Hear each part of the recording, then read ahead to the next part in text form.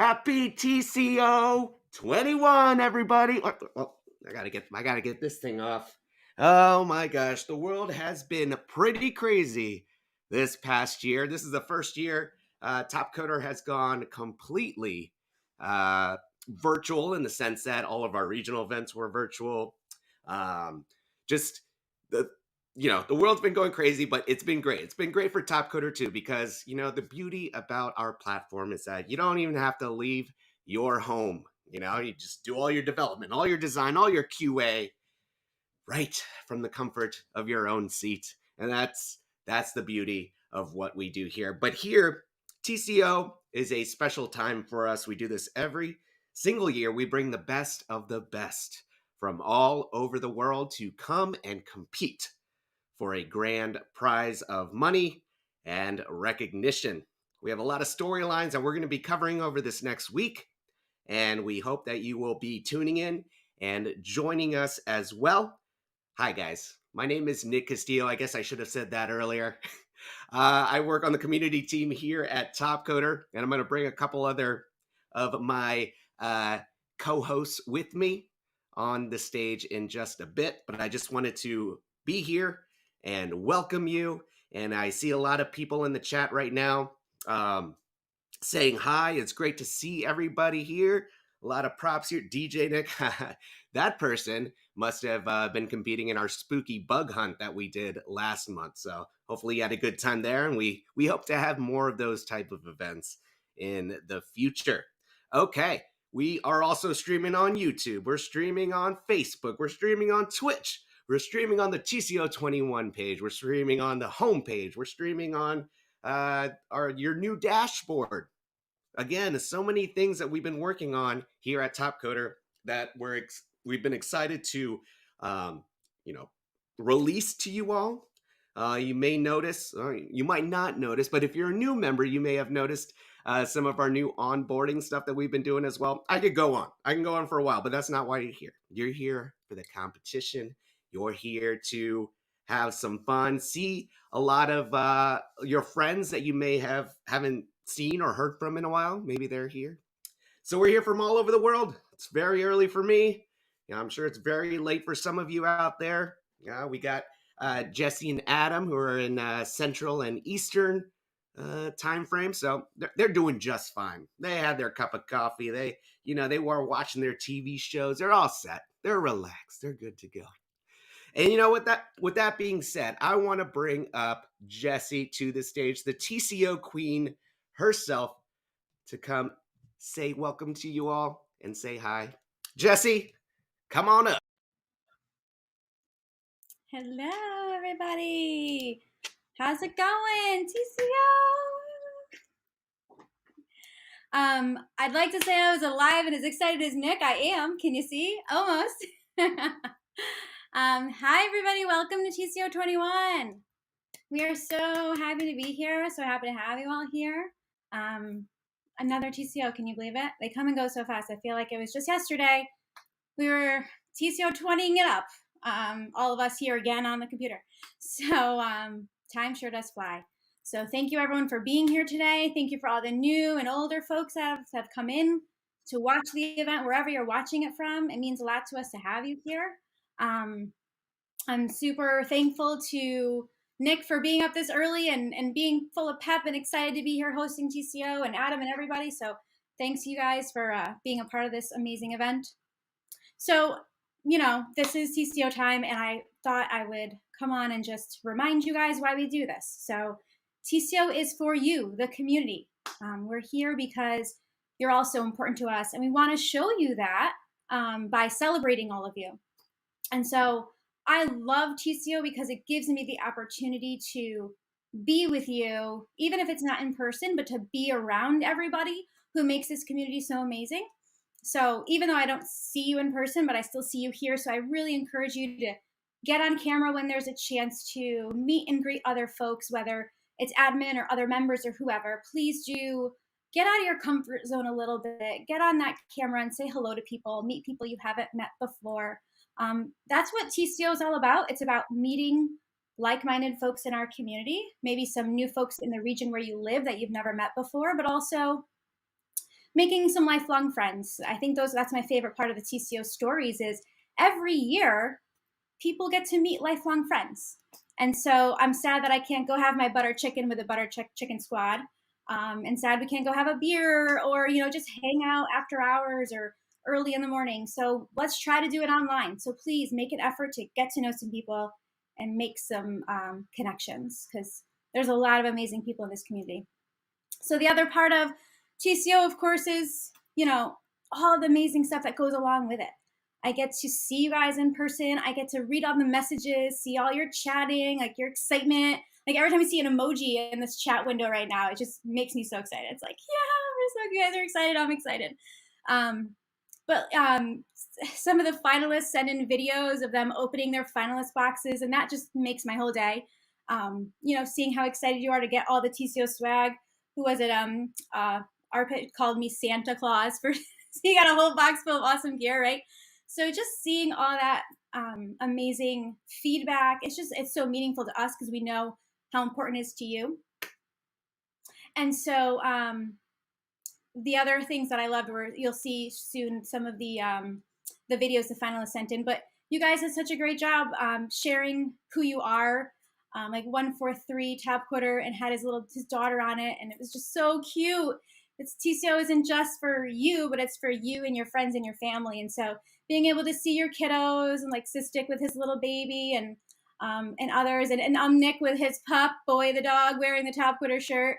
You see it on social, you see it on the video. It's just super cool to see you guys all interacting and really appreciating Topcoder and all that is the Topcoder spirit, the Topcoder open spirit. So thank you for that. So again, thank you for being part of our community, because everything we do here is for you in the community, right? And then I also want to thank my incredible team.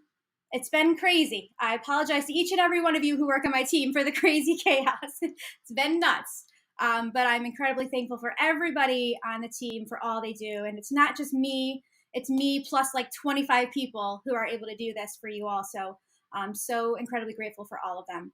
And so I just want to remind you, Adam just told us earlier, let's have some fun today. And I was like, yeah, let's have some fun. Because we are all together. However we are, we're all together. And we are community strong, right, Nick? So thank you, everybody. I'm from UC. From Indonesia, Philippines. India. the Netherlands, Romania, Vietnam. Venezuela. USA, India, Brazil. Bulgaria, Kenya, India. Slovakia. Finland, Brazil. Nigeria, Indonesia. China, Japan. Hungary. Thailand. Compose, we are Topcoder, We are Topcoder. Topcoder, We are Topcoder, Topcoder, We are community strong. We are community strong. We are community strong. Community strong. Community strong. Olemme vahvoja yhteisönä. Somos una comunidad fuerte. suntem o comunitate puternică. Kami komunitas yang kuat. Wir sind Sully. Națiunea comunitate. We zijn een sterke gemeenschap. Nós somos fortes na comunidade. Sisi ni jamii yenye nguvu. हम हैं एक मजबूत समुदाय. Tayo ay malakas na komunidad. Ai gofulogdan.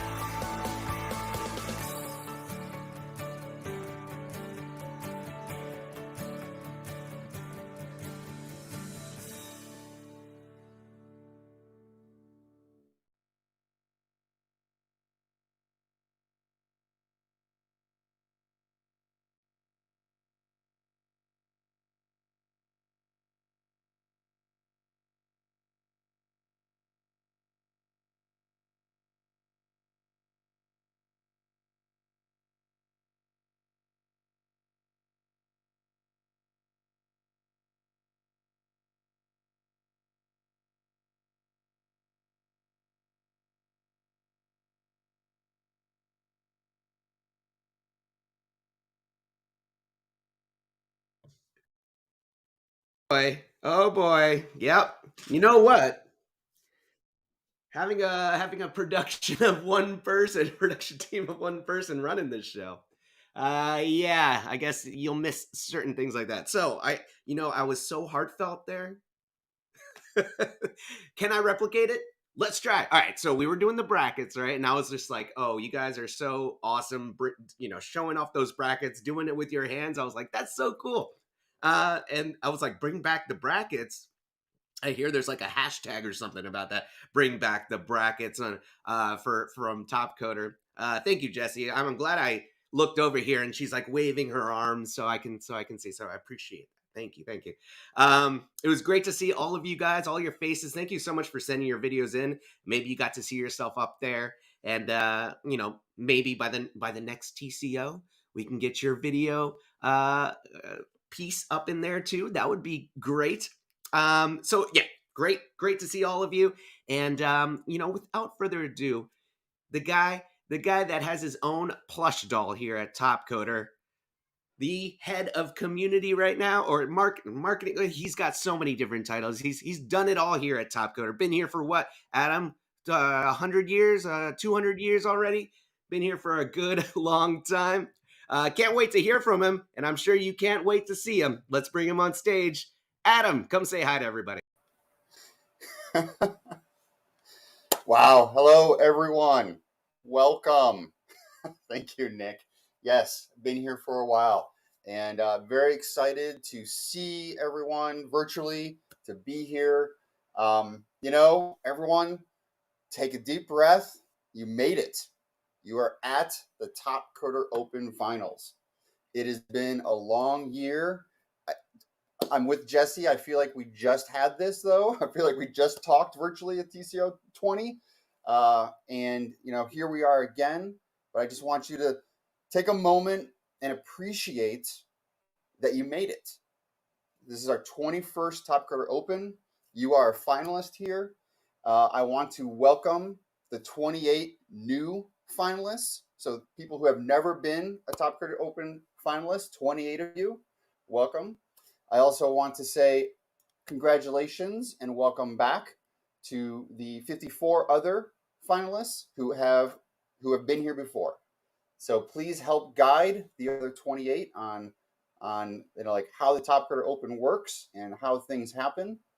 But appreciate that you're here. It's been a long journey and it takes a lot to get here. And I think sometimes through the craziness of the qualification periods, through the craziness of regionals and just day-to-day life, I think sometimes we forget to just take a moment and appreciate the effort that everyone puts in. So thank you. Thank you for working very hard. It is a lot to be a finalist at the Topcoder Open. This year, we're going to go all week, Saturday to Saturday. We have a lot of awesome things going on. Our focus over the last couple of years has really been bringing opportunities to all of you. And I want to say we have some surprises coming up today and this week for more opportunities. But continue to ask us and let us know the things that you're interested in. We had and have the Adobe Document Cloud series. We have and had the Aleph 5G series. We've had hackathons. We've had the crazy spooky bug hunts. We've had skill builder spree. We're going to be doing more of that. Everyone that did the skill builders that are here, you know, that all of that last month was pretty amazing. We have the new rapid development matches coming up. And then, of course, at Topcoder, you know, we always like to, you know, embrace our competitive programming community here. And, you know, we have some things coming up for SRMs and competitive programming that I'm very excited about in 2022. So, again, thank you for being here. In this past year, if you think about it, we showed in the slide, in the video, we paid out $1.2 million just in Topcoder Open qualification. So the money that went out to all of you is pretty amazing. We had 1,600 competitions across all the tracks. So across algorithm and QA and design and development and first to finish and marathon. So congratulations, amazing work. And I think sometimes, you know, the effort that goes into that, and of course the amazing outcomes that you guys have done over the year, we just got to remember and think about that and take a moment and enjoy it. I also want to welcome, we have 2 new countries to the Topcoder Open. So the UAE and Mongolia. So first time countries, competitors that have qualified from those countries, which is great. And then we also have overall, we have 28 countries represented in the Topcoder Open. So truly showing how global Topcoder is. And every day I am amazed that I can get on a platform like Welcome or a platform like Slack or anywhere in Topcoder in our forums and talk to all of you anywhere in the world. And it's pretty amazing that we can do that here at Topcoder. I'm going to tell you, I'm looking forward to seeing all of you again. I'm looking forward to getting on a plane and going somewhere to say hello and have some butter chicken and compete in a country close to you. I am also looking forward to bringing everyone to the United States next year. Let's cross our fingers and hope that that's going to be possible. I do want to let everyone know that Jessie tried so hard. I want you to know she tried hard to make it happen this year. We were literally getting ready to sign paperwork to make it happen. And we found out that, there would be more restrictions for people coming into the country. And we didn't want to have a Topcoder Open where 5 people showed up. So I think we were going to try again and make sure we can do this next year. And of course, the effort that Jessie put into making that happen, we had a hotel, we had a location, we had contracts, we had it all ready to go. I think, we're all going to be energized to make this happen. Okay. So again, we have an amazing week. We have $90,000. And actually, I'm going to throw a little more money on that. We got more prizes that we're going to be announcing throughout the week. Please pay attention to the schedule. We are going to be, as Nick said, we are streaming everywhere. Okay. Invite your friends, invite your family, bring everyone in. This is going to be an amazing week. If anyone has questions, ask those questions. Please do not leave things up to doubt or, assuming anything, okay? There's a lot of effort. There's a lot of great people that have worked on making this happen. And we want to make sure everyone has a great experience. And I also want to point out, none of this is possible without you. Like the entire Topcoder Open is being run by community members, okay? It's being run by the community. Jessie has put together an amazing team. So, there's a few of us that are actual employees of Topcoder, and then the rest is all the community really driving to make this happen. So thank you to everyone. And I really appreciate the effort to get this up and running. So thank you. I'm excited about today. I'm excited about this week. We're going to have some amazing competitions and, future Topcoder champions that will be immortalized in our TCO Hall of Fame. And think about that. All of you will be in our TCO Hall of Fame because you have made it to the Topcoder Open Finals. Congratulations. Back.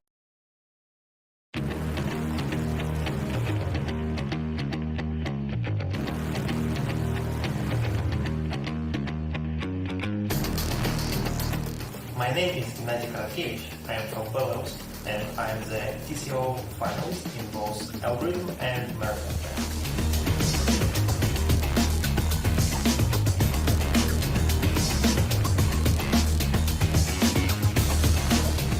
I'm Samir from Bosnia and I'm a co-pilot for development and data science tracks.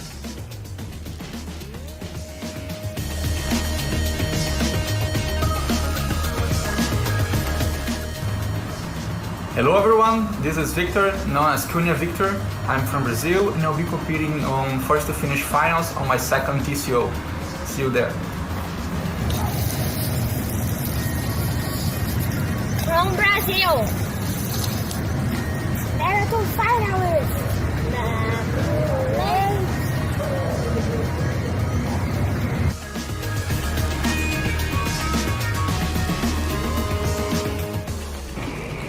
Hello everyone, I'm Tiancheng Lou from China.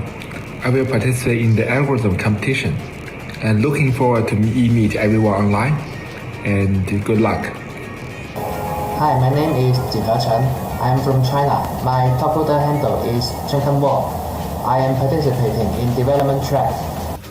Hi everyone, I am Liu Yaowei from China. My Topcoder handle is Heltion.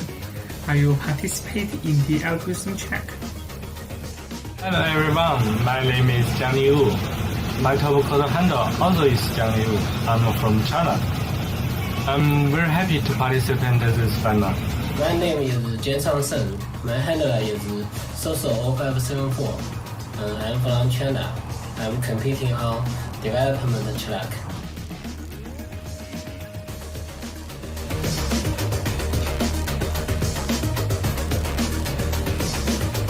Hello, I'm Benjamin Butin. I qualified for the final on the marathon track this year. I'll be representing France, and this year I have this little one to cheer for me. Hello.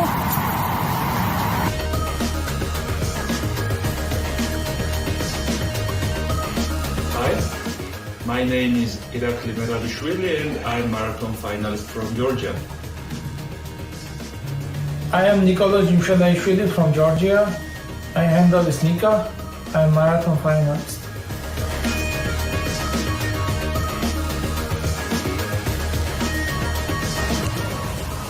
Hi, I'm Thomas Kranitsas from Greece and I'm a first Finnish finalist. Hello, I'm Martins from Greece and I compete in the first Finnish track.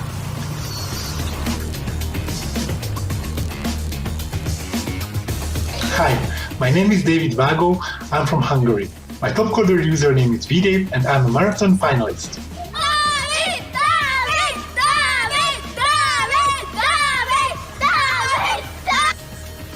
Hey guys, my name is Victoria Pere. My handle is Pereviki. I'm from Hungary and I'm a design finalist.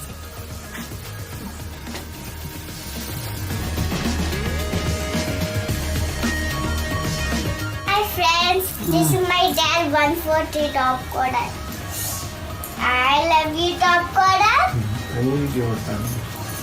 I need your time to find some bugs when everything is wrong to make it right. All the best. All the best. Hello everyone, my name is Apit Kumar. I am from India and I am participating in first to finish track. Thank you. Hello, my name is Kevin. I'm from India. I'll be taking part in the FPF track this year. This is my first TCO, so I'm pretty excited about it. Hi everyone, this is Devjit, aka Devjit DJ on Topcoder. I'm from India and a TCO 2021 finalist for development and F2F.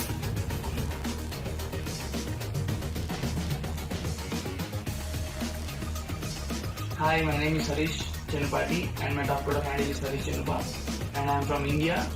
And this is the first time I'm participating in Topcoder Open Finals. And the category I'm competing is in first to finish. And I'm very thankful to Topcoder for providing me this wonderful opportunity. Hi guys, I'm Sandeep Yadav from India. My Topcoder handle is Half-Ascending and I'm a co-pilot trip winner. See you guys virtually at Topcoder Open 21. Hi, I'm Ketan Singh, also known as KetsJS09. I'm representing India and I'm a data science co-pilot trip winner. Tish, Topcoder handle Kingslayer. I'm from India. I'll be competing in first to finish track. Thank you.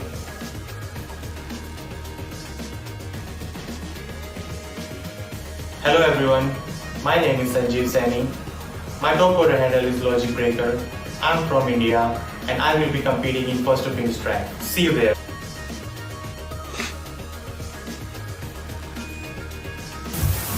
Hey, I'm Abhinav from India. I go by the handle Mankul Gunda and I'm participating in the QA track. Hi, this is Rajesh Rathod.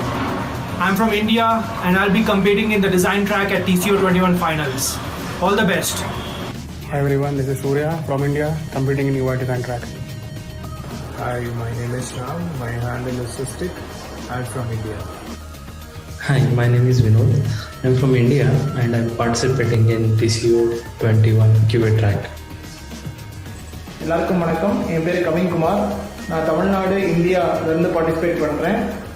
நான் participate பண்ணுற category வந்து F2F challenges. என்னோட டாப்கோடர் handle வந்து because it's very hard to pronounce and wish you all the very best for everyone. This is my first year TCO, so I'm very happy to be part of TCO Finals. Thank you.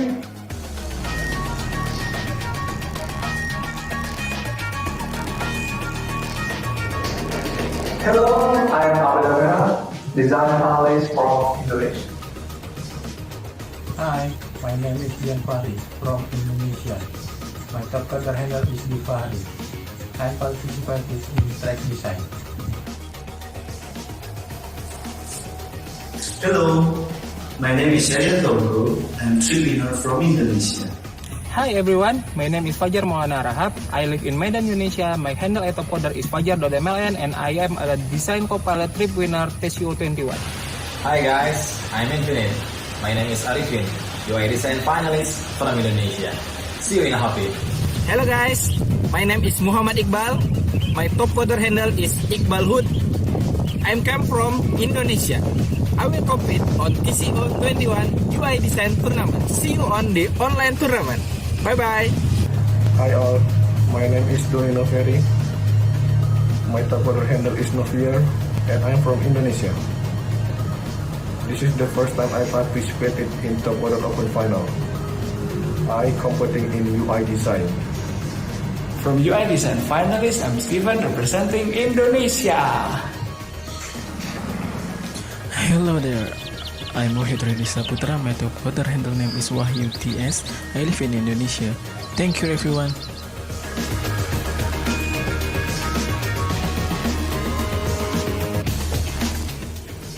Hi, my name is Yohei Nakata. My handle is Inaniwa. I'm from Japan. I compete in marathon match. Hi, I'm Yui Hosaka from Japan, also known as Lyrically. Good luck. Hello, I'm Riku from Japan. My handle is Maroon Curry, and I'm going to participate in the algorithm track. I'm looking forward to solving interesting problems in the finals. Hi everyone, my name is Shuichi Tamayose. I'm from Japan. My Topcoder handle is Siman. I'll be participating in the marathon match track and do my best. Good luck.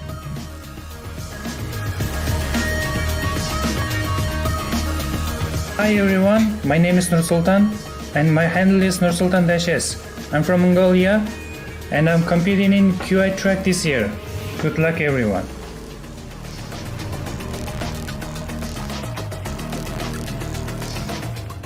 I'm Jagdish from Nepal. My Topcoder handle is Anonymous Jaku and I am co-pilot winner for TCO21. Thank you.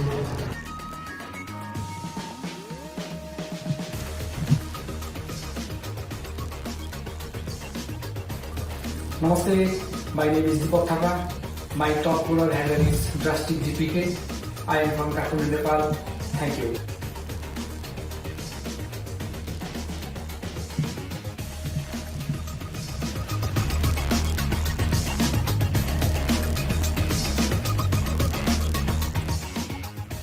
Hello, my name is Erik-Jan. I'm from the Netherlands. You probably know me as Krijgertje. I'll be competing in the algorithms track.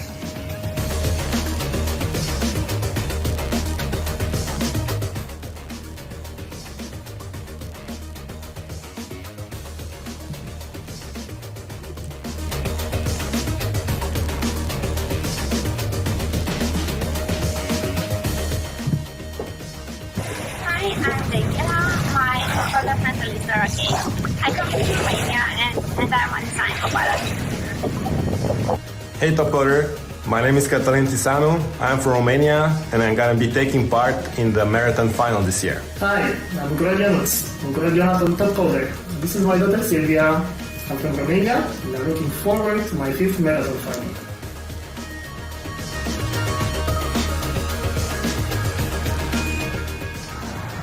My name is Ramazan.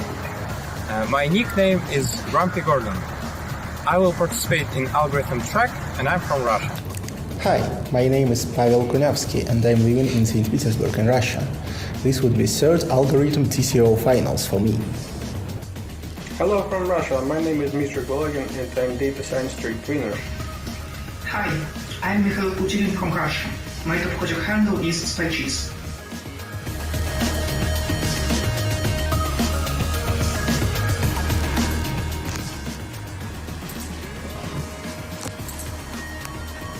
This is Nofto from Slovakia. He is a co-pilot 3 winner. No, do not record this.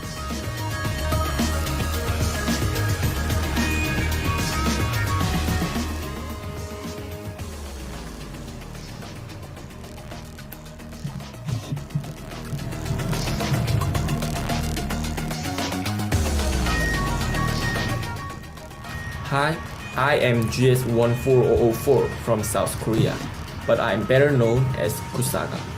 I will be participating in the algorithm competition this year.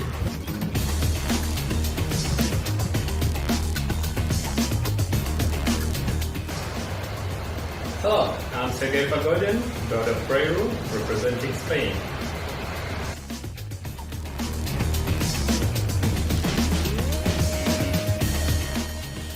Hi, I'm Bhuvan from Sri Lanka.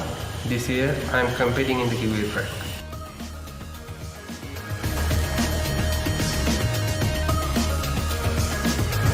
Hello, I'm Petr Mitkichev. I live in Switzerland and I'm an algorithm finalist.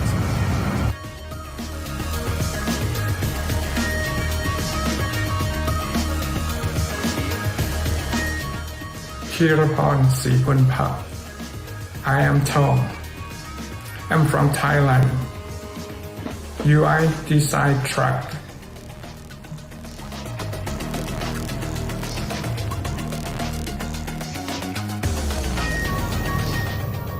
Hi, I am Emre İşbilir from Turkey and I will compete in development track.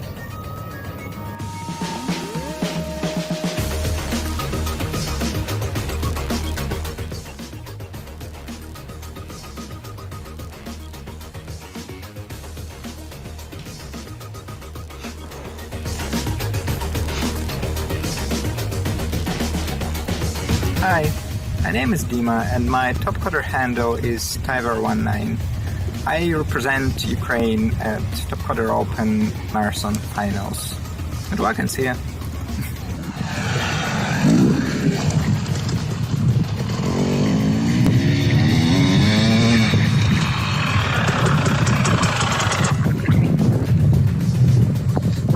Hi, I'm Veroshka and I'm representing Ukraine. My Topcoder handle is Nofto and I'm participating in development track. Hi, my name is Alex Daniluk. My handle is Umnik. That's Umnik, not Amnik.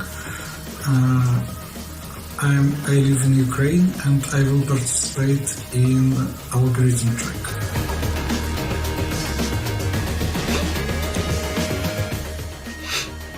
Hello, I'm Benjamin Chi, Topcoder handle BQI343.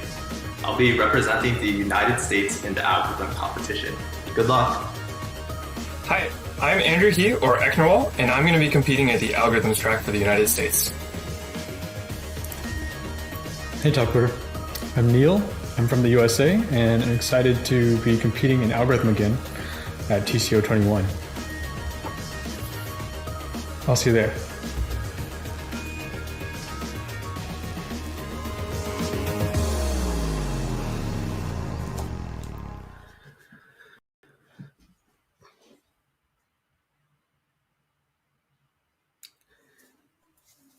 Oh boy, that was We're awesome. back. Oh, we all good? We all up here? All right. We are on fire. Okay, cool. Hey, what's up, guys? How was that? Actually, I got to put these on now so I can hear you. Hard to hear you, Jesse. Can't hear you, Jesse. I think you're on mute, maybe. But that was awesome. Loved So seeing cool. all the intros. There was so much energy there. I loved it. Loved it. You know what I learned? It's not Umnik, it's Umnik, and I will remember that now. So when we're doing announcing, we'll keep that in mind. What did you guys learn? Anything cool? Oh, Jesse, are you back? Jesse, you're still muted. Yeah. Oh, gotta love these things.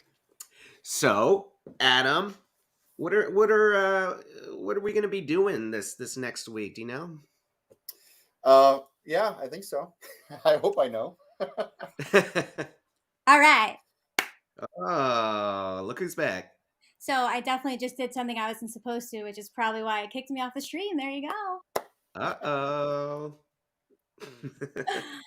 I'm not going to tell Welcome you what it is. Yeah, so awesome video, guys. That was amazing. Sorry I'm late to the party, but super cool. So we're going through what's happening this week, right? What is happening? What is happening? What is happening? Well, we have a whole week full of adventures. but let's take it day by day. So Jesse or Adam, why don't you describe what's in store for us? Yeah, we've got an awesome algorithm semifinal round kicking off after this. So we'll have about an hour break, and we'll get that round kicking off. Some awesome commentary coming with a live broadcast, so don't miss that.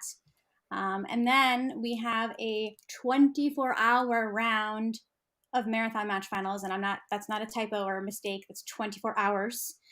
So I'm looking forward to seeing that as well. I'll probably be up for most of it. Last year was a lot of fun, I must say. All of us in stage duty, watching the finalists, competing for so long. I mean, one of them, I think it was the champion, right? He actually never sat down or even rested for the entire 24 hours. Holy moly. So I just want and to he ended up winning the championship. So there you go, right? I want to put extra emphasis on this. 24 hours that this competition will be going on. Woo. So pretty crazy. And also, you know, from the support side, we have 24-hour of support, and you know, we have, you know, our stage, all of our employees and community team that is helping with stage duty and watching what's going on, all the competitors for 24 hours. So very excited about that. Huge undertaking. Crazy. Yes. Huge undertaking. Yeah, absolutely. Lots of coffee. And also we have, we'll be opening up some lounges as well. That you can just hang out in. So if you're not competing or you're not on the live watching the live feed and you want to just hang out and meet some folks, as I said earlier, please do take advantage of those lounges. You can go on camera in there, or you can just watch it, but I definitely recommend getting on camera, meeting some folks. So that's going to be what's happening today. Oh, it looks like David's already got his Coca-Cola, his cola. Your kids are drinking. Oh, don't let your kids drinking it. Bouncing all over the place. David. That is awesome. Yeah, you marathon competitors are pretty amazing, and they have such a great fan club, all of them with their kids, and it's nice. And I believe we have the return of Psyho. Yep, Psyho is competing as well. It's gonna be a great match, and we'll see how Taurus does. Yeah. His championship trophy there, right? So good luck to you, Gennady. All right, and then tomorrow, what do we got tomorrow, Adam? There's nothing going on, right? Tomorrow for you. Nothing exciting. Nothing for Adam. No. Nothing. Nope. So we are going to start bright and early with the first design round for the UI Design Championship. So this year, we've done this here the last 2 years. We are doing our design bracket championship. Okay, so this is 12 designers, and we have a bracket where the designers have been seeded 1 through 12, and they have to compete one-on-one against each other to make it to the championship. So tomorrow is our first 3 rounds, starting bright and early. Oof. I'm excited for that one. I hope you're not too stressed, Vicky. I know how you get, so get some rest tonight. Get some rest, absolutely. Oh, and Daniela too. You get some rest because she'll be running around with Adam. And it's all their idea. So if you guys aren't happy with it, let's blame them. And tomorrow check out the bracket because there are some surprises. There's there's some people who are where we would expect them to be, and then there's some surprises based on how they did in the seed challenge. So it's always very cool to see how the bracket turns out. So I'm looking forward to how, seeing how everyone does, but also talking about the matchups. So the matchups are going to be very key here. Again, in the bracket tournament, you just have to get by the one person to make it to the next round, right? So it's going to be pretty exciting. Yeah, for those of you who aren't familiar with it, it's kind of like a March Madness bracket, like Adam just said. There's like a one designer versus one designer in that round. The winner of that gets to go on into the winner's bracket, and it's, I believe, a two game. You'd have to choose time to get kicked out, right? Correct. Yep, double elimination. Double elimination is what I was trying to say. Yep. Thank you. So everyone gets one chance to lose, and then go into the lower bracket and then climb their way out of it. So we will have the UI design starting tomorrow, and then we will have the next round on Friday, and then the championship on Saturday. Tomorrow we'll also have the QA competition as well, right? Yeah, we have QA tomorrow. QA. Yep. excited for the QA challenge. I know that Drastic DPK, the co-pilot, is running a really great QA challenge tomorrow with Glenn on the side. So Glenn, who is our admin for QA, is going to be a dad any day now. So Deepak is taking the reins. So we're really excited for Glenn to be over there waiting for his baby. So thank you, Deepak, for stepping in. Looking forward to that QA final and a lot of QA finalist newbies. So good luck to all of you. And a special shout out to Udare, who I think is the only one on the West Coast who will be getting up super early for that. So good luck to you, Udare, that early in the morning. And, we've seen a lot of growth and a lot of amazing things in the QA community here over the last year. So very excited to continue to see more new people come in and do QA. We've been having a lot of fun with the beta testers group and doing a lot of different things with QA. I think the spooky bug hunts that we just had, but we're looking to do more with that here in 2022. So continue. Everyone can jump in and look at and do QA at Topcoder. So very excited about that track and where it's headed and what we have. And actually, we're going to have some new stuff coming up in the next couple months related to that also. So again, keep your eyes open and listen for some new things coming in that track. Yeah, very exciting. And then the finale of the marathon match will end tomorrow as well. And there's live shows throughout. So we'll have a design live show, we'll have a QA live show, and we'll have a marathon live show with some interviews as well. So definitely be back tomorrow because you never know when I'm going to do something crazy. And then the rest of the week, all the other tracks that we haven't even talked about. Dev, the development competition will be airing as well, and they'll be competing. So we'll go over that live with you, first to finish as well. First to finish, for those of you who aren't familiar, Jesse, you want to explain it? Or first to finish? Yeah. So first to finish finals will be on Wednesday, I believe. It'll be exactly that. Who's the first to finish these coding tasks? So excited to see how these guys are super fast. They're probably part of the super fast typing club, I'm sure, because they have to be to get it done super fast, right? Fast development problems, yeah.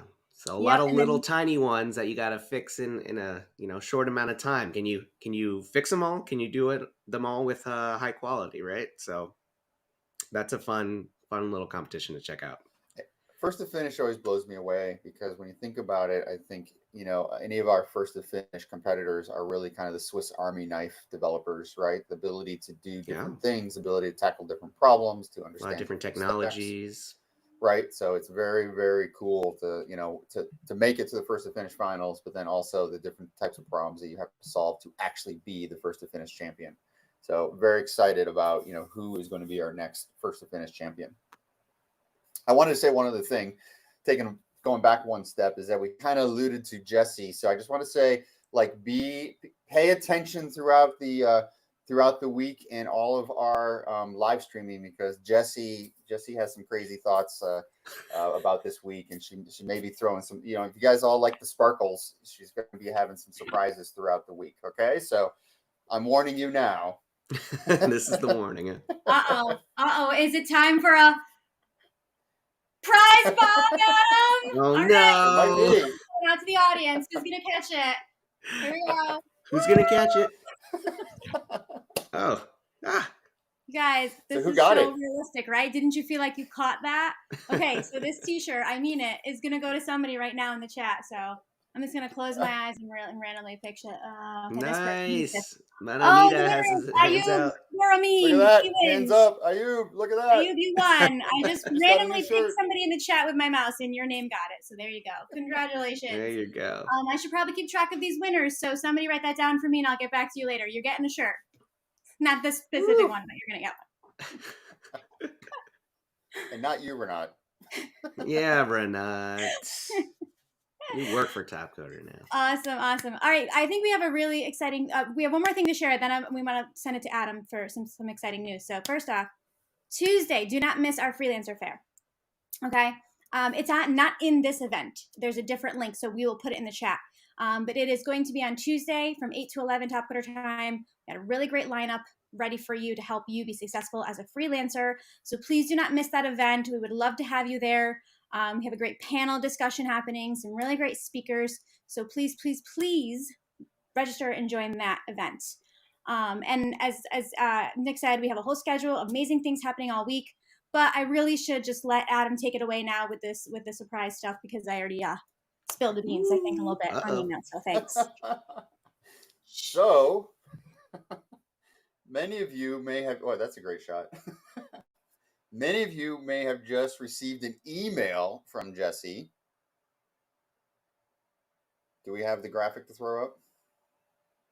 There we go. We have a hackathon this week. So, if you're not competing or, not, doing anything in the finals, we happen to have a $10,000 hackathon sponsored by Velo by Wix. So we're not only do we have the $90,000 in prizes that we're already giving out, we're throwing another $10,000 in prizes out there. So I'm very excited to be working with Wix, to be working with Velo by Wix. Right now, you can go and register. The competition is not starting right this minute, but you can go and register. The competition, the hackathon, will be a 48-hour hackathon starting on Wednesday, 8 a.m. Topcoder time, and it'll go for 48 hours. Okay, so Wednesday to Friday. And so my recommendation is that you go check out Velo by Wix between now and Wednesday, and just get a sense of the platform. They have a free tier. You can go check it out. Velo is their developer side of Wix, so they are very interested in top coders being in on their platform and knowing how to do things. And I'm $10,000. I think first place we're going to do $5,000, and then prizes down from there. So very, very excited. Not only do we have all of the finals going on right now, we have a hackathon for the rest of the community. So everyone in Topcoder, jump in, and it will be Wednesday through Friday, okay? And we will have on Wednesday, we'll look to have lounges here and welcome. So if there's questions and things we want to talk about, we will have the Wix team also available to take questions. But we are going to run a 48-hour hackathon in the middle of the TCO finals. So not only are we doing everything virtual and we're all going to be together for this week, we're going to throw more stuff in there. Okay. So check it out. Make sure you go register. And if you have time, please do compete in it, but also tell your friends, tell anyone who's not a finalist to go check it out. Very, very excited about partnering up with Wix. This is I consider this to be a pretty big deal. And they're also very, very excited to be working with Topcoder, to be working with all of you. So Velo by Wix, please check it out. Another $10,000 in prizes handed out to all of you. And you might have just received an email. So Sorry, Adam. I thought you were done. There was a long pause. But yes, Velo by Wix. Check that out. And I can hear myself, and that's going to be annoying to me. So let me turn that down. Okay. Yes, check out that hackathon. We'll have more information from you. Thank you for all that information, Adam. And if you have any more questions right now, even, just put it in the chat, and we'll be sure to answer that for you. Now, I have the distinct pleasure of bringing up someone who will be popping up a lot during this week. I forget how many times exactly, but quite a bit. This guy is a Topcoder member just like you. Typically, competes in the design track from time to time. He was one of my co-pilots back when I was a Topcoder customer. His name is Maestro. Maestro, welcome to the stage. Let me bring you on with me. And we can see where you're all the way in Venezuela. Huh? Yeah, all the way from Venezuela. Thank you, Nick. Such a pleasure. Are you muted? Oh no, Maybe. You know what? It's because I turned my audio down. Can I hear you now? Okay. Yeah, there you go. I hear you loud and clear. I hear you. But you know what we can do? We can ask our audience of millions or hundreds of millions of viewers. Yeah? Do you guys listen to us? Is it all okay? Welcome to Welcome, by the way. Look at that hair. Oh my gosh, that's great. Well, it's actually a little shorter, I feel like, than last year's, huh? Yeah. This year I got civilized. I got decent, Good. I have a new cat. I have a more decent life. So yeah, I had to tame it a little bit. Too much wildness. That's awesome. Well, welcome to the stage. I'm just going to let you take this away and explain what you're going to be doing this next week, and then hop right into it. All right? Yeah. Thank you. All man. right, go for it. All right, thank you. Oh my God, this looks great. Like being on the main stage. What's going on here? Hey guys. For those who don't know me, my name is Luis, and I'm also known as Maestro. I work with a community team, and you may be wondering, what am I doing in here, still in this wonderful space in the internet right now, right? Well, we prepared something for you, something real cool, something because we know that you guys love prizes, and we have a really cool prize to give away for 3 persons here. And we have something called the TCO Bootcamp Challenge. I guess that you may have heard of it if you participated in the bootcamp that we ran the last 3 days. So the whole thing is real simple, super simple. You know what a quiz is? A quiz is a game that you play. You answer questions, and if you get it right, you get some points. If you get it wrong, unfortunately, you don't get anything. You know how it works. And then it's going to create a leaderboard from questions that things that happen during the bootcamp, the real simple things. So if you attended the bootcamp, or at least you read the specifications of the bootcamp, what it was about, you have real chances to win a spectacular TCO pack, swag, the same ones that the finalists receive. And you guys gotta listen to me. It's the same pack that the finalists are receiving. It's just really hard to get. Normally, if you don't qualify, it's really hard to get, a t-shirt with your handle on it, and all these blankets. I guess you have seen this all over the place on Slack. Super cool swag package. And you can win one if you answer the questions properly and you get to the top 3 places in the leaderboard. So it's really simple. And every day we want to publish 1 question, and we have a schedule. Let me share a link with you here. Okay, here's the schedule with the timing of the questions, and guess which time is it now. We have our first question right away. You have to be actually attending these questions on the timing that is there, and every time you answer it, there's going to be we're going to track them down, and we're going to create a leaderboard where you can follow up who's first, who's second, and how you're doing in there. So today we have our first question. I'm going to pull it up here, open for you. And as I mentioned, these questions are simple. These questions are about things that happened in the bootcamp. So if you attended, or even if you didn't, maybe you can, by random chance, you can guess it, because this is open for everyone. Who was the SRM mentor at the bootcamp? Was it Kazan Eren? Was it Mr. The Legend myself? Or was it Piotr who was in there teaching people? Or maybe it was Scott Wu, who left his place in the lunch club for a little moment just to come here and teach us something real nice about SRMs. So you have to click it here, super simple. I hope it works. I hope it works. You just gotta go to the screen, click the one that you think could be right. You gotta click it, guys. It's not enough that you type it down. You gotta go there and click it, please. This is a reminder. This is how we register it. And that's it. This is how it works. Every day of the Topcoder Open, there's going to be a question in there, and you just gotta come, click. If you click faster, you get more points, and this is how it's gonna work. The question is gonna be there for a few minutes, and that's how it goes. So I'm gonna head back to our main host today here, Nick, and then I wish you the best of luck in the competitions, in the TCO bootcamp, and everything you get involved during TCO, because there are many opportunities for you to embrace here. And please connect to people. This is why we are, one of the reasons why we are here, and I hope to see you around. Let's head back to our main host of the event, Mr. Nick Castillo. Thank you so much, Luis. That was really cool, and I think you really got everyone excited for it. And I hope you guys keep tuning in, because there are going to be more little quizzes like this throughout. Now, I still have this up, but I will be closing it in about 5 seconds. So you got 5 seconds left. And am I frozen everywhere? Or is that just me? Let's see. All right. Well, hopefully you can hear me. Let me check the chat real quick. Still frozen, huh? Okay. Let's close this out.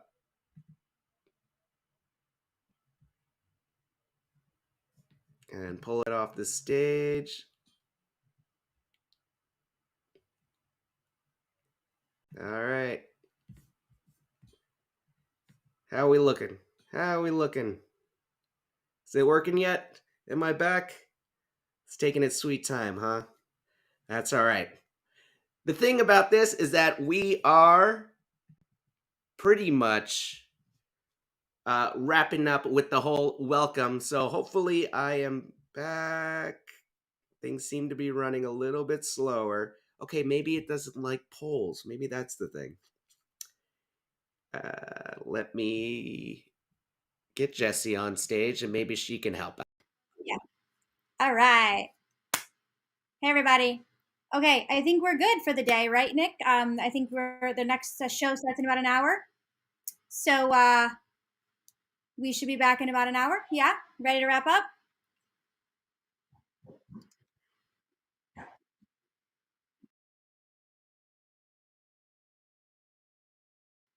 All right, a lounge is opening. So everybody, we'll see you in the lounges and we'll see you back here on the stage in about an hour. Can't wait for it. Good luck to all the finalists. Bye, everybody.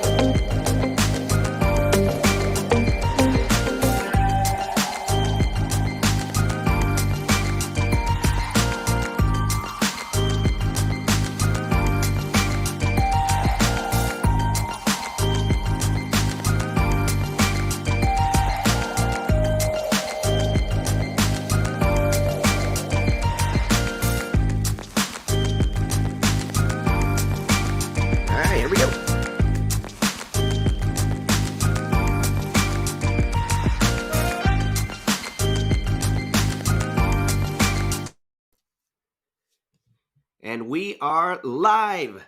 TCO21 is officially kicking off with competitions, starting with one of the more popular ones that we have around here. This is the algorithm track. These competitors are going to be solving 3 problems, and they got to solve them fast. They got to solve it efficiently. And you know what? I'm going to have our hosts. These guys are actually going to be competing in the second algorithm day for the second semifinal. We got Petr, Scott Wu, and krijgertje, and hopefully I said that one right. That one's a little tricky to say. So let me bring them on stage, give them your undivided attention. We are going to be looking at screens. They're going to be talking about the problems and potential ways to solve the problem as well. So enjoy this next hour of fun. Take it over.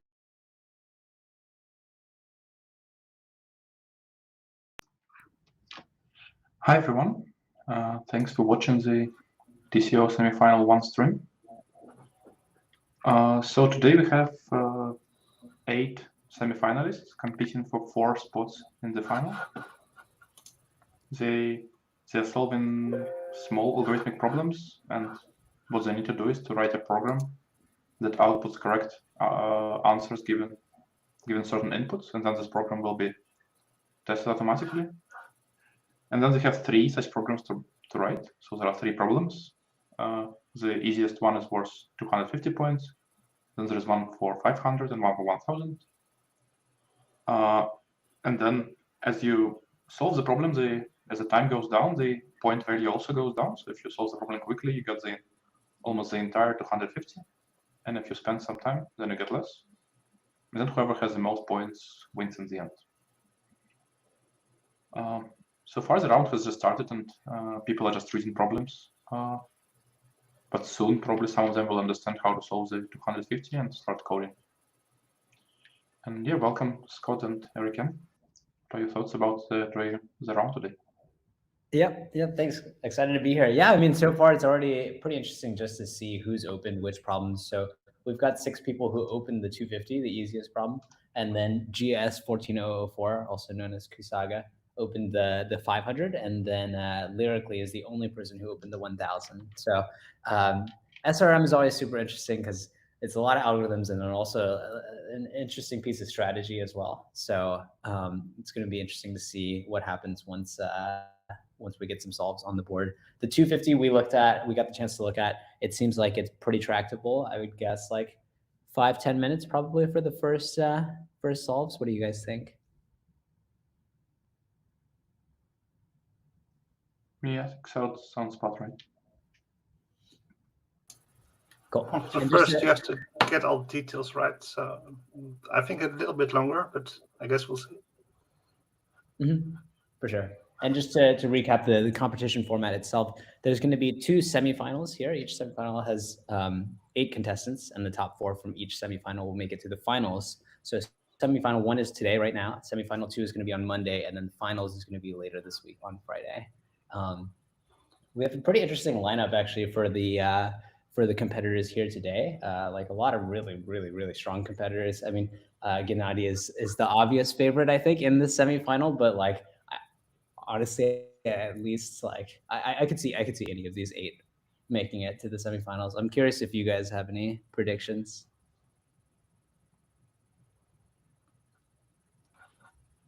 Yeah, we had a small chat in the lounge before the round with other contestants, and I think one idea that was mentioned there is that ACRush is almost not doing any contests anymore. So I think he's doing just Topcoder Open and Google Code Jam, and that's it.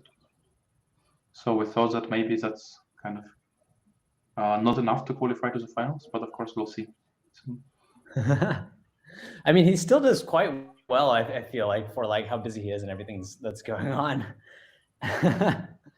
But yeah, ACRush, really strong. Umnik, also obviously a really, really strong Topcoder competitor. ecnerwal, really great competitor. Lyrically, I actually think, I mean, how many of these competitors have been in the finals like in previous years? I feel like there are several people here who have actually been like top 5 or top 8 in TCO finals before.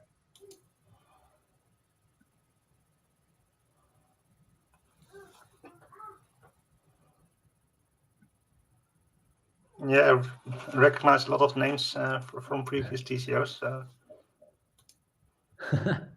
Yeah, it's a strong semi-final for sure. Yeah, I think it's the first TCO final for Grumpy Gordon, Ramazan, and for Kusaga. And all others have already been in the finals before.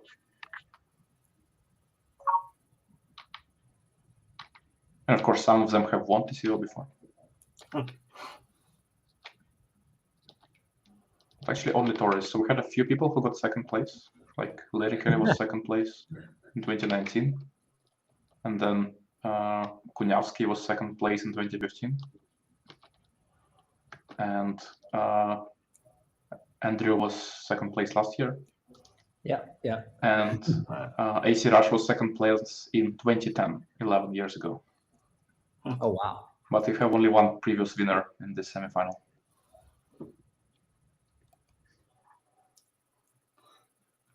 Well, going through the profiles here, we've got ecnerwal. Sorry, we just passed ACRush. Talked a little bit about him. ecnerwal actually was my roommate for a couple of years. So know him very, very well. But yeah, he's been always like one of the top contestants at TCO. Going to be pretty exciting to see his particular showing. Grumpy Gordon, who you mentioned, Petr, maybe one of the more like dark horse types in this particular contest. I mean, I think he's currently the lowest rated of the 8, but still a pretty strong force. Does a lot of code forces and other platforms, and I think also did very well at ICPC. GS14004 from Korea, well known for just general, like, especially data structures prowess. I feel like we have discussions all the time about how Jaehyun like knows all of these random data structures and techniques that none of us have ever heard of. But really great contestant. I love that his fun fact specifically mentions that Korea is the home of top celebrities like BTS. Kuniavski, Petr, you mentioned, got second place in 2015. Really great competitor from Russia. Again, top in the world. Been doing this for more than a decade now. So, lyrically from Japan, she's also been. I mean, I think she did IOI in like 2008 or 2009 or something like that. And then now she's again another perennial competitor. Second and third places recently at some of the last few years of TCOs. So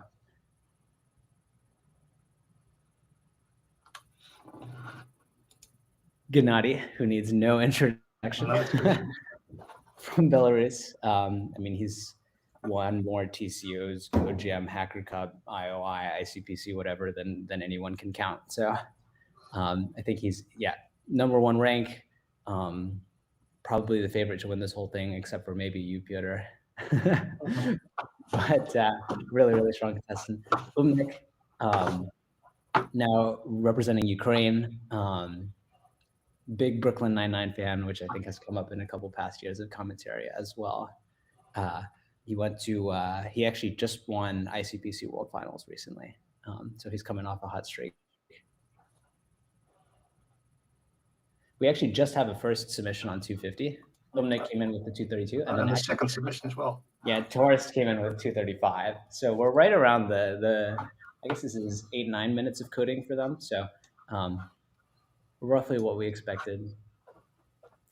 One of the funny things here too is, so once you submit the problem, so the points you get on the problem is dependent on how long you take on that problem. And so, you don't want to open all the problems at once, because you want to open a problem and then work on it and solve it so that you have the best time for each problem.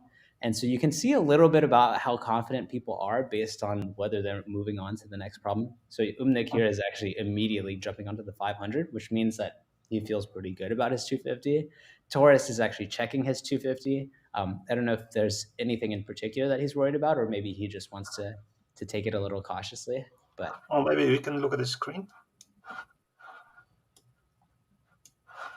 Let's see what he's doing.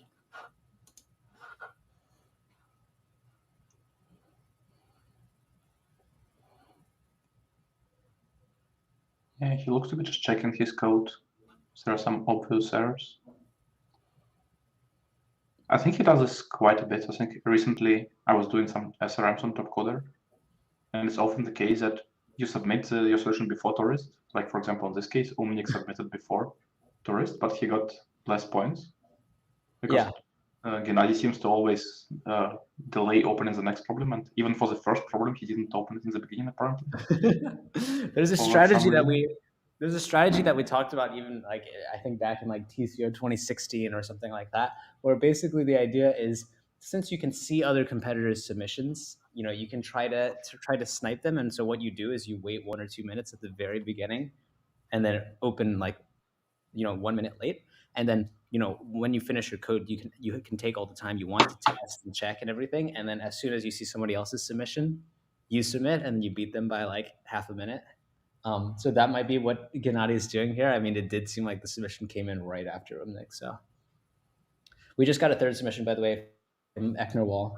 So Forrest, Umnik, ecnerwal, honestly, I mean, like, yeah, like I think 3 of the favorites in this one. I think ACRush and Lyrically are big question marks as well. So a lot to see from them. Lyrically opened the 1000, so we'll probably not see too much from her for a little while. So we can see now ACRush trying to solve 250. It looks like he got the code written, but it doesn't work. So he had some debugging and breakpoints, and now just trying to remove some code to see if it gets better. It gets better, it seems. Yeah, should we talk about the 250 problem?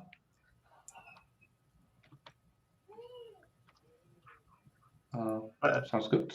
Yeah. Do you want to describe the statement quickly? Yeah, absolutely. And then maybe we can pull up the Google screen as well. So the 250 is like a very combinatorics, like counting-oriented question. The question is as follows. You have P, I'll just describe the pure math of it. You have P non-negative integers that sum to C. And you want to find out how many distinct combinations of that have at least each of those values greater than or equal to H. And you're given P, C, and H. P and H are both up to 50, and then C is up to 3000.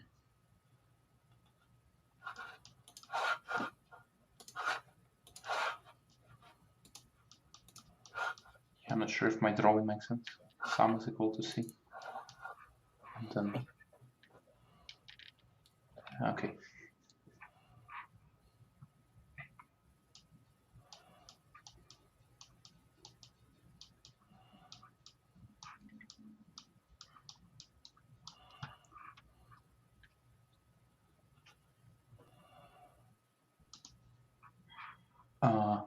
Right. And so, yeah, what we want to do here is to say that if our values were sorted, then we just know that the first H values have to be at least H, and the remaining ones can be any. So we would just subtract H from the first H values, and then we get a problem where we just need to find any way to decompose the given sum into P values. But of course, there is some trickiness associated with the fact that the values are actually not sorted. So how do we deal with that? Right, and so in particular, like in this particular problem, we're counting these as indistinguishable. So like 7, 2, and 7 is the same as 2, 7, 7, right? So we need to be able to count all of these. Like we need to figure out how to count these as a single set.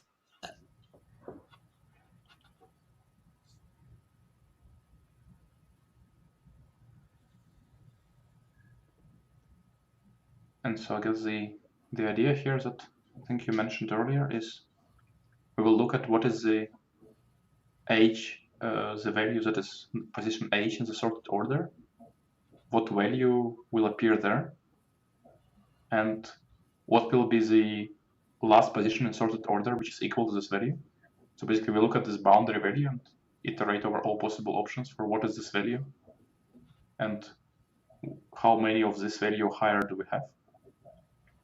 And having fixed that, then again we have split the problem into two parts which don't have any constraints anymore.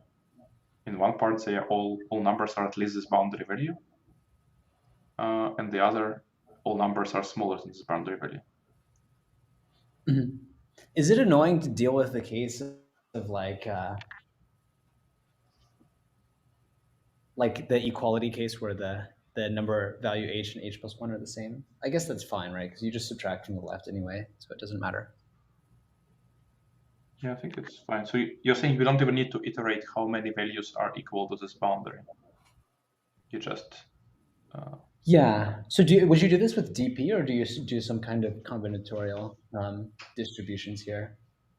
I think we can use the combinatorial stuff, right? So it's just how many ways to partition a given sum into values which are bounded, in one case from below, in the other case from above. So again, for values from below, you just... Oh, I guess it's still... You just subtract, right? Yeah, but you subtract, but still kind of, even if without any constraints, right? If you want to count the number of ways to partition, ways to partition number of a given number of partitions, without order being important, you have to do some combinatorics, right? It's not just a simple formula. Yeah, I think so.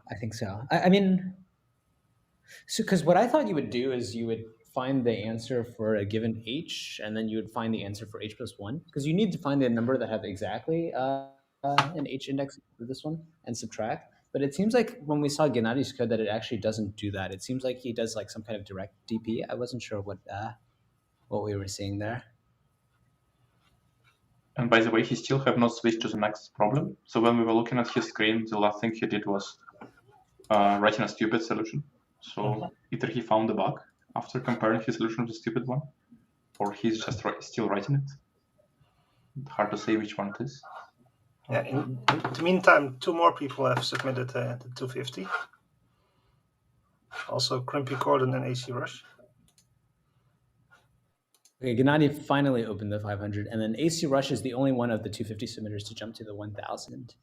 Kusaga actually kind of an interesting strategy. I'm not sure what's going on, but he has all 3 problems open right now. I think he started with 500 and then opened 1,000 and then opened 250.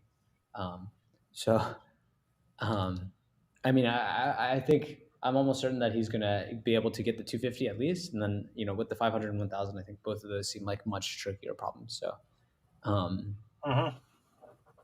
Yeah. Kuniavski. So far. Oh yeah, go ahead.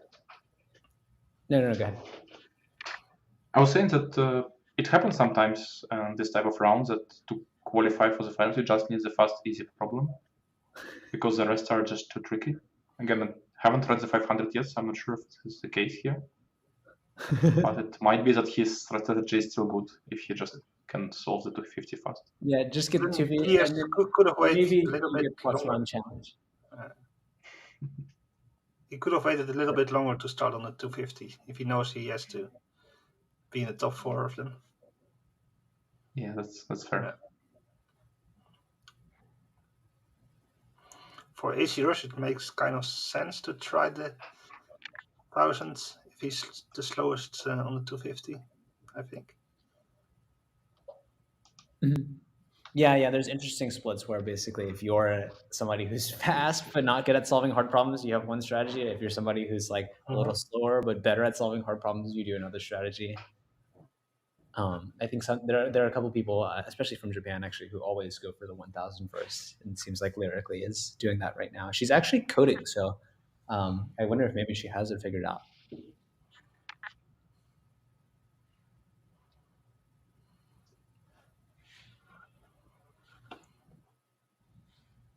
Yeah, it looks to be more like thinking using code.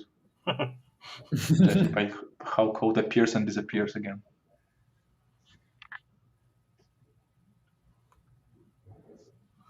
I also sometimes see some screencasts from Andrew, and he also does that a lot.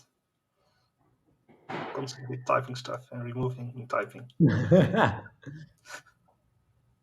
Oh, and the splash screen has changed. Apparently it is Andrew. Or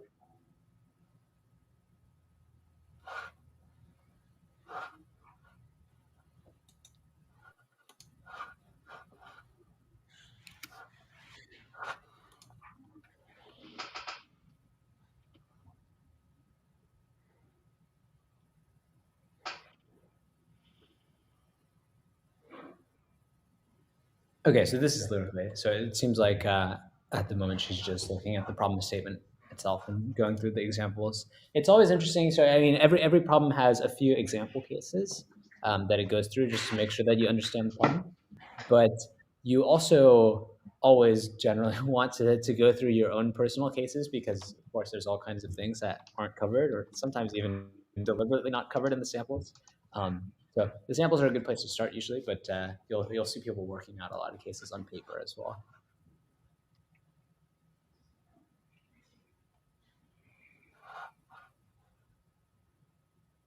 Kuniavski just came in with the 250, by the way, so he's got 188. So it's interesting because, I mean, a lot of different times on this 250, but in practice, it's really only a diff of like, 188 to 235 is actually less than one challenge.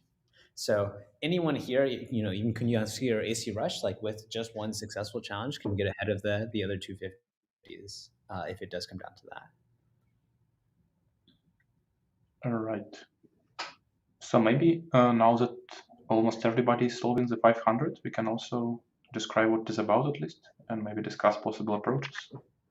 Yeah, for sure. I got to pull this problem and take a quick look. I don't know if I have any great ideas just yet, but the question is as follows. You have a full tournament graph. So you have n nodes, and every pair of nodes has an edge. What you want to do is on each edge, you want to put I'll call it a direction, but it's like really there are three options.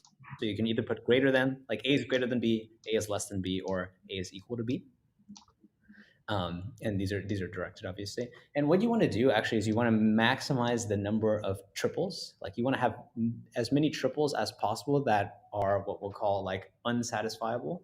And unsatisfiable for a triple means that there's no integers that actually make this comparison function work out the way that we described. So the obvious example is like A is greater than B, B is greater than C, C is greater than A. There's no way to keep those all in sync.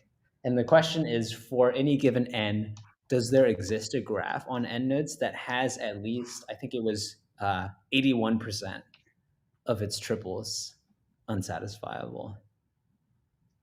Yeah. So the problem also allows for equality. So you can say that some edge is equality. I'm not sure if it helps, but maybe it actually does. I think it has. So the naive version. So if you define all the edges randomly as greater than or less than, I think you get 1/4, right? 1/3? No, because for every triangle, there are two contradictory out of 8. Right? So 1/4. Yeah. The setup I was thinking of, which I thought would be better, but actually it's not, is like imagine you put all the points in a circle, and then each point points forward to like the n/2 in front of it, but backwards to the n/2 behind it. But that's, I think, also 1/4 for some reason. Yeah. Oh wait, no, is that 3/4? No. That's 1/4. That's 1/4. I guess my guess is probably the answer is yes, except maybe very small values of n. Except for small values, yeah. Eric, you're muted. That would be my guess as well. That's only always possible for big values. Yeah, they have a sample where n equals 6, and of those 6, they have 17 of the 20 triples are unsatisfiable. So what I would probably do is like mess around with some small cases. Like I think like the n equals 3 case, I guess is trivial, but n equals 4, you could try and see if you can make all of those fail, and then maybe look at their n equals 6 sample and try to see what's going on there. But yeah, this is interesting. If you assign greater than, less than, or equal randomly, what do you think is the probability of So what are the contradictions? So I guess obvious contradictions are like this, right? 3 times less than, or 3 times greater than, as you go around the cycle. It should be, also 14/27, right? This one and similar stuff, right? Yeah. So basically, if all 3 of them are either greater or equal, and they're not all equal, then it's bad. And similarly, if all 3 are either less or equal, and they're not all equal, then it's bad. So there's seven of each of those, right? Which is 14. Are there any other cases? I feel like no, right? Yeah, I think all others are possible. Well, there are also the two loops, right? Oh, I guess you counted that with zero equal things. Yeah. Makes sense.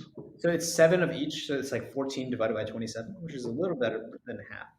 But we need 81. One approach that can work in such problems is you just start with a random graph as you described, and then you just try changing 1 or 2 arrows while the number improves.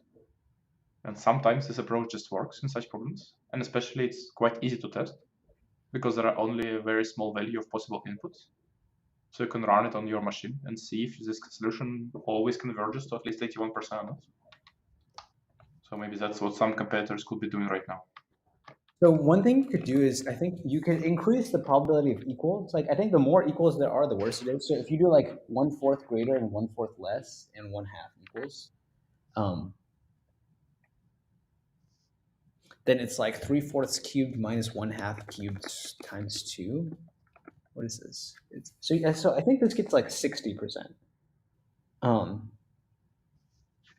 Can we instead kind of stop randomness? Basically, it doesn't seem to make any sense to use greater than. Let's just use less than or equal. Or I guess it doesn't matter because it's symmetric. Yeah, but it's symmetric. It's symmetric. Yeah.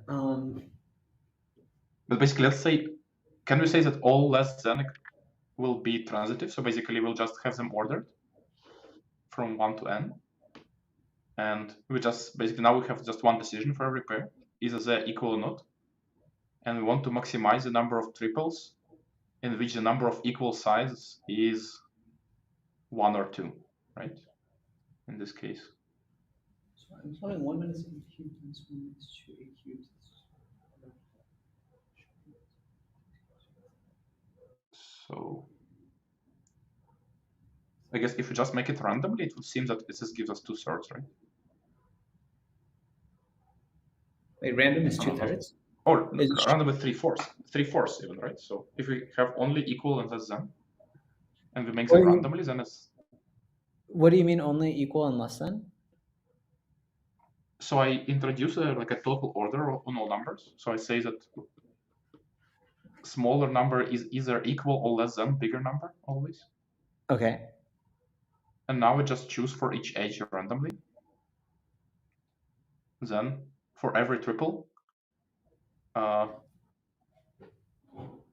no, that's not. You're right. It's not true. So then. Yeah. So then you have a less than greater than, and then you have. Basically, if 2 smaller numbers are equal and less than the bigger numbers, then it's still not a contradiction. So it doesn't work like this. Right. I think that's 1/2. Yeah. Right. Okay.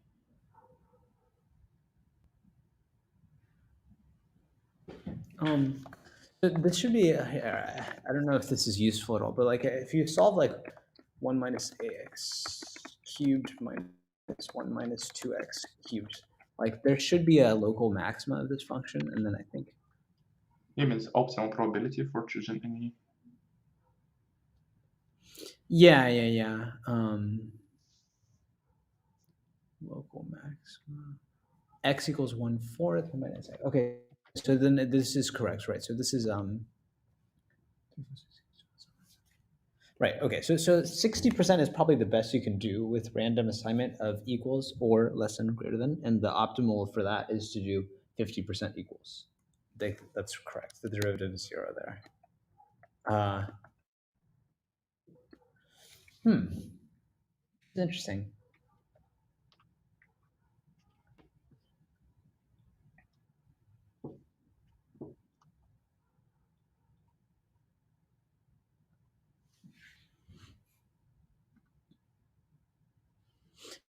Seems like our competitors are similarly stumped. We don't have any submissions yet on the 500, but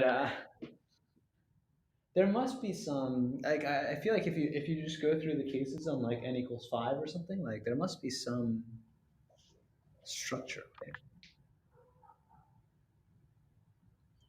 So actually, the most notable change we have on the scoreboard here is lyrically. It seems like has given up on the 1000. So she's now doing the 250 and hoping for either a fast 250 or perhaps a 250 500. Usually, you know, when you leave the 1000, you don't typically come back, because if you did, then the score that you'd have on that is so much lower at that point.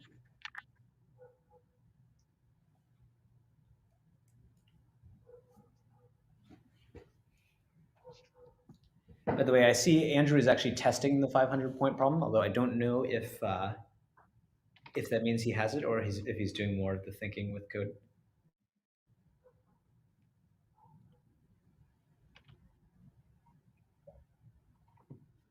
So now we are looking at Grumpy Gordon's screen.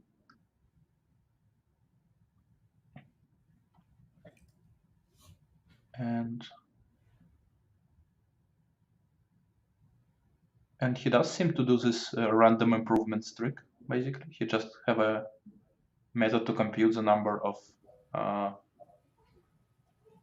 contradiction triples, and then he just changes some positions randomly and tries to see how does this number, what happens to this number.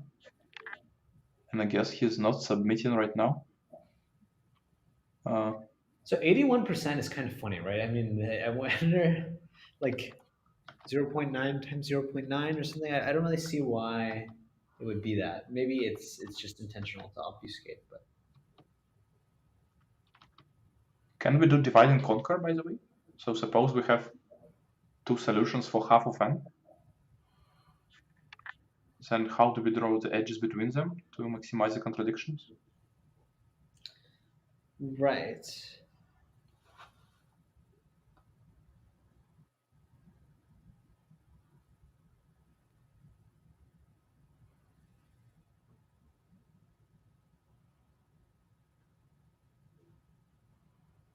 I guess if we make all edges equal, then we will have all the old contradictions plus any combination where two numbers from the percent of edges that are not equal, right? Basically, yes, for any triple which is 2 in the one half and 1 in the other half, it will be bad if the edge within the half is not equal. So, right. So I guess this doesn't work recursively, right? So yeah, because if I have a small amount of equal edges, then I can get a lot of contradictions. But now Andrew I get a lot of equal edges. Submitted 500, by the way. Oh, maybe cool. 75. Wow.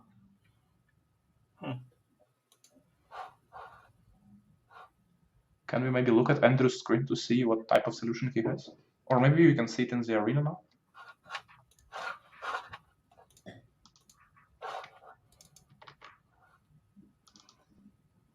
Oh yeah, we can see it in the arena. We can see. Yeah. With our special powers.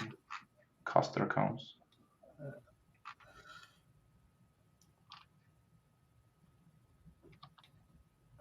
Wow. It's very short. This solution is so... Yeah, it's just random, right? It's random, but all the basically the way it works is you have a bipartite graph. It's always equal if they're on different sides of the component. Oh, of course. This is exactly the idea that you said, right, Petr? So this should be it should be 13/16, which is just over this. It should be 0.8125. Oh, cool. So basically, you don't do recursive. Basically, in the both halves, you just do random stuff. Yeah, I mean, you shouldn't even have to do random stuff. I think what you can do is in both halves, you do the deterministic one, which is because there is a deterministic solution that generates 1/4. And so then, yeah, so it's like 75%. Yeah. Wow, this is very smart. Cool. So we can combine the two solutions. That's very nice. Yeah. And I guess he stress tested. It looks like he stress tested all 300 cases. So he's really pretty certain that his solution is correct for this problem.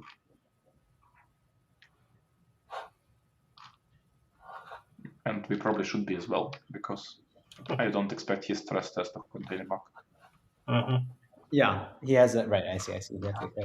Yeah, funny story that Aaron is actually sharing with us, which gave us all laughs. There was actually a competitor on Jeopardy last night named Andrew He, working in software in the Bay Area, but that was actually not our Andrew. It was a different one. The best part too is that when they were filling in the bio for Jeopardy, I guess they were like giving the contestant background and stuff. They put in all the information about winning, like TCO history, like competitive programming and all of that. And then I think on stage there's a quick moment as far as having to clear the air.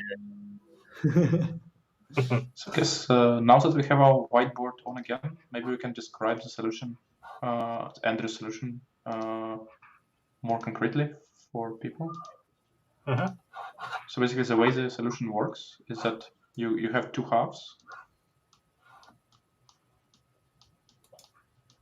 Split all the numbers into two halves, and between the halves it's always equal. So every number from the first half is equal to every number of the second half. And then within each half, it's never equal. So it is a less than or greater than somehow.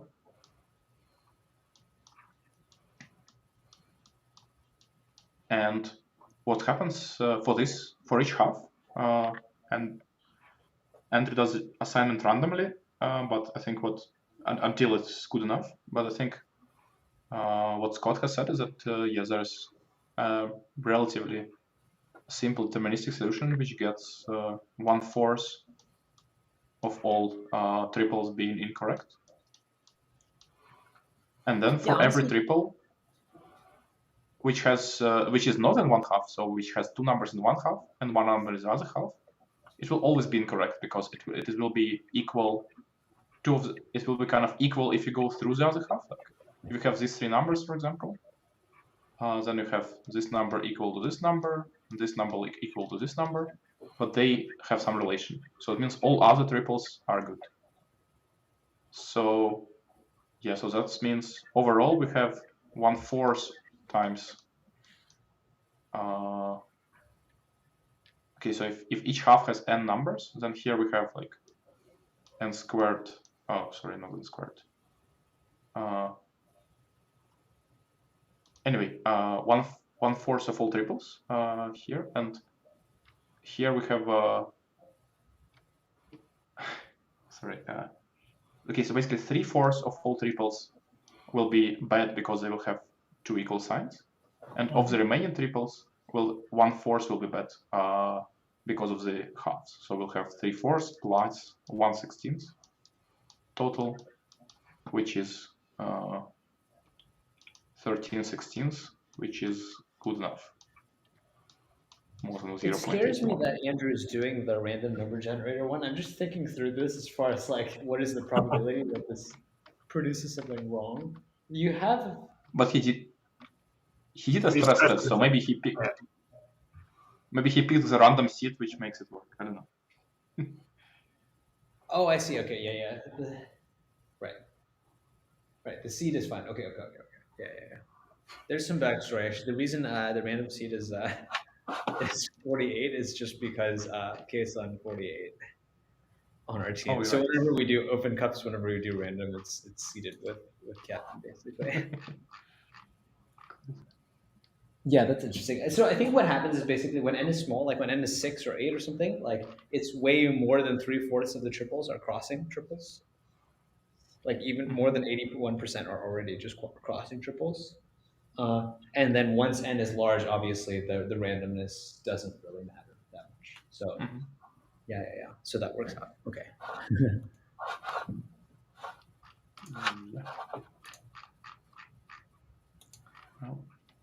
By the way, in the last few minutes, we actually got to 250 submissions from all of the contestants. So Kusaga came in with a 250 at 161. Lyrically came in with a 250 at 230. So if we're looking at the standings right now, the top 4 is going to be ecnerwal, Taurus, Umnik, and Lyrically. But still a lot of time for things to move. It's going to be like 500 is probably going to be the problem that really determines it.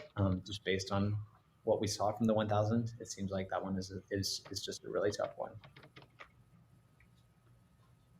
And it looks like Lyrically has given up on the heart. So right. Sounds pretty tricky. Should we try to take a look at it as well and then follow the competition as it goes? Yeah, let's give it a shot.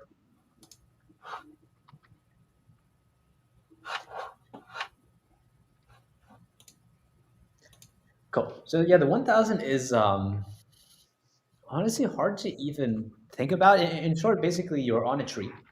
The tree has edges with certain lengths, and you have a set of several different cars. I think the story here is that we're doing like something along the lines of Google Street View. So we have cars on the roads, and we're trying to get camera on every area of road in the entire tree. And the thing is, you have a fleet of cars, and each car has a certain starting point and also a certain starting amount of gas. And what you want to do is you want to determine, it's just a true or false question. For this setup, is it possible for your set of cars to traverse all the distance on all of the edges here? And the thing here that's actually especially tricky about it, that I have no idea how to deal with, is that the cars can actually they can actually transfer gas to one another. So if you are overlapping with another car, like if the two cars drive and meet one another, then you can transfer gas from one car to the other car. So there's some weird setups here as far as like, I mean, it's something along the lines of like each one does some limited Euler traversal, and you're motioning it for like the subset of the nodes that it owns. So like one thing that's true is like you never need two cars to pass each other, because instead of passing each other, you can just think of it as like transferring whatever amount of fuel you'd like from one car to the other car. I think, yeah. So I think what you do is you're like roughly, I don't have any solution of any sort, but like I think the rough format of a traversal looks something like each car has some subset of lands that it owns, and then you're trying to figure out if you can traverse those subsets of land in a way that spends less than like the fuel you have, but you have to keep in mind that you can actually also transfer fuel.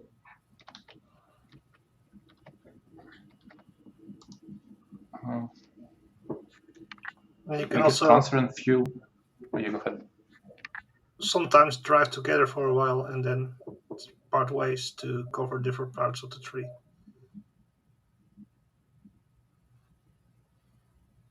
Oh, you can drive together. And then share fuel as needed, and then. Okay. So I guess in some sense it's still a tree, right? So as usual with tree problems, if you look at a particular edge, then what happens is in some cases very simple. So we need to look at how much fuel moves from one side of this edge to another, something like this, right? And that's kind of the only thing that defines what's going on along this edge.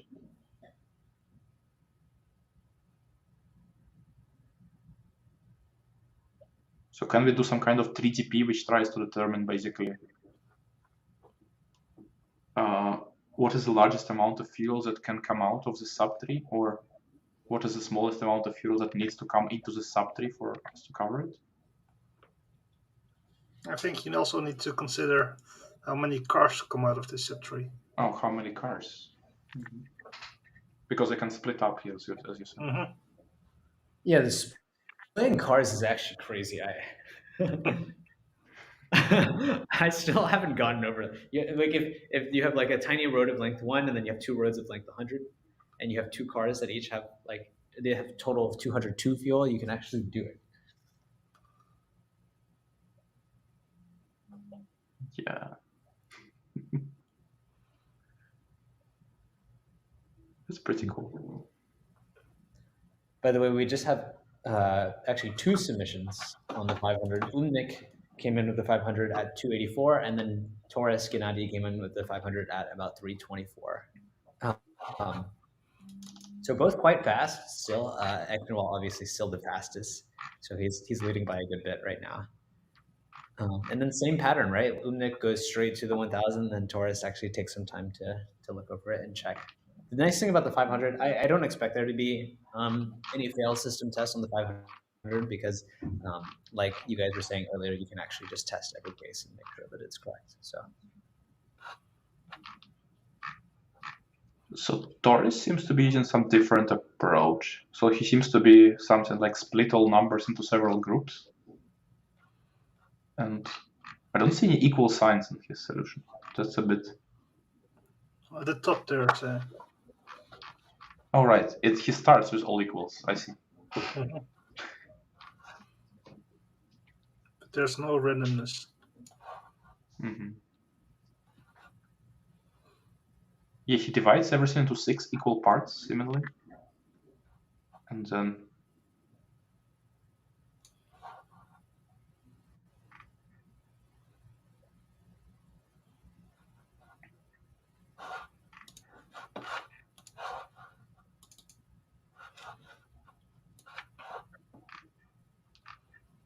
Okay, he probably stress tested this as well, right? So,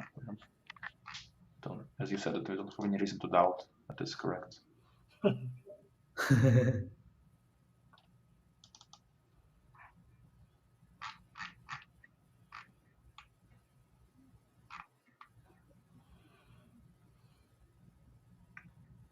And then what Umnik seems to do is the same solution. So he splits into 2 parts, and between parts he has equals. And then with each part he has some constructive solution with only less than and greater than.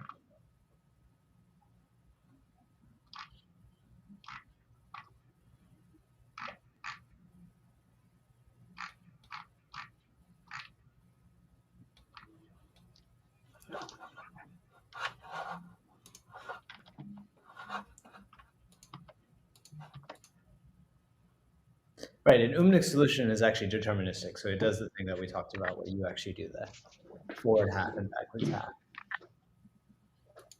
Yeah. Well, I would say that if you write a stress test before submission anyway, then probably Andrew's strategy is better, because if you just write random quick in like 5 seconds, yeah, the random is works. easier to code. Yeah. And it looks like Umnik did have a stress test, so he could have tried this as well.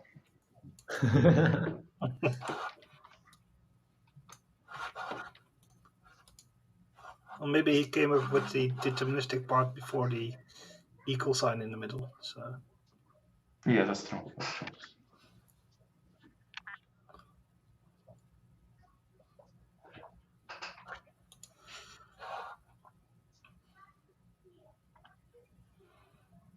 Right, so now we have my wonderful drawing of a tree with 2 cards on screen, and we still have no idea how to even approach the problem.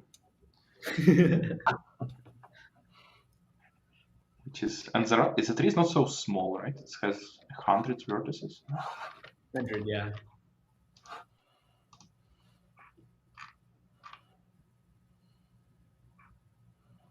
And the amount of fuel is even up to 1 million, so we cannot even do things like DP on the amount of fuel that goes from subtree. Yeah, fuel can also be more clever. I think. Okay, now Gennady is looking at his stress test result for some reason. I wonder what happened. We thought it kind of there is not much to be done on this problem after you submitted it.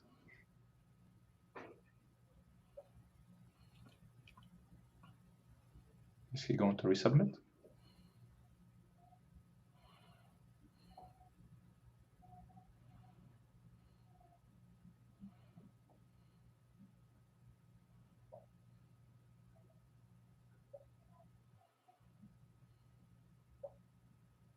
Or maybe he just given up. Oh, he hasn't opened the 1000 yet.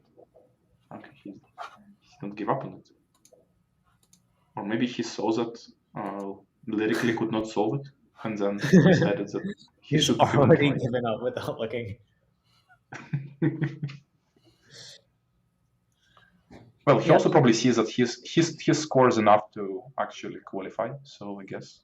Right, unless something like 3 people solve the 1000 or something like that, he should be making it with his score. So he might just want to make sure he makes the top 4 rather than trying to win this semifinal. It's just a weird choice of problem to spend your time on. If you run all the test cases and they all pass, like what? Why would you debug it again? It seems early to prepare challenges.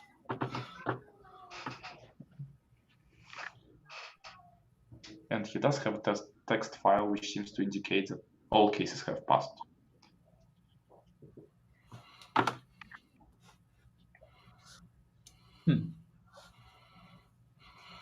Yeah, so at this point, everyone has opened the 500 with the exception of ACRush. It seems like ACRush went straight for 1,000 after 250 and is hoping to get that.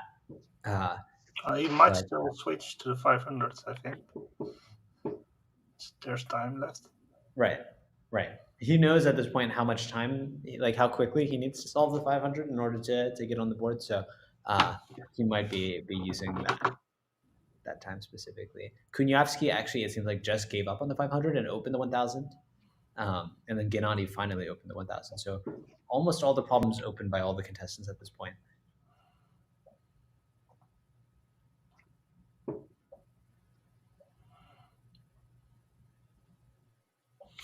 And as you mentioned, still, for everybody except Kusaga, just one challenge is enough to qualify. Right. So there's still all to play for so far, even though if there are exactly 4 people who solve the 500, then the challenge case doesn't matter if the 500 stays. Do you guys think anyone will fail the 250? I haven't seen how strong the test cases are.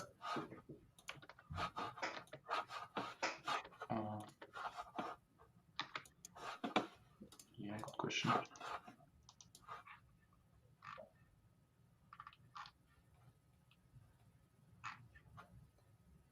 The last one is pretty big. Yeah, but H is equal to P, which is probably much easier. Yeah. So I guess the question is, does the case 6-10-3 test enough interesting stuff or not? And I think it may be not. The answer is no. Because there's only like 2 ways to do that, right? Or something like that. Yeah. So yeah, then I definitely expect some failures. Especially as people are, how to say, in a rush to switch to another problem because it's a very important round. Because Gennady showed us that you don't have to do so, and you can just spend time testing your solutions much more than all other people, but all others seem to be opening the other problem as soon as they submit. So ACRush is scoring the 1,000. Yeah.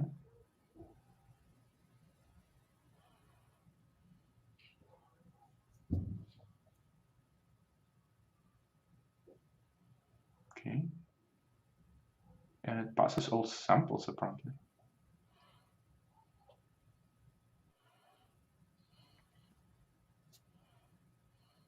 Have you guys seen GitHub Copilot?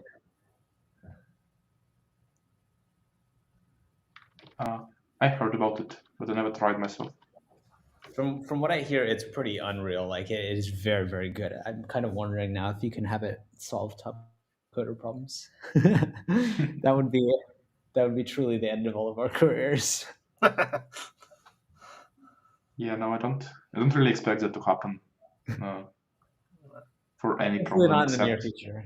Yeah. I think the only way this can happen basically if the problem statement is similar enough so that we can actually detect that it's the same problem as the one has appeared before. Well, you can imagine a version, like, imagine if you could do something where it's like, if you just say, create a seg tree with lazy prop that supports X and Y operation, and then it would just produce that for you. I don't know, maybe that's not bad actually. Submitted 1,000. Wow, that's okay. Wow, so we actually do have a way to change the stagings.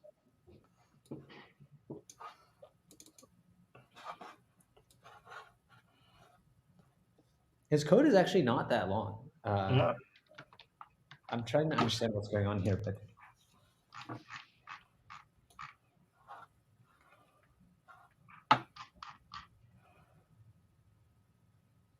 He seems to have some kind of three-dimensional DP array.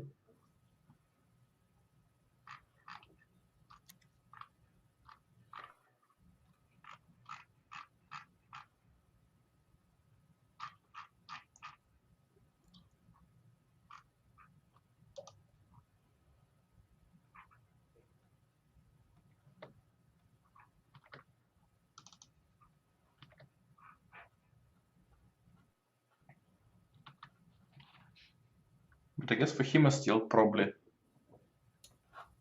definitely the optimal strategy is to try to solve the 500 instead of trying to find bugs in his 1000. Because now that he's submitted, if he resubmits, he will lose another 100 points. That's the way the system works. He loses 10% of the points for every resubmission. So probably even if he resubmits now, he would be probably already below the people with first two problems.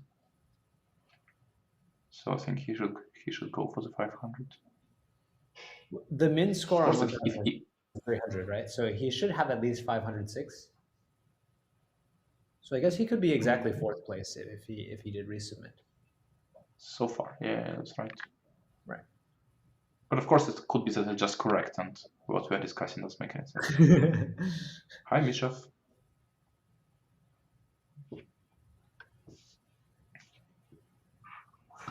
Okay, so any ideas on how to do this 1000? So now we know it has to be a three-dimensional DP array. Does it help us in any way?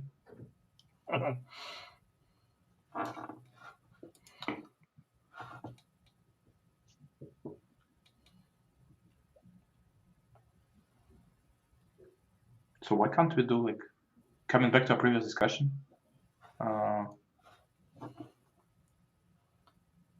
what is the smallest amount of fuel delta that needs to happen for an edge for us to satisfy it, and such that certain number of cars goes through this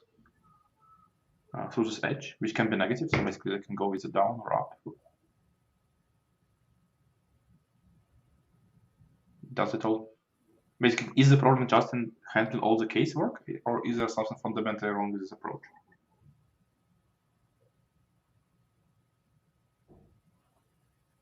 Because I totally understand that the casework is probably still more than you can handle in 1 hour and 15 minutes. But I'm thinking about how you combine different subtrees. Yeah.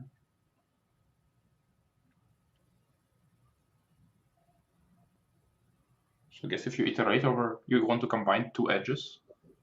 If you iterate over how many cars pass each edge, and how many cars go up from this new joint tree, then it seems that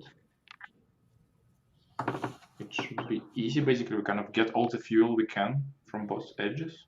Oh, no, but if one of the subtrees requires some fuel, then what do we do? It has to come either from the other subtree or from the top. And I guess if you have fuel available in the other subtree, it always makes sense to kind of pour it there. So I think it should probably check out somehow. At least I don't see why.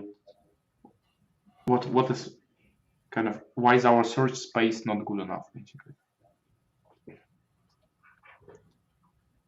But yeah, that's probably very abstract.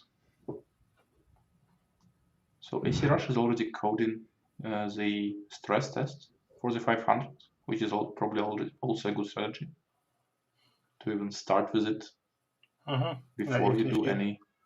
Start with random stuff, then you also need that. Yeah.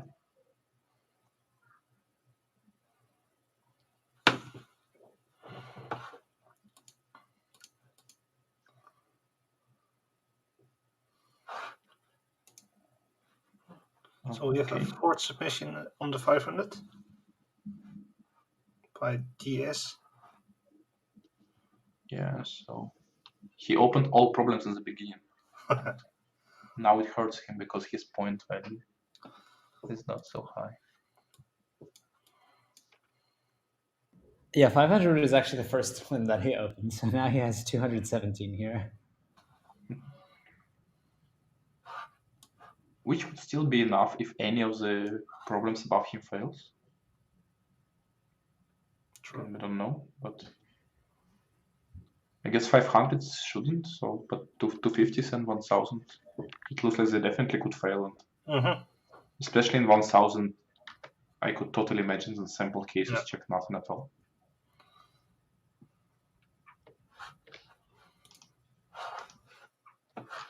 Even though there are 7 of them. So maybe they do check some interesting tricks. Also because for 1000 the answer is just possible or impossible. Yes, you're right. It also makes it easy to accidentally get it right.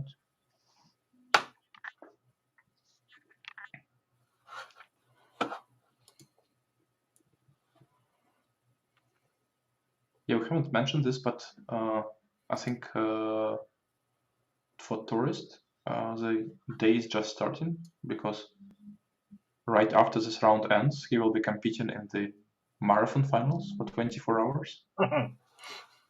I'm wondering if he's also thinking maybe I should give up on the 1000 and just get some rest. Yeah, it's an interesting strategy question that you have to balance multiple events.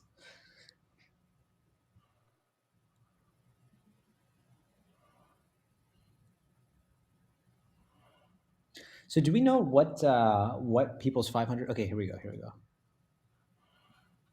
Right, so ACRush just opened the 500, still a lot of time. Lyrically, I think also just because she went for 1000 and then 250 has a good number of points. But I think either Grumpy Gordon or Kuniavski, I think the 500 alone would not be enough to get into the top 4.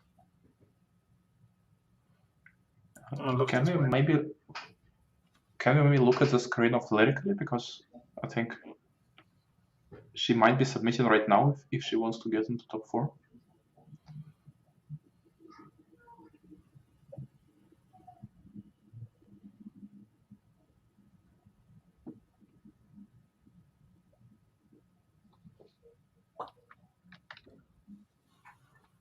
She wants to be above tourists, but for English, she has still some time.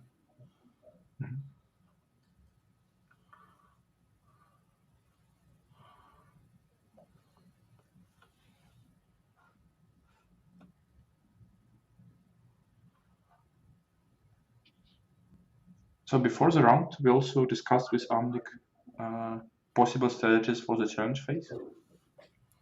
And oh yeah, now here we can see Lyrically screen. So she's also implementing the stress test, but there is some solution implemented below. So I guess now she wants to check if it's good enough or not. So if we stay with her for a couple of minutes, we can probably see if it is.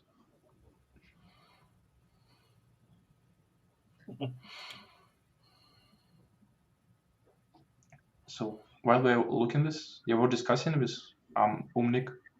I keep saying Amnik, and he made a point to try to make it say it properly this time. So yeah, Umnik, we were discussing with Umnik the strategy for the challenge phase, and he was advocating for his strategy, which is to close the laptop and go away after the coding phase ends.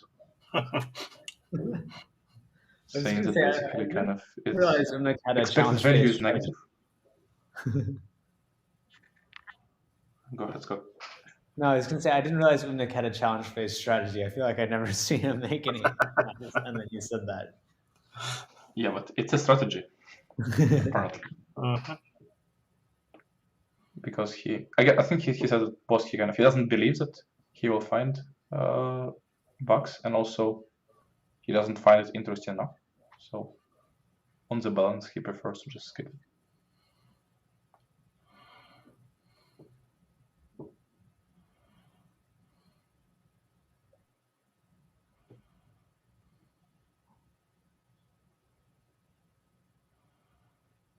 Okay, maybe my hope of seeing some submission from Lyrically soon. Well, the code that we saw from Lyrically, it seems like she split all of them into 3 groups. It seems something like that.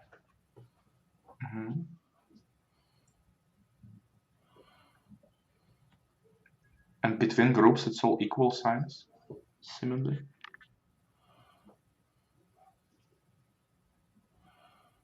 Maybe something like this works as well, kind of. Would not be surprised at all.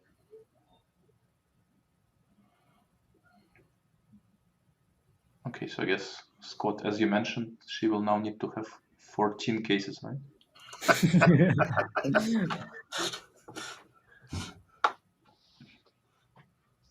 Oh no, she's optimizing some cases together.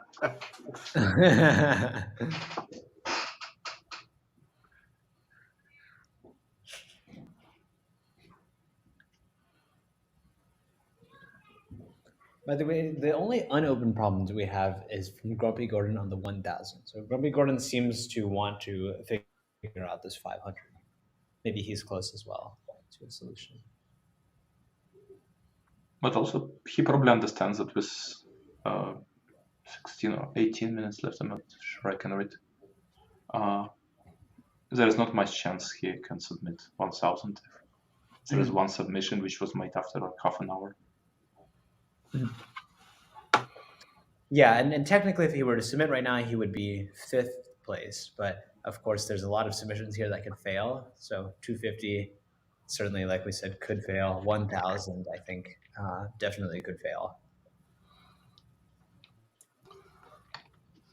So I see from message from Misov, who says that our approach for the 1000 is essentially correct. Cool. But I guess there are still some details. Yes, there are lots of details. He says that even though the input is all integer, there is a case where the amount of fuel is not integer. Oh, that's nasty. We definitely didn't see any floating point numbers in ACRush submission. No. What does it tell us?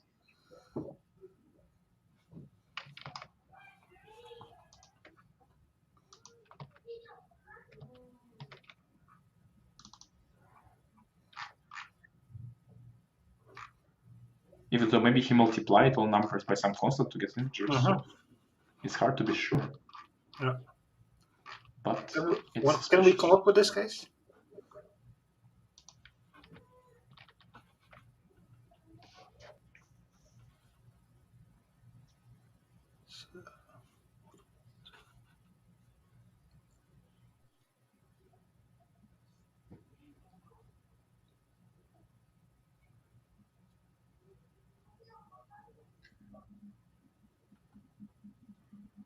Okay, so we've got about 16 minutes left. Just a quick recap of what's going to happen here. We've got coding phase for 15, 16 more minutes. So if you have the chance to submit these problems, after that, we'll do a short intermission, and then we'll do what's called the challenge phase, where participants get the chance to read each other's code and try to break each other's code. And so if you can come up with a test case that someone else's program gets wrong, you actually get points, and their problem is now worth 0. So, depending on what happens with the scoreboard, especially if some more 500 or 1000 submissions come in, it could actually be that the difference in making it to the finals on Friday versus not comes down to a couple of challenges.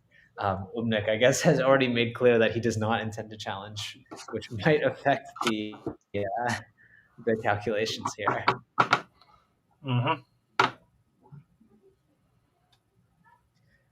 How many 1000 submissions do you think we'll see by the end of this?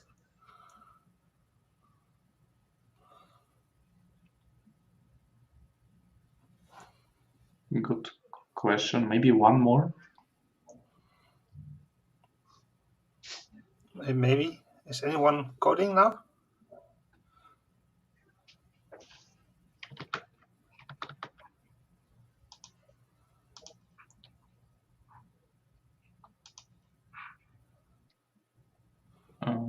Yeah, so far ACRush is compiling the 500. Which, since we know now from some insider information that his 1000 is suspicious, or at least it doesn't have any floating point numbers in it. So maybe it's vital for him now to get this 500 as well.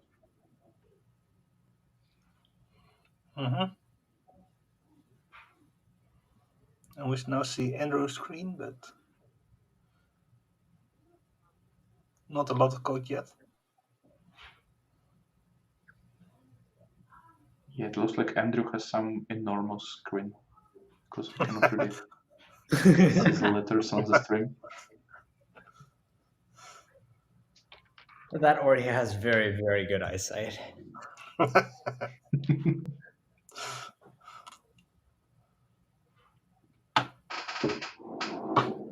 Okay, I'll put out a prediction. I think we'll see probably 2 more submissions on 500, and then I think another 2 more submissions, or maybe even 3 more submissions on 1000. So I think in the next 15 minutes we'll have quite a bit, actually. Oh, ACRush just submitted to 500. Oh, there we go. So that's the highest score. 406. Let's see what. And I guess he probably stressed out as well because we saw him write the stress test the first thing. So.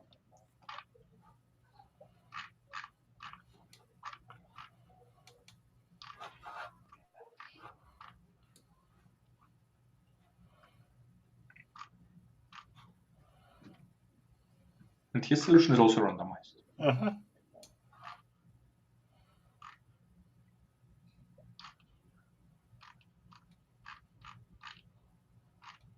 So what he seems to do is simply start with a random assignment and then do 10 rounds of trying to improve any particular place. Basically, he just tries to see if I change this sign to a different sign, how much will my score improve? And if after 10 rounds it's not good enough, he just starts from scratch. So I guess that's kind of interesting. That's probably what I would have coded something like this if I were participating in this round, because thinking is hard and trying random things is so easy.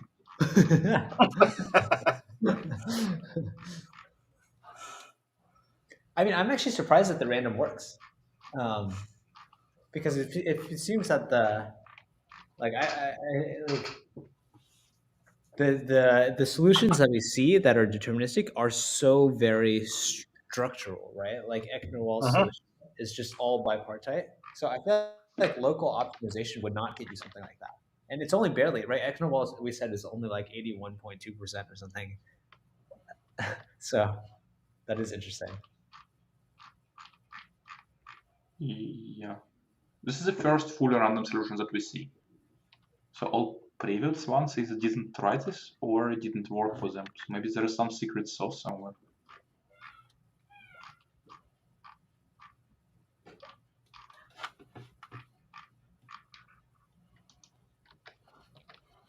I see a solve all in ACRush's code, which goes up to 100 instead of up to 300.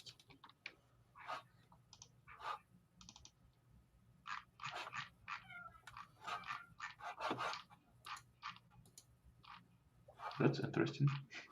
So yeah, he didn't stress test all. But... That's very bizarre. But aren't the smaller ones maybe harder to get than the bigger ones? Maybe not, I guess. Maybe not if you're doing randomized, because you need to do many more iterations. Yeah, that would be unfortunate if it turns out that he just didn't test the big enough numbers. Now we can see Pavel Kuniavski trying his solution. And he seems to have 0.71 fraction so far, while he needs 81.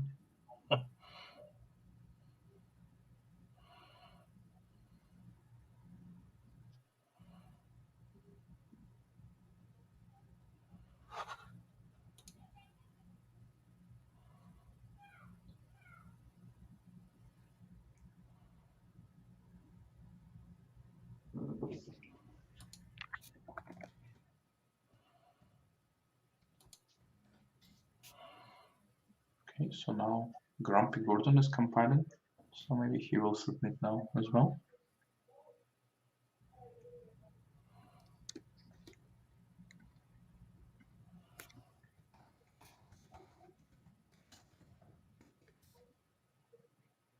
Okay.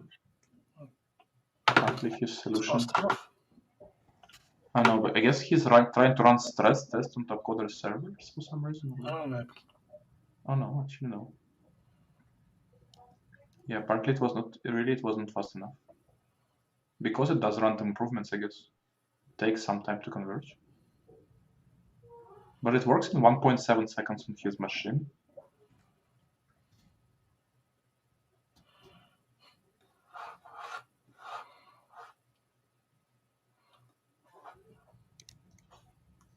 And now started working instantly because he disabled the solution. Commented out the solution. Makes sense.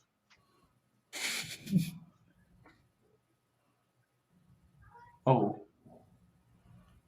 Apparently he found a Stack Overflow answer which tells how to maximize the number of triangles when equalities are not allowed. And it seems to be 1/4 indeed. Yeah, there's a well-known theorem on this actually, which is that this number is entirely a function of the degrees of each node, right? So basically, you can just sum up degree choose 2, and so then the natural minimum is when all of them are exactly 1/2. Mm-hmm.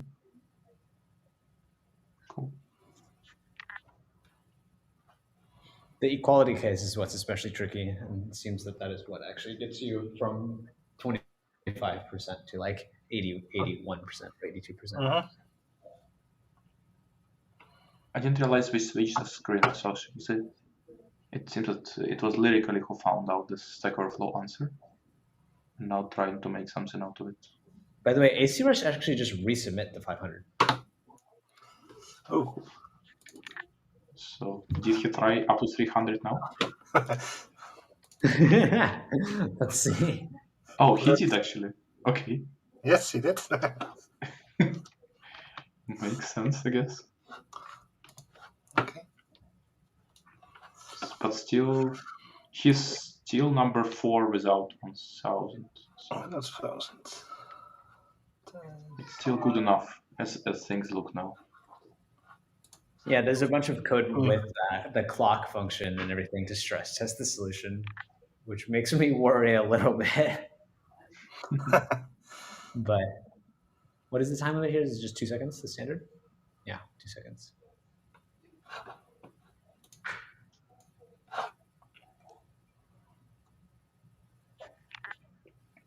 Yeah, because that's probably what was the problem, right? So probably his solution was correct, but it was just too slow for 300 that it didn't try. It was not converging fast enough. Right, so without the 1,000, he would be 515 points. So he's actually just 2 points below Unmik. But that's enough to be 4th, at least right now. Yeah, and if the bottom 3 now submits, it's also below that.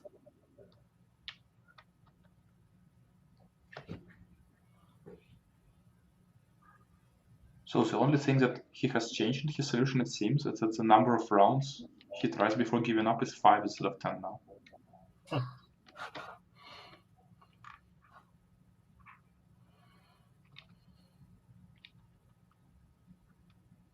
Still surprised that it works, but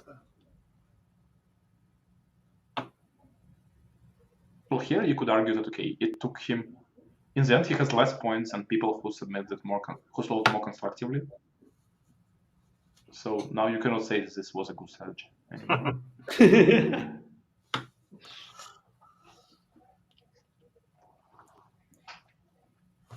Now he's looking at his 1,000 again.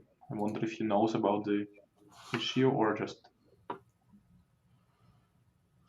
So there's not much sense checking the 500 more because now he's just tested it with correct constraints. So the only thing we have to check another is... submit. Oh, so the Stack Overflow paid off. So the Stack Overflow paid off. He submits the 500. And she's Okay, also not within one challenge. Could matter for the challenge challenge rate. really matter. Yeah. If ACRush's 1,000 fails, then Lyrically has. In particular, if Lyrically challenges ACRush's 1,000. Because she spent like half an hour trying to solve it, so she probably might know about some tricky situations. Yeah. Well, but also. And for example, if you give a random test to 1,000, it might just answer possible or impossible correct. Yeah.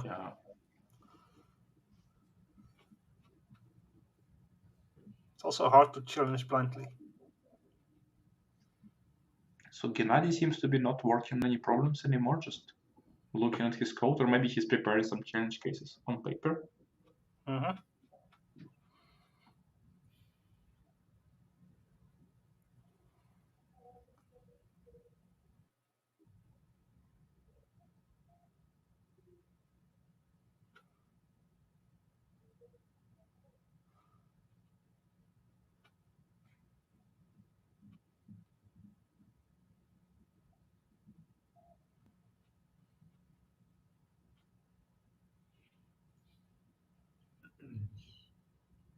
So this type of problem, like the 500, so-called constructive problems, they only appeared in the competition community relatively recently, maybe a few years ago. But now, for example, for TCOs, I think they appear in almost every round now. So they have become something you need to master in order to do well in these tournaments.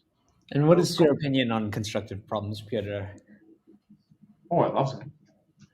I especially love squeezing some random stuff like ACRush. I think a couple of years ago there were really a lot of constructive problems. Now it's a bit more normal level, I think. Yeah, they're very, very common now. No, I really like constructive problems personally, like constructive or interactive or things like that, because it's much more, it feels in general much more ad hoc, like you can just try different things. Like we already saw, it seems 3 or 4 different ideas for the 500. So that's always nice. Where, for example, I think almost everybody's 250 is probably the same idea, at least the same core idea. And also, I guess we can ask the problem setters later, but it might be that this constant is optimal, right? So you cannot really do much better than 0.81, which means that they have really come up with different approaches, which are all very good in some sense. Yeah.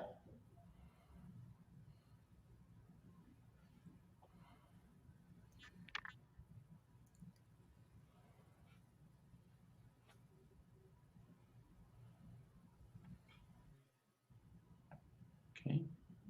So now Lyrical is trying to stress test the 250,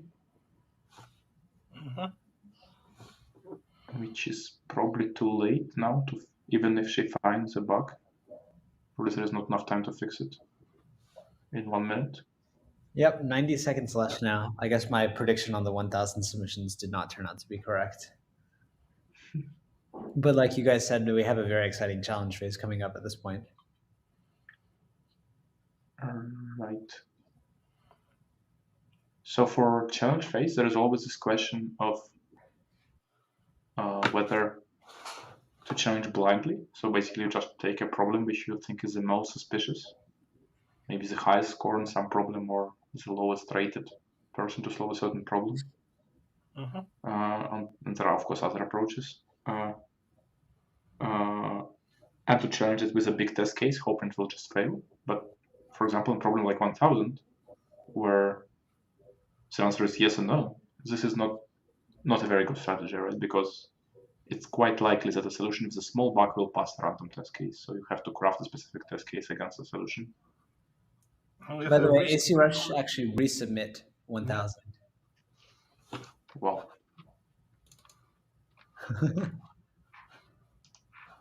Does it have floating point now? No, I don't see any. I believe at this point, ACRush has more than twice the number of submissions than anyone else in this contest. So there were no other submissions, not any other problems?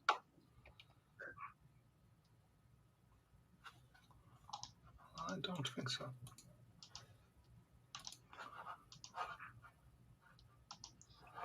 Yeah, probably now that he resubmitted it with less than a minute remaining in the round. everybody will try to go for this problem in the challenge phase, or at least people who have kind of nothing to lose. Maybe GS14004.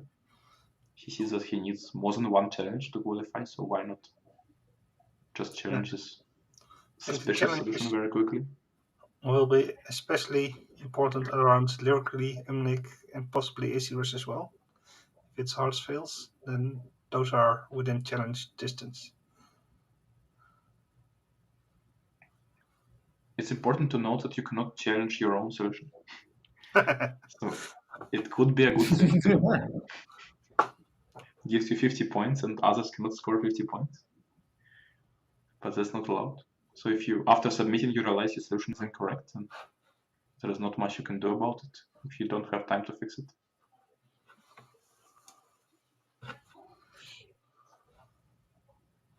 So again, these scores are not final. This is the current scores that each contestant has for the problems that they've submitted. But if any of the test cases fail for the problem, or if they get successfully challenged during the challenge phase coming up, then they get no points for the problem. You have to have a perfect solution to get any points. Right now we have ACRush, ecnerwal, Taurus, Umnik as the 4 who will make it. Which is honestly, I mean, if that is what it ends up being, I mean, that's a very, very strong group of 4 contestants in the finals. But I actually, yeah, I expect that there will be some pretty interesting movement here in the challenge phase.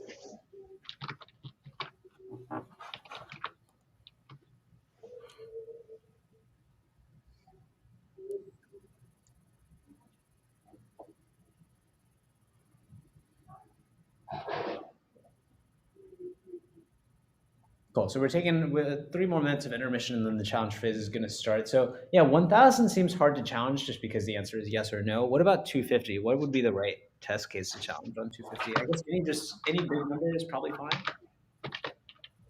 Yeah, 250 is really easy. Probably you just challenge with whatever. P equals 53,000. 50 sounds as good as any, or maybe not 50. 53,020 is as good as any. 30 or something. Yeah. Yeah. Right. So yeah, 250, probably very easy to do blind challenges. 500, I expect there will be no challenges because people have stress tests in all solutions. And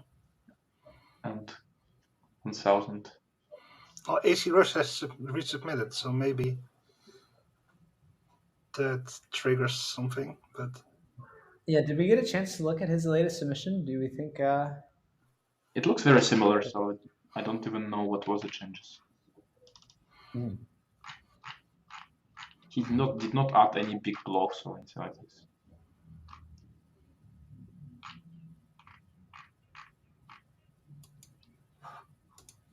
So I expect that even if there is a challenge, successful challenge on the 1,000, it will be because one of the contestants, probably lyrically or maybe tourist or ecnerwal, who tried to solve this problem and saw kind of some fundamental mathematical issues, so kind of they don't know how to handle some case, and they will just try this case. That's what I would expect.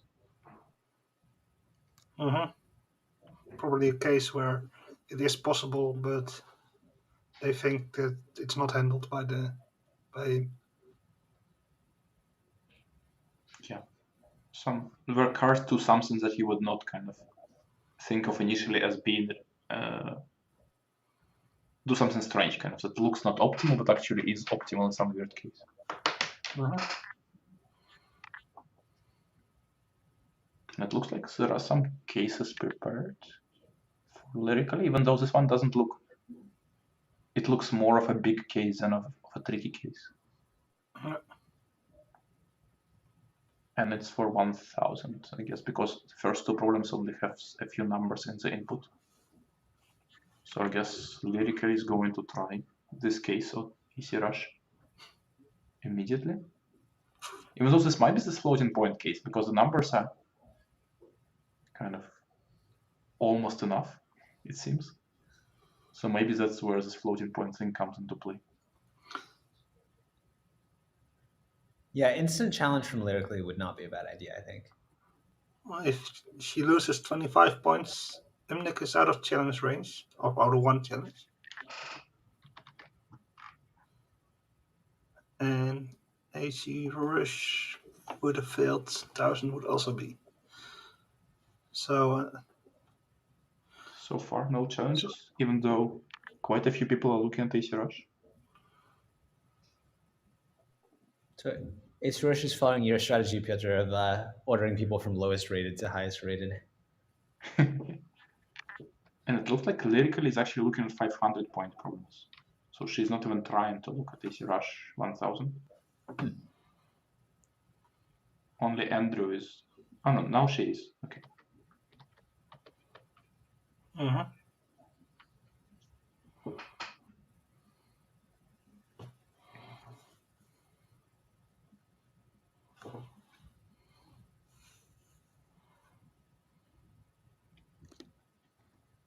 I guess Amnik is, Umnik is kind of safe because ACRush's 1000 fails, then ACRush is below him. Yep. So maybe his strategy is good for him this time.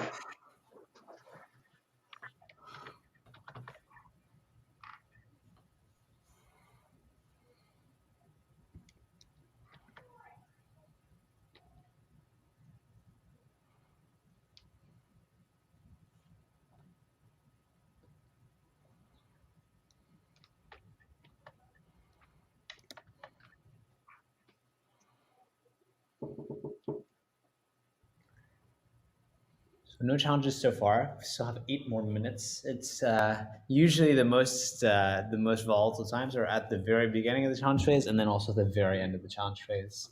You know, if it's very clear that you're now in 5th place, then when there's 5-10 seconds left, you might as well make a challenge. So there's also this strange thing that suppose, for example, consider Lyrically. So she's now in 5th place, but if she challenges anybody above her, then it means that even with just system test, she would gain a place anyway. Right.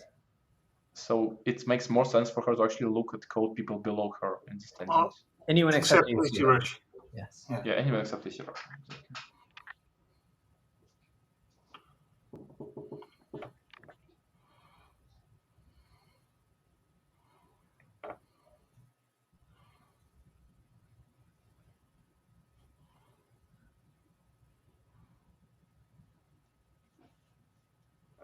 Of course, this assumes that a solution that fails the challenge would also fail the system test, which is often true, but not always.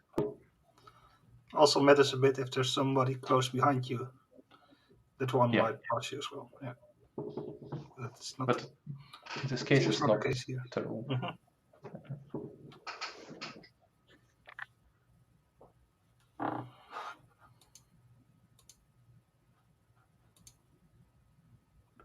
Another thing that happens sometimes, but maybe not on these problems, is that the way the challenge phase works is that you can look at the code, but you cannot copy paste it, right? So you cannot copy this code and run it to your machine. But sometimes when code is simple enough, people try to reproduce it, right? So people try to write, not just retype it, but try to make, if they see a bug, for example, they try to introduce a similar bug to their own solution and run a stress test to see which case it fails. But in this case, probably the solutions are complicated enough for this not to be realistic. Even though maybe if there is a particular bug that somebody spots, they could do this.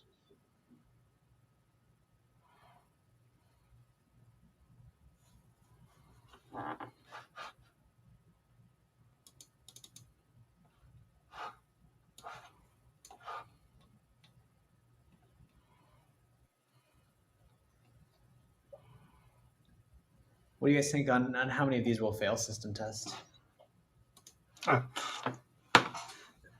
You like predictions, don't you, Scott? What's that? Oh, you yeah. like predictions. Yeah. I mean, I think at least 1 250 will fail, personally. I think 3 people will fail system test. Oh, wow. That's actually more than usual, I think. But I agree that we probably think that 1000 is likely to fail, at least. And then maybe 2 more 250s makes sense.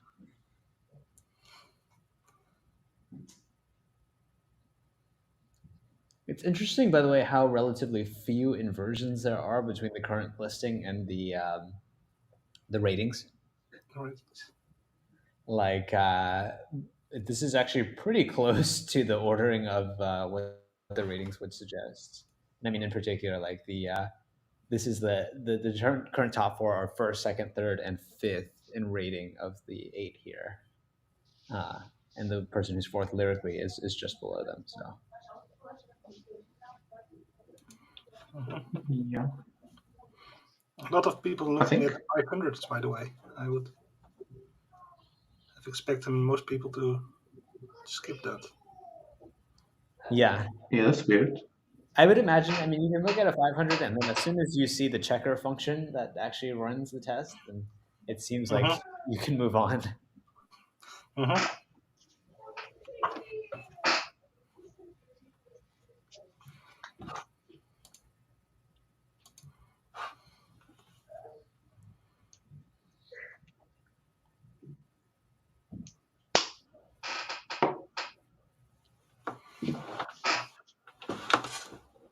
Coming back to Scott's point about people being ordered by rating, I think that's to be expected with this 250 problem, which is relatively standard and therefore should correlate very well with past performances. But I think for 500, for constructive problems, sometimes just a bit of inspiration is all you need. So that in theory should randomize the results quite a bit. In practice, it doesn't seem to happen though, just in this case.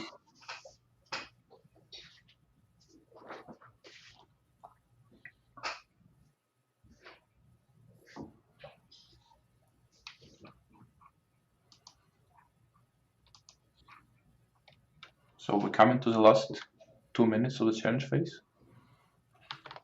Maybe where the more desperate challenges should start coming.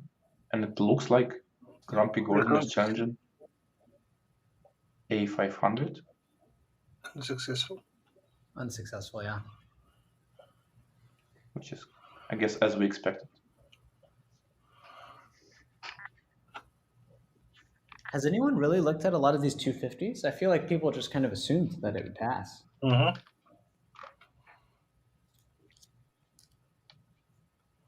Also, was another unsuccessful challenge, by the way, on Taurus, and also on 500. And now enter. Yeah. That's weird. I guess maybe if you see the stress test, but without time measurement, you can expect that people actually fail on time like ACRush did in his previous submission.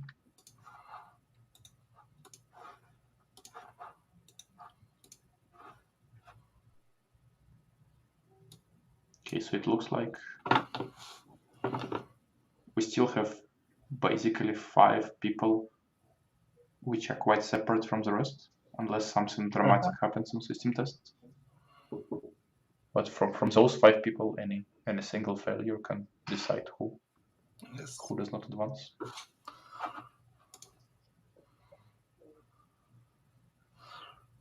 Or a successful challenge, for that matter. Are we expecting a last-minute challenge by Lyrically? I think we'll see one. Let's see. Actually, it would make sense to see 2, right? Because if one is unsuccessful, then the second one still gets her first place. I think the second one is No, that's more. Oh, assuming ACRush's 1000 fail, of course. No, but then ACRush will be 515. I mean, it's possible that ACRush's 500 will fail, and then he'll be 507. Do anything. Well, 507 would be... okay, there's a challenge now. Challenge. On ACRush, okay. On ACRush 250. Kusaga is really enjoying the challenging right now. And Lyrically is preparing a challenge for ACRush 1000. Yeah, makes sense. So that's pretty interesting to watch how it turns 12 out. seconds. And Yes, she has interesting. She has to, yeah. Go. Excitement. Okay, the challenge was invalid. Probably because she had an extra comma at the end, and so she had like an empty string. Yeah, should have prepared this a bit earlier. Oh, if that ends up making the difference, then that will be great. Yeah, that will be unfortunate.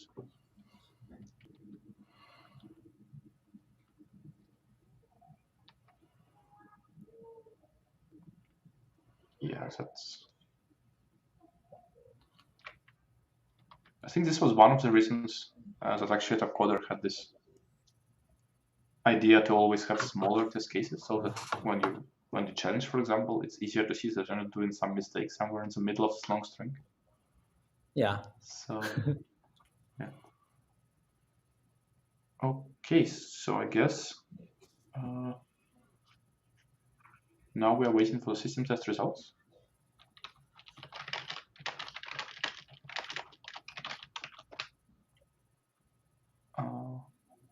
They should come pretty soon.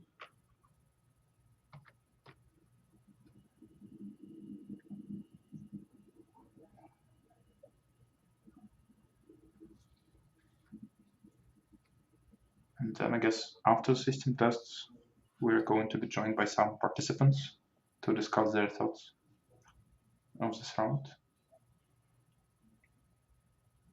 Do we know who will be? I think we're going to meet Pavel Kuniavski and Umnik.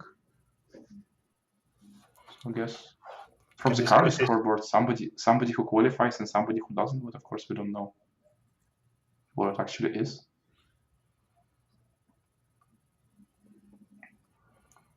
Discuss his challenge experience.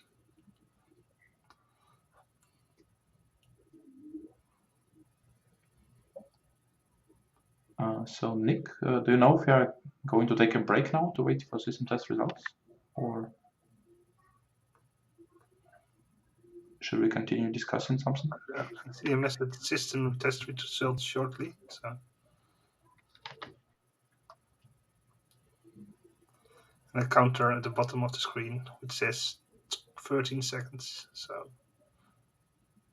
I'm guessing that it will be very shortly.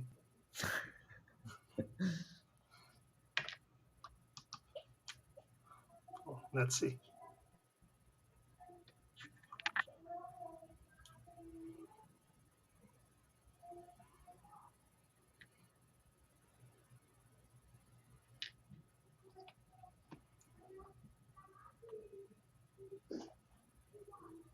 So I think it was a very exciting round, and yeah, sometimes this semi-final rounds end up being, I don't know,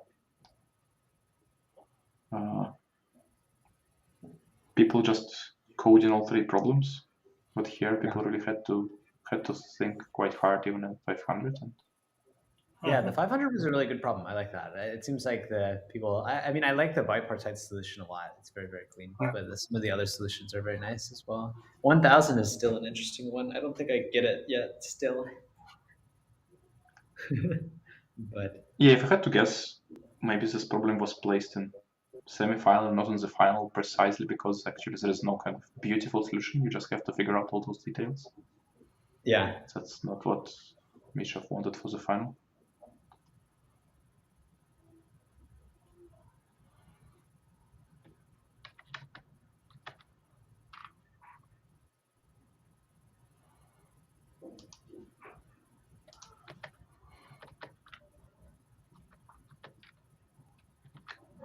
Yeah, I would guess the actual system testing does not take that long for 8 contestants, but probably now admins are double checking that all results make sense before publishing them.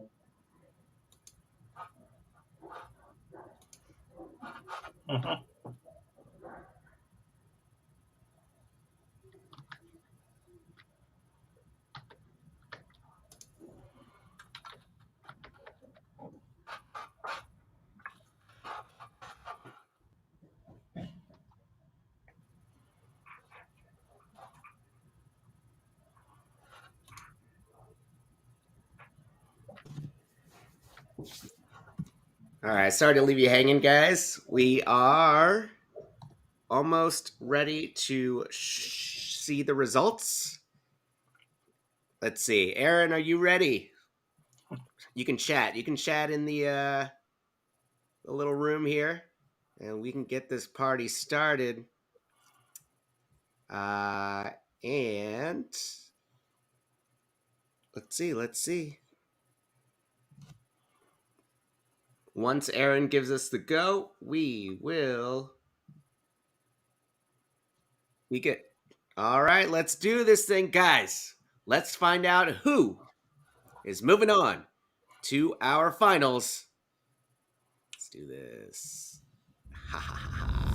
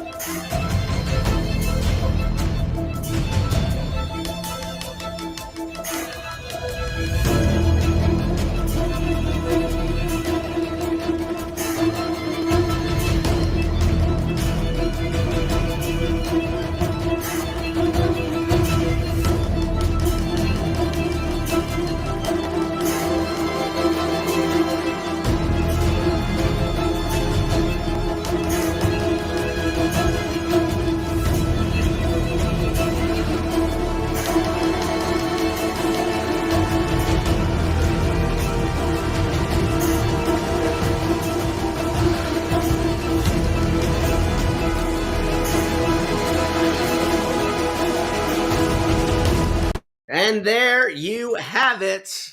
Oh boy. So we have ACRush, ecnerwal, Tourist, and Umnik. Not in that order, however. Right at the end, ACRush ended up getting 4th place as he was unable to earn that 4th or 1,000 point question, I should say. Alrighty.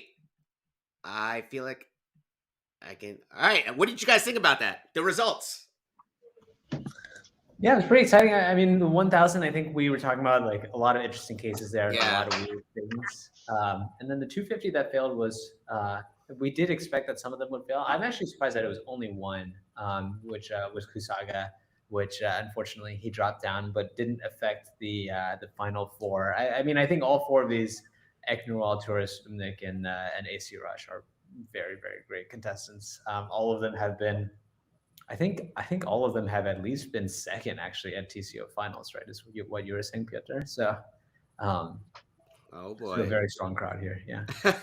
And you guys will be here on Monday, right? Competing. So yeah, not as strong as the semi-final 2 crowd, let me tell you. But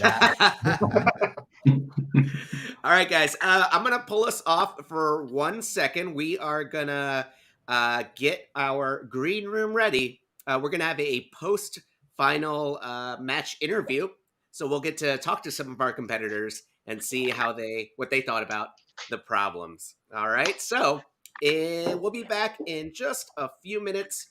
Stay tuned.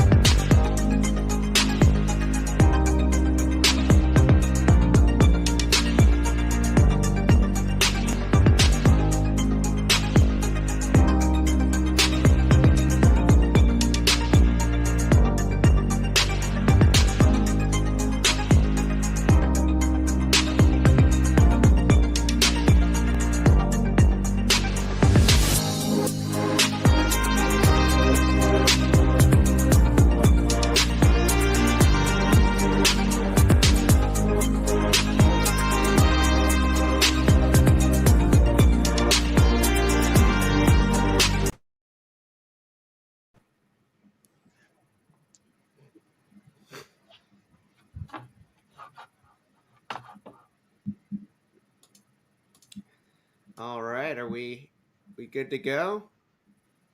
Are we on stage? All right.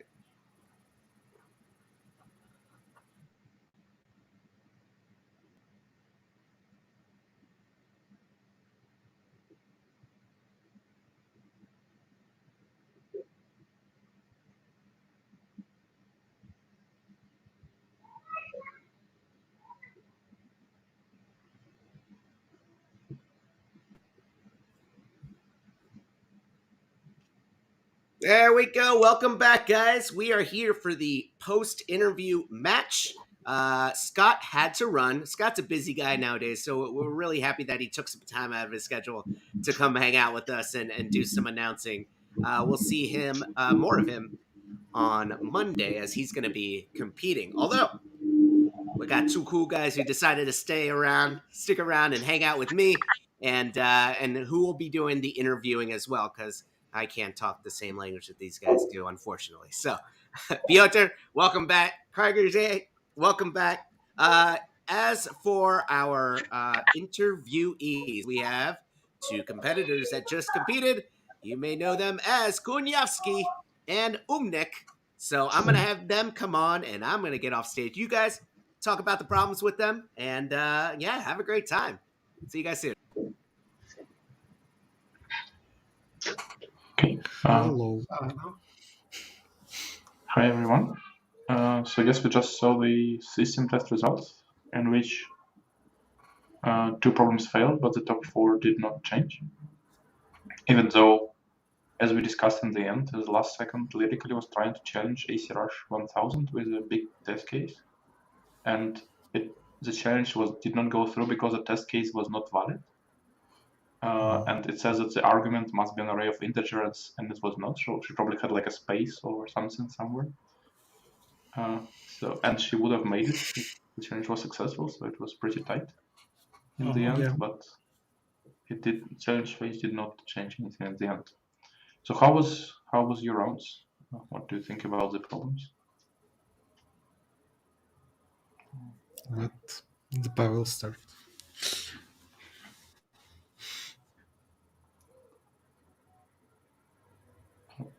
Pavel, we cannot hear you. I have some connection problems, so now it works. Not hear you well. We hear you now. So what did you think about the problems? Did you have some ideas? They were kind of interesting. I just didn't manage to get a good construction in the second one, but I don't think it was too hard. Well, I was too stuck on ideas that I need to split the graph in 3 parts, while I need to split it into 2 parts. That's kind of stupid, but happens sometimes. And I spent some time on trying hard one, but not very much time, to be honest. It didn't look solvable. Well, the hard one seems pretty hard to solve in a given time. Well, and unfortunately, it was yes/no problem, so I wasn't able to just challenge ACRush with random test. And Alexei, in my position, it wouldn't change much for you, right? Yes, but just make him advance, not lyrically. Like for me, I don't know. I guess hard is an interesting problem. I would assume I don't have any good ideas. Like I can tell what I think about like how can solution look like. Let's start with easier problems. I didn't like them much. For the easy one, like the limitations are weird, aren't they? I don't understand what was the intention of like, what was the expected complexity. The GP in n times m squared is obvious, and it passes pretty like easily, but why then it's 3000. I think it can be implemented in m squared log n, which is kind of better, but not really. Again, weird. If they wanted that, then they could make n bigger. So, like most of the time on that problem, I spent just thinking, will it pass? Well, let's implement it and see it worked fast enough. Well, probably they meant that you should not be able to pass dynamic like 3,000 squared multiplied by 50. You need 50 squared multiplied by 3,000 or something like that. Shouldn't be able. Like my accepted solution is 50 multiplied by 3,000 squared 2 times, because solve for h and h plus 1. And yeah, it should be maybe. Should we make you bring Mishov into the room to discuss what was the intended solution for 250 as well? Sure. Hello, everybody. Pleased to see you. So for the 250, we were essentially okay with all kinds of reasonable dynamic programming passing. Some of them are more trickier, some of them are less trickier, and we didn't. We intentionally didn't try to push the limits towards one specific solution and try to make some DPs pass and some DPs fail. So then they could be lower. Like it seems that 50 times 3,000 squared is kind of borderline, and it passed, which I'm grateful for, but it is kind of weird to set such limitations, I think. Medium is it's a nice construction. In terms of possible solutions for the easy, the solution I find the nicest is thinking about the problem in terms of Ferrer's diagrams, so you can graphically visualize any partition as a picture of a corner.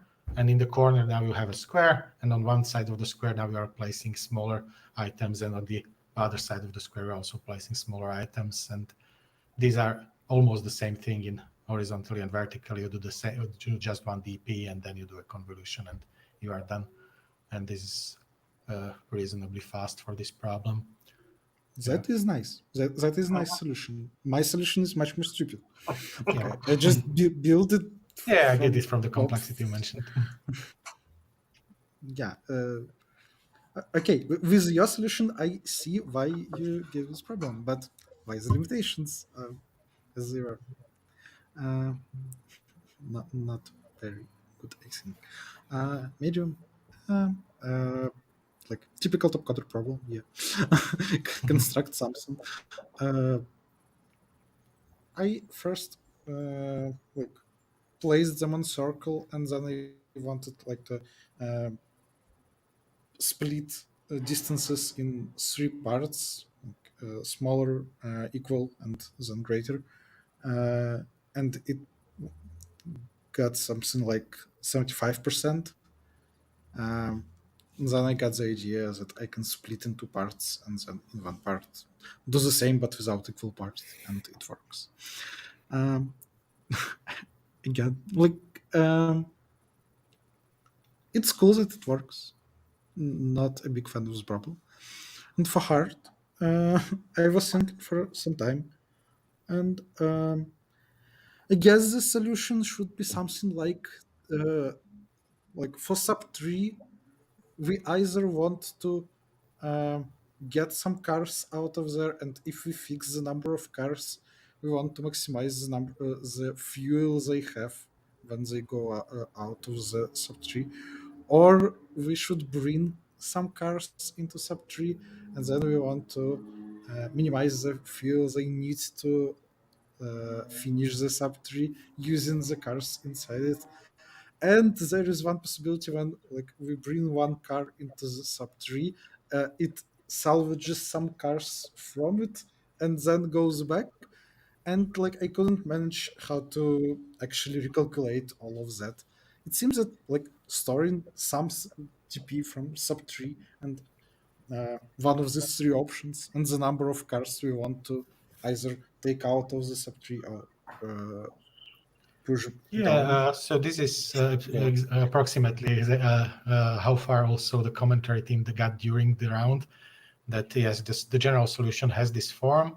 It turns out you don't have to handle your third case as a special case.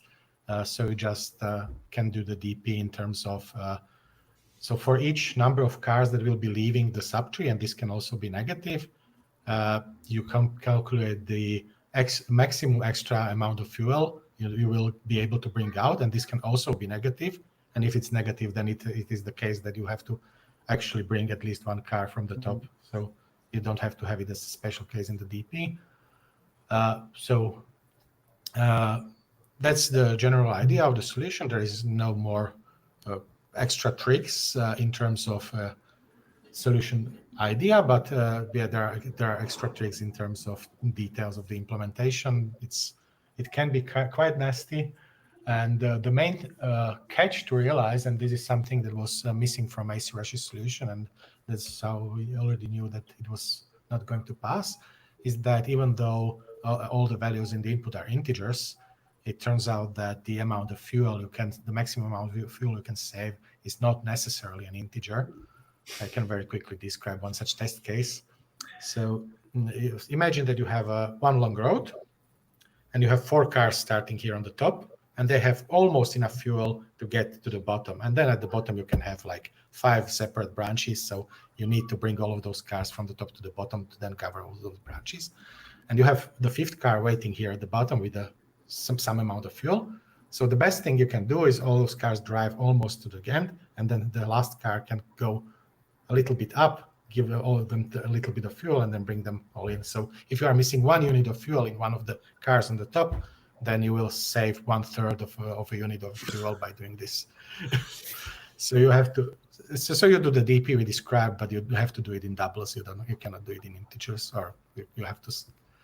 Yeah, doubles are fine because the numbers are small enough, so we didn't have any precision issues.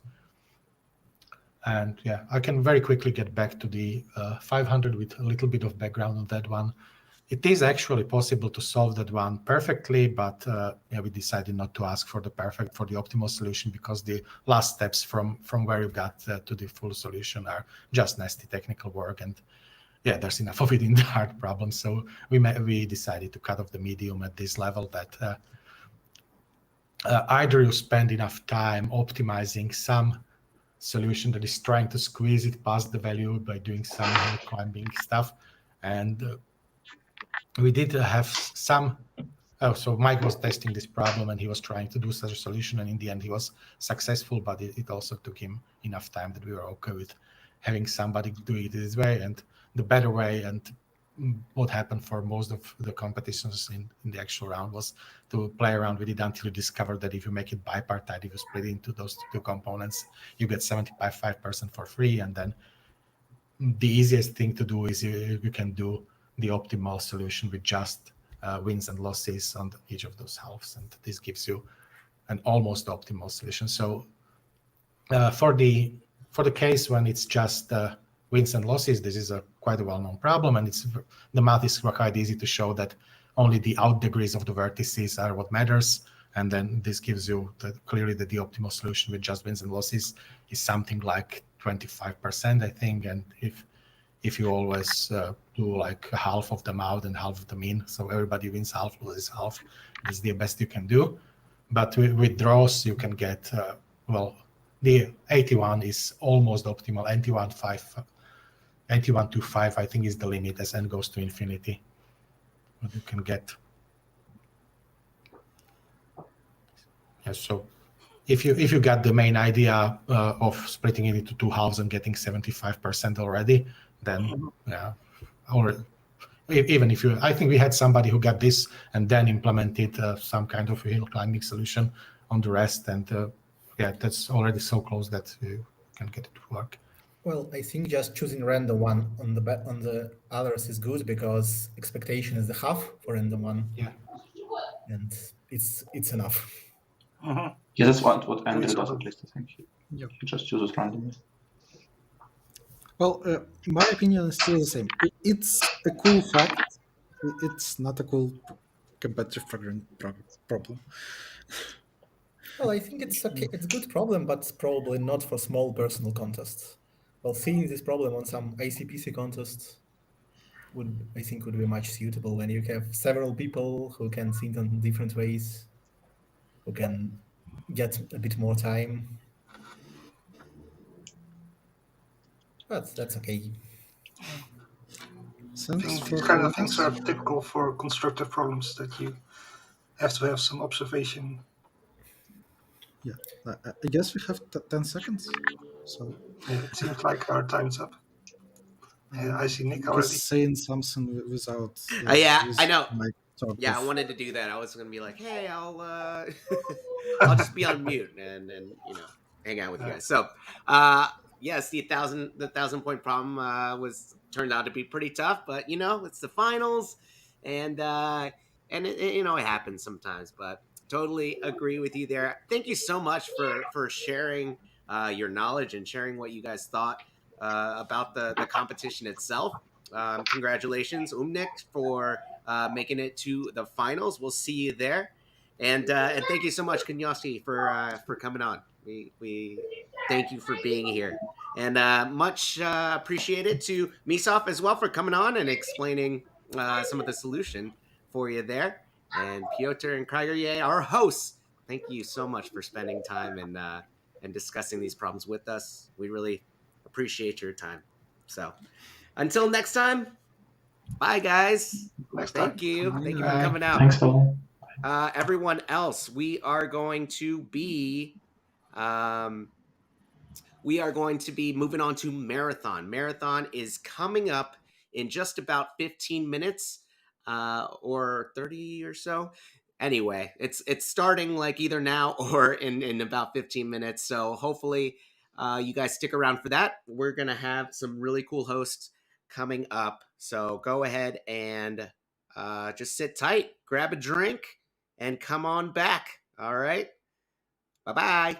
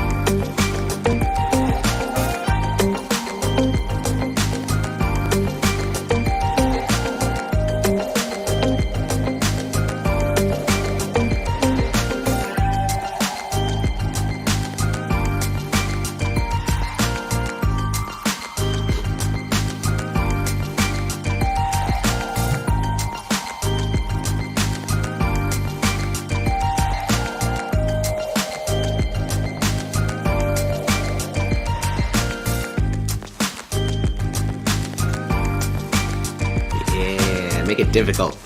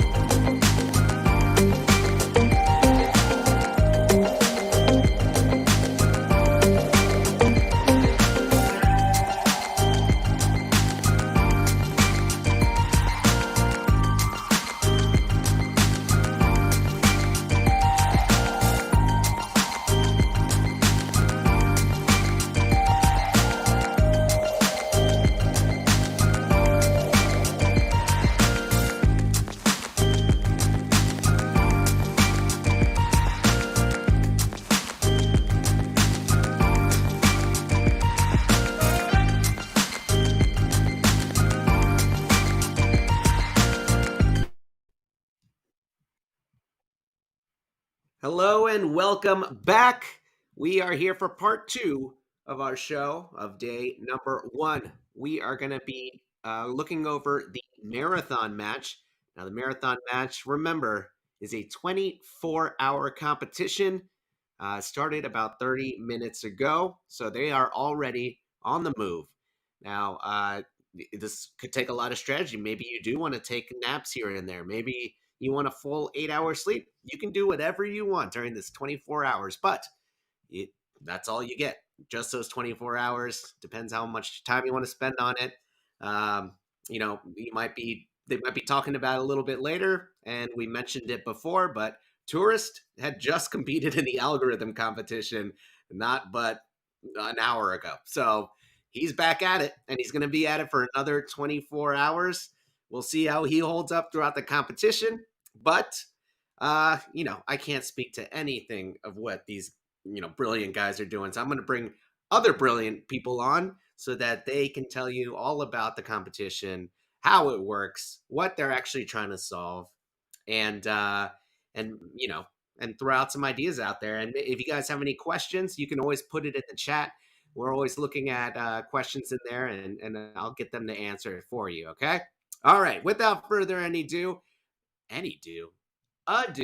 without further ado, I'm going to introduce to you, we're going to have JacoCronje, I've been practicing the names too, Aaron Kirchner, birdofpreyru, nofto, and Gorinich, who is a Topcoder admin at this point. All right, guys, take it away and have a great time talking about the marathon.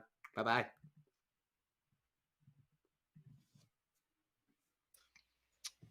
All right, welcome everybody. We're gonna kind of get started here.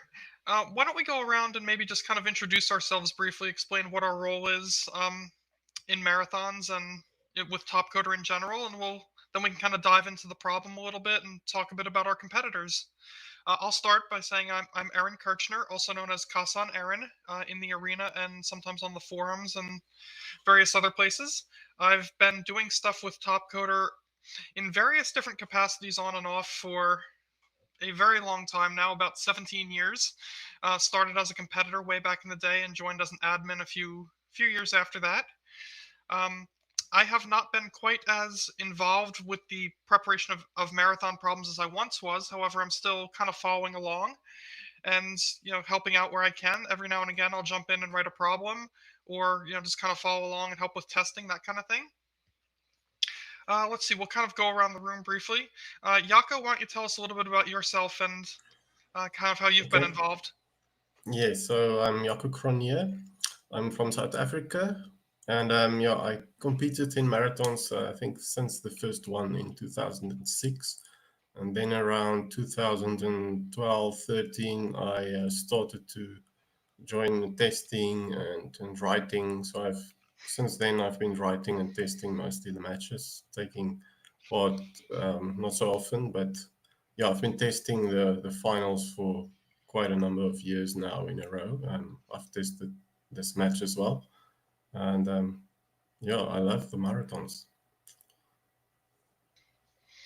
Great. And Bird of Prey, are you? Sergey, tell us about yourself.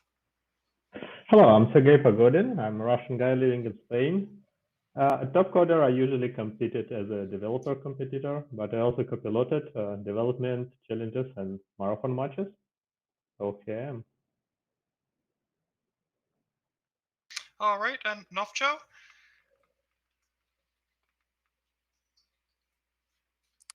Hello, everyone. I'm Nofto from Slovakia. I have been in Topcoder for around 10 years.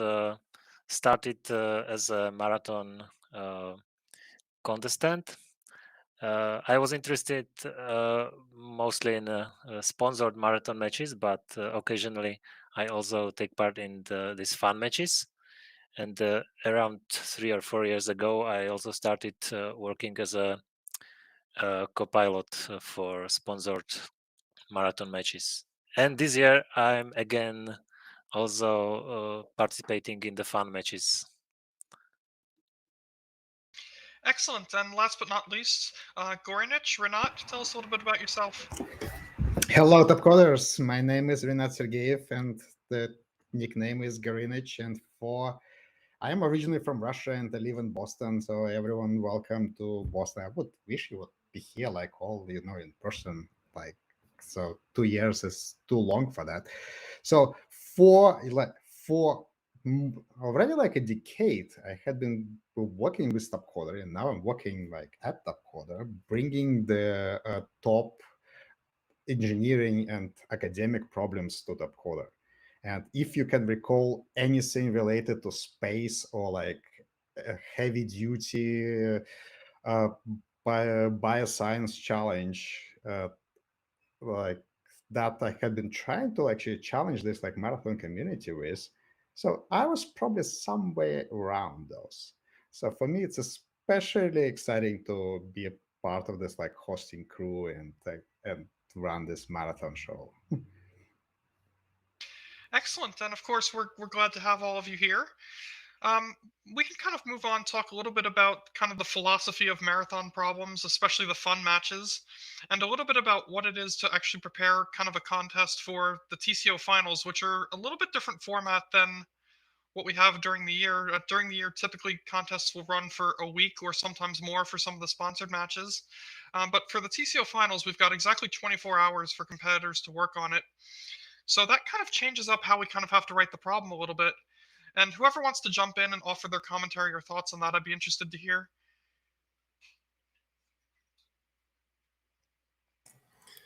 Yeah, that's true. So it's different that you need to take into account the number of hours these guys have available.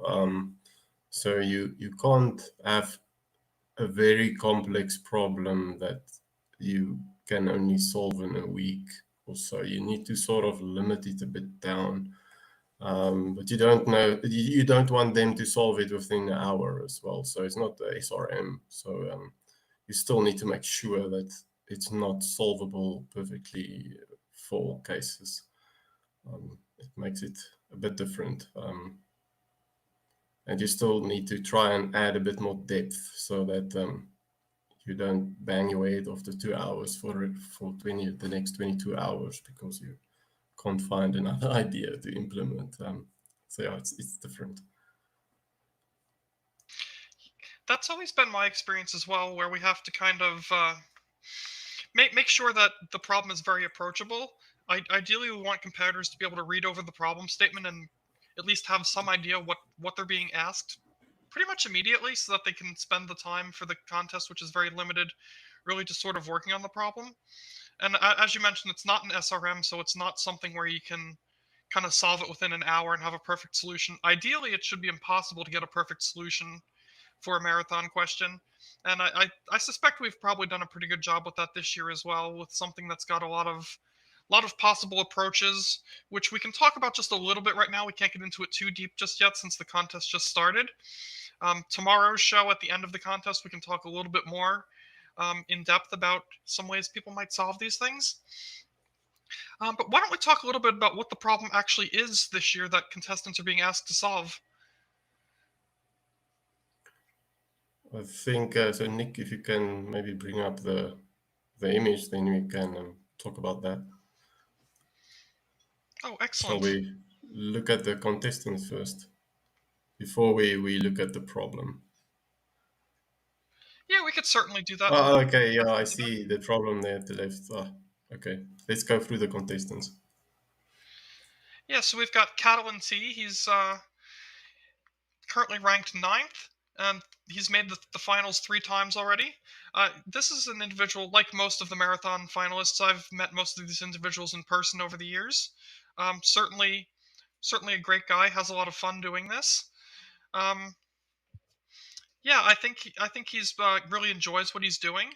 He originally started doing the sponsored contests back in the day, but moved on to some of the fun contests for the purposes of trying to make it to TCO, and really enjoyed the experience, as I remember. Let's see, can we flip to the next one, maybe?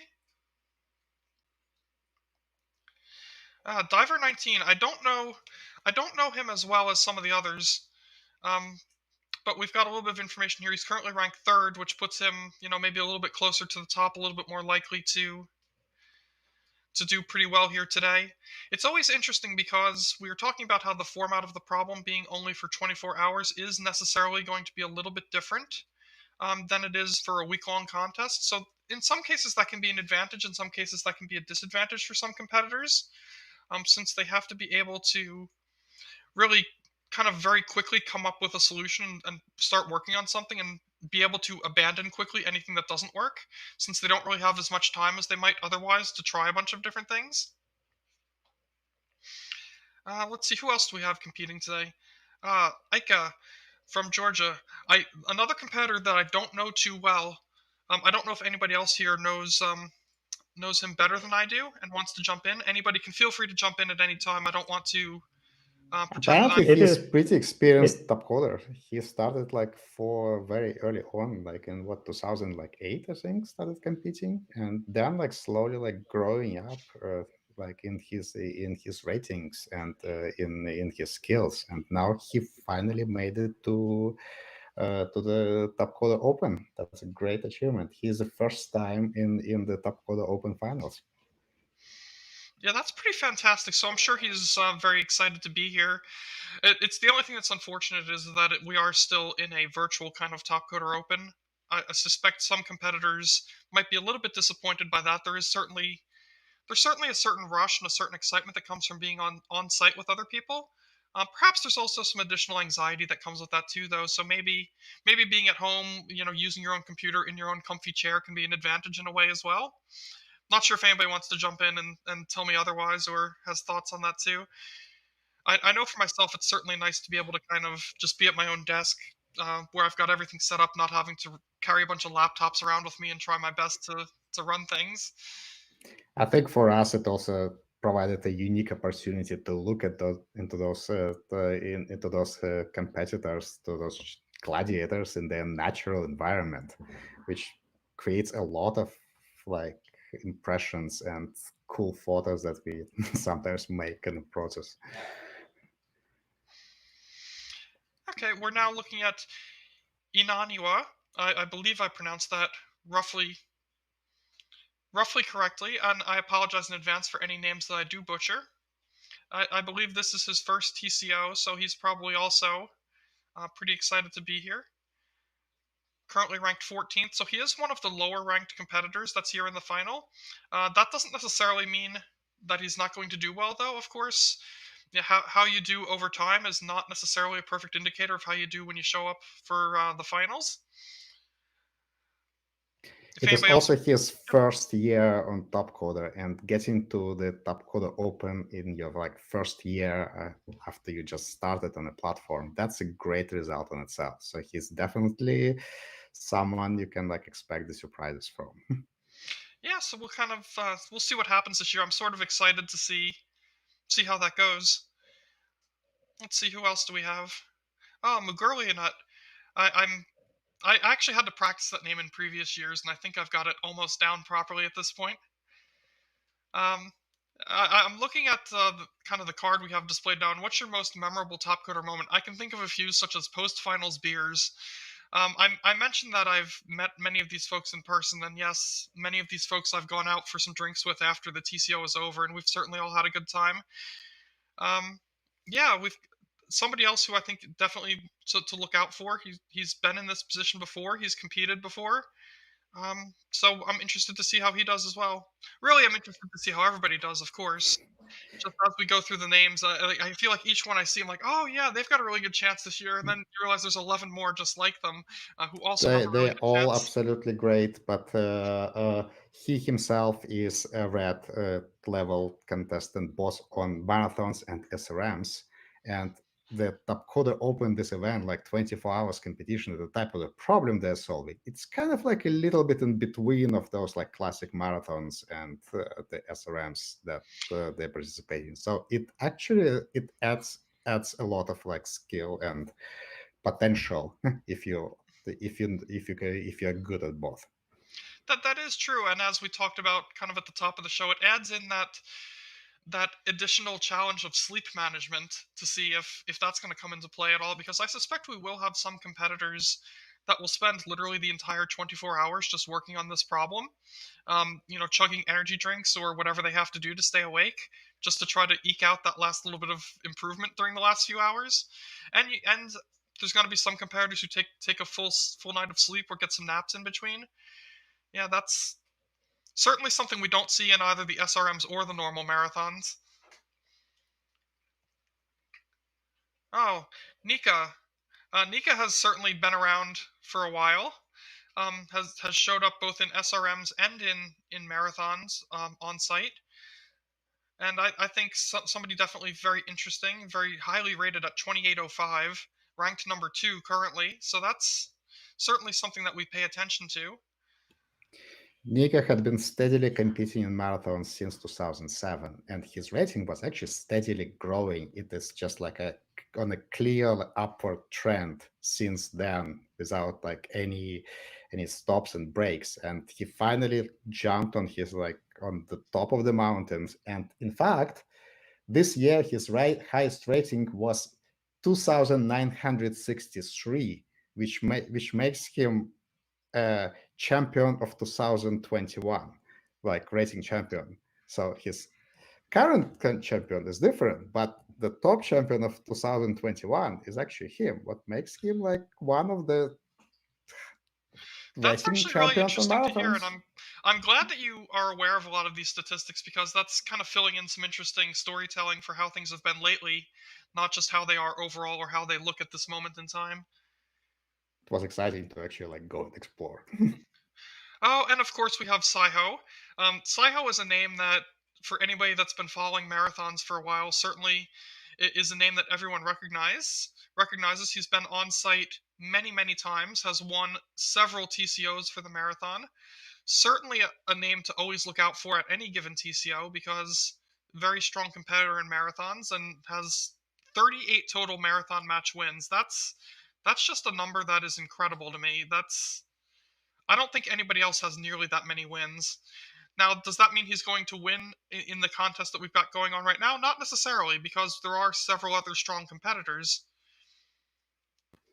And his rating of 3071 that he had in 2015 is still the rating that hasn't been beaten since. So he is a rating champion on the marathons, like, of all the times. That's, again, very interesting to see. And I believe he might be the only one to have broken the 3,000 barrier ever, if my memory is serving me correctly. I think it's correct. Yeah. Simanman, let's see. Oh, he first participated in marathon matches online in 2013. Currently ranked 12th, has one marathon win. I believe this might be his first time coming to a final, if I'm correct on that. I'm not sure if anybody else can check my math on that. He is the first one in the TCO finals, and that is also his first year when he steadily performs as red level player. Fantastic. So he's certainly at the top of his game this year from what he has been. And that's always good to see. So hopefully he'll perform strong this year. Sullyper, certainly a name that we have seen before. It's funny, he mentions TCO19 being his favorite because it was his first final and the only one he could do in person. Yeah, going back to what I was saying a little while ago about how it's all been virtual last year and this year, it's certainly... I'm taking it from his quote here that perhaps he's disappointed it's virtual this year. I suspect that's what I'm reading into that. Certainly a name that's been around for a while. He's won 2 contests. He's currently ranked 5th. That 2,522 rating is certainly nothing to sneeze at. Somebody who's been doing this for long enough that they know what they're doing, and he's placed pretty well, as I recall, in the past. He actually returned started actively competing again in 2019 and jumped straight back to the TCO of 2019 and stayed in TCOs. Now he is in his third final, consequent final of the TCO, which is exciting. I'm sure he's very hungry to get actually to one of the top places there. Excellent.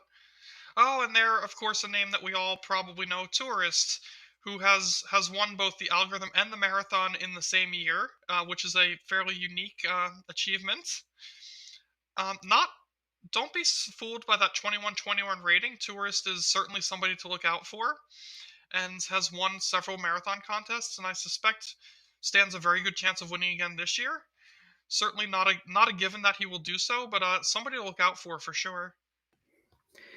His highest rating in marathons was in 2700s, which is a really good rating. But marathons were never his primary area of the competitions. In the CRMs, his rating is absolutely astronomical. His highest rating was 3,945. He may be eventually even be the first person who will break even a 4,000 barrier. But if you look actually at the rating distribution, you'll start questioning whether we're actually doing right if we're just like calling them all red level players, because you probably need to introduce a couple more colors beyond the red to actually describe his position there. And yeah, this is true, and we don't actually have a color beyond red, so it's there's no way to even describe how he's done on the SRM side. And given that the Topcoder Open competition, this 24-hour contest with a quite algorithmic type of problem, is somewhat like a step towards the algorithmic competitions. This gives him a lot of leverage in this type of like marathon problem, and he could be viewed as sort of like a lightweight, like boxing super champion who is trying to go and like compete like in a heavyweight league, but on his conditions and on a pretty familiar grounds. So he is a very serious contender here, and he already is doing it for the third time. He won in 2018. He won in 2019. Well, he didn't win in 2020. He took a second place, but Jan, who took the first place, is not here right now.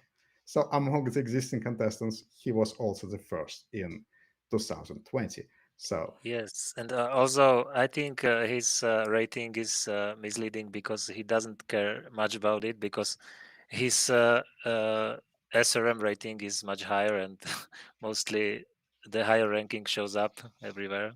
And I remember him competing in a few marathon matches this autumn, and he just submitted some solution at the beginning, and then I didn't see him submitting again, so his rating just dropped because of that, maybe.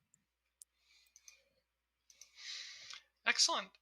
We've got vdave, who again, don't be too thrown off by the rating. That doesn't necessarily mean that he's not a strong competitor. And fun fact, he's the only finalist who competed in marathon match 14 years back, and this is his first TCO finals. That's pretty interesting. So he's been certainly doing this a while and has seen a lot of stuff over the years, seen how our problems have changed, seen how our systems have changed. So yeah, I think he's probably going to be pretty exciting to see how he does today. He should definitely get a prize for the longest way to the TCO. Yeah, for sure. I mean, the fact that he's stuck with it for this long and is now here today being able to compete in the finals, that's pretty exciting, and I'm sure he's extremely excited about that himself. wleite. wleite has had a lot of on-site and finals appearances. As far as I remember, he has never placed higher than third in a final. Because I've actually talked to him about this a few times. But he has certainly won a lot of matches over the years. His rating is extremely high. He's currently ranked number 1 for ratings. Again, don't be too thrown by that. That's not necessarily a perfect indicator. But he does participate in a lot of marathons throughout the year, both for clients and for fun. So certainly somebody to look out for. Just his depth of experience with being either on-site or at the virtual finals, I think is something to look out for. And maybe this will finally be his year that he wins one. Who knows? He is the most experienced Topcoder veteran, competing veteran on the platform, with the highest number, beyond every imagination, the highest number of the matches. And he's formally, right now, the rating champion on the marathons. So we have 3 rating champions competing in the same match, and the 4th tourist that is a rating champion coming from CRM. That's a really like champions game. Yeah, so that's going to make a very competitive environment. A lot of people who really could be the one to do it this year. There's been some years when people ask me, who do you think is going to win? And we give, perhaps what we feel is an obvious answer. I don't think there's an obvious answer this year at all. We'll have to kind of see how everybody does. There is no obvious answer. Even if you compare the wleite against Psycho, most of the matches Psycho won. But the last TCO competition, wleite actually was number 4th, and the Psycho was number 6. So wleite actually that certainly won can happen. that battle.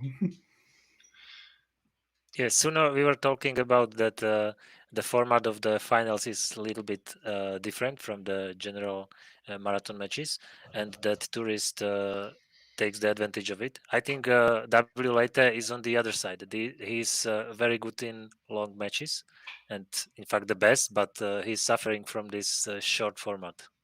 I think he don't like sitting 24 hours at the computer and coding. Also, much of his rating is coming from working on the heavy-duty data science problems with like some dirty data, like from the client, and trying to figure out, hey, how to make that robot to like figure out something on the image, or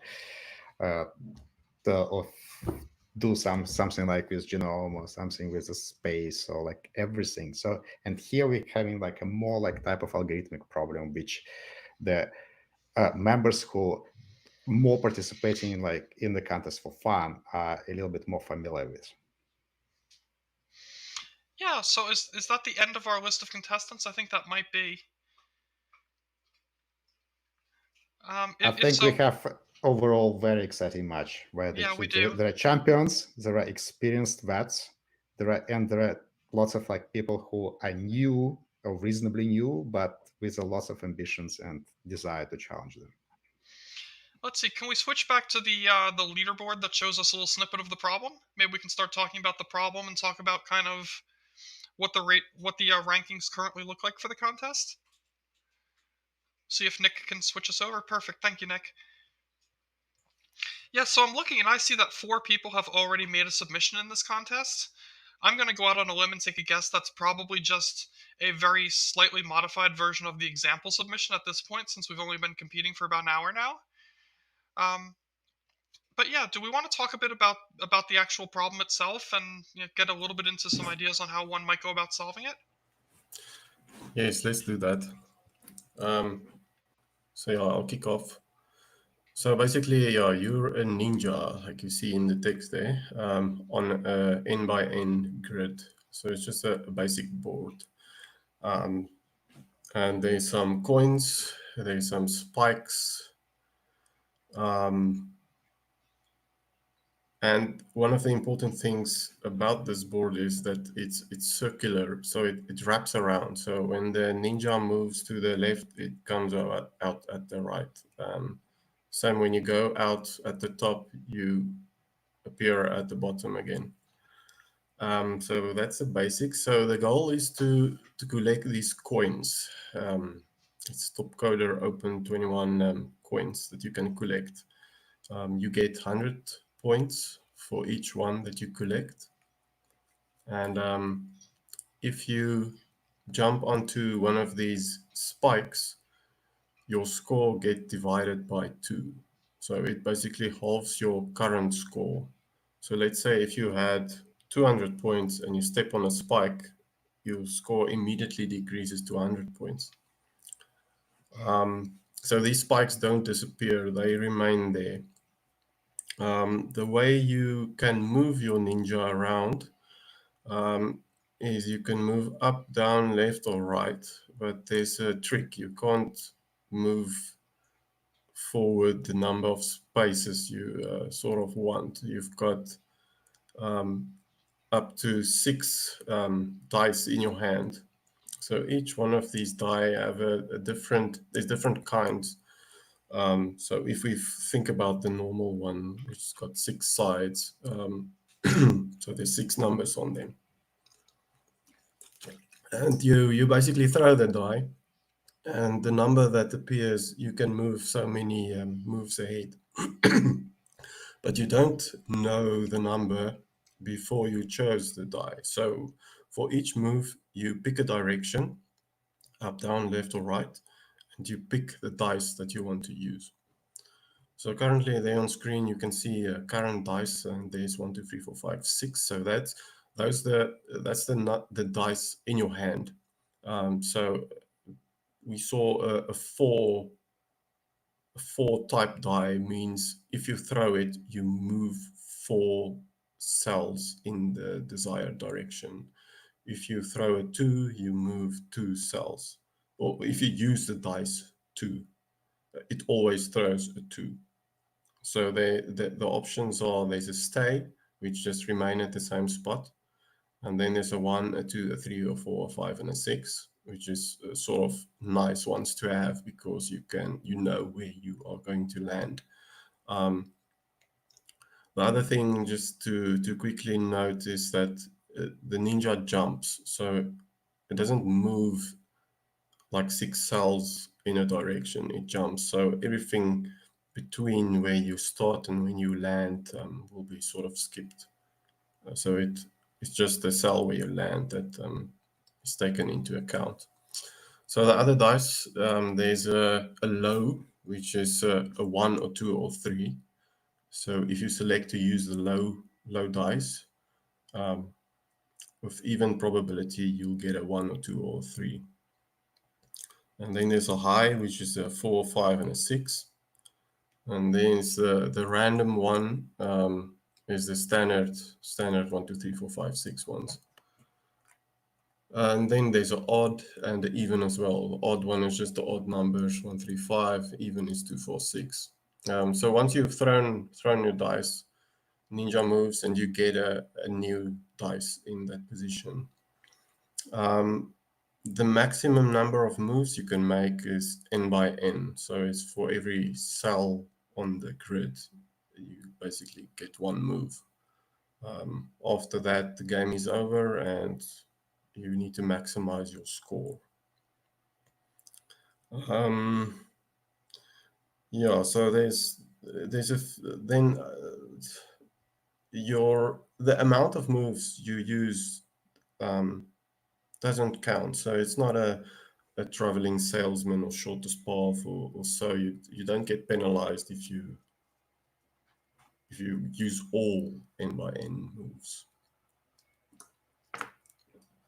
And the red, you can see as the ninja stepped onto the spike, it turns red, so that we can just keep track of on how many spikes, quickly see how many spikes you stepped on. So the visualizer on the right shows you how many coins are left, how many spikes you hit, and number of turns you took, and the max that you see there, which is went up to 84. So that's the maximum score that you had at any stage during the game.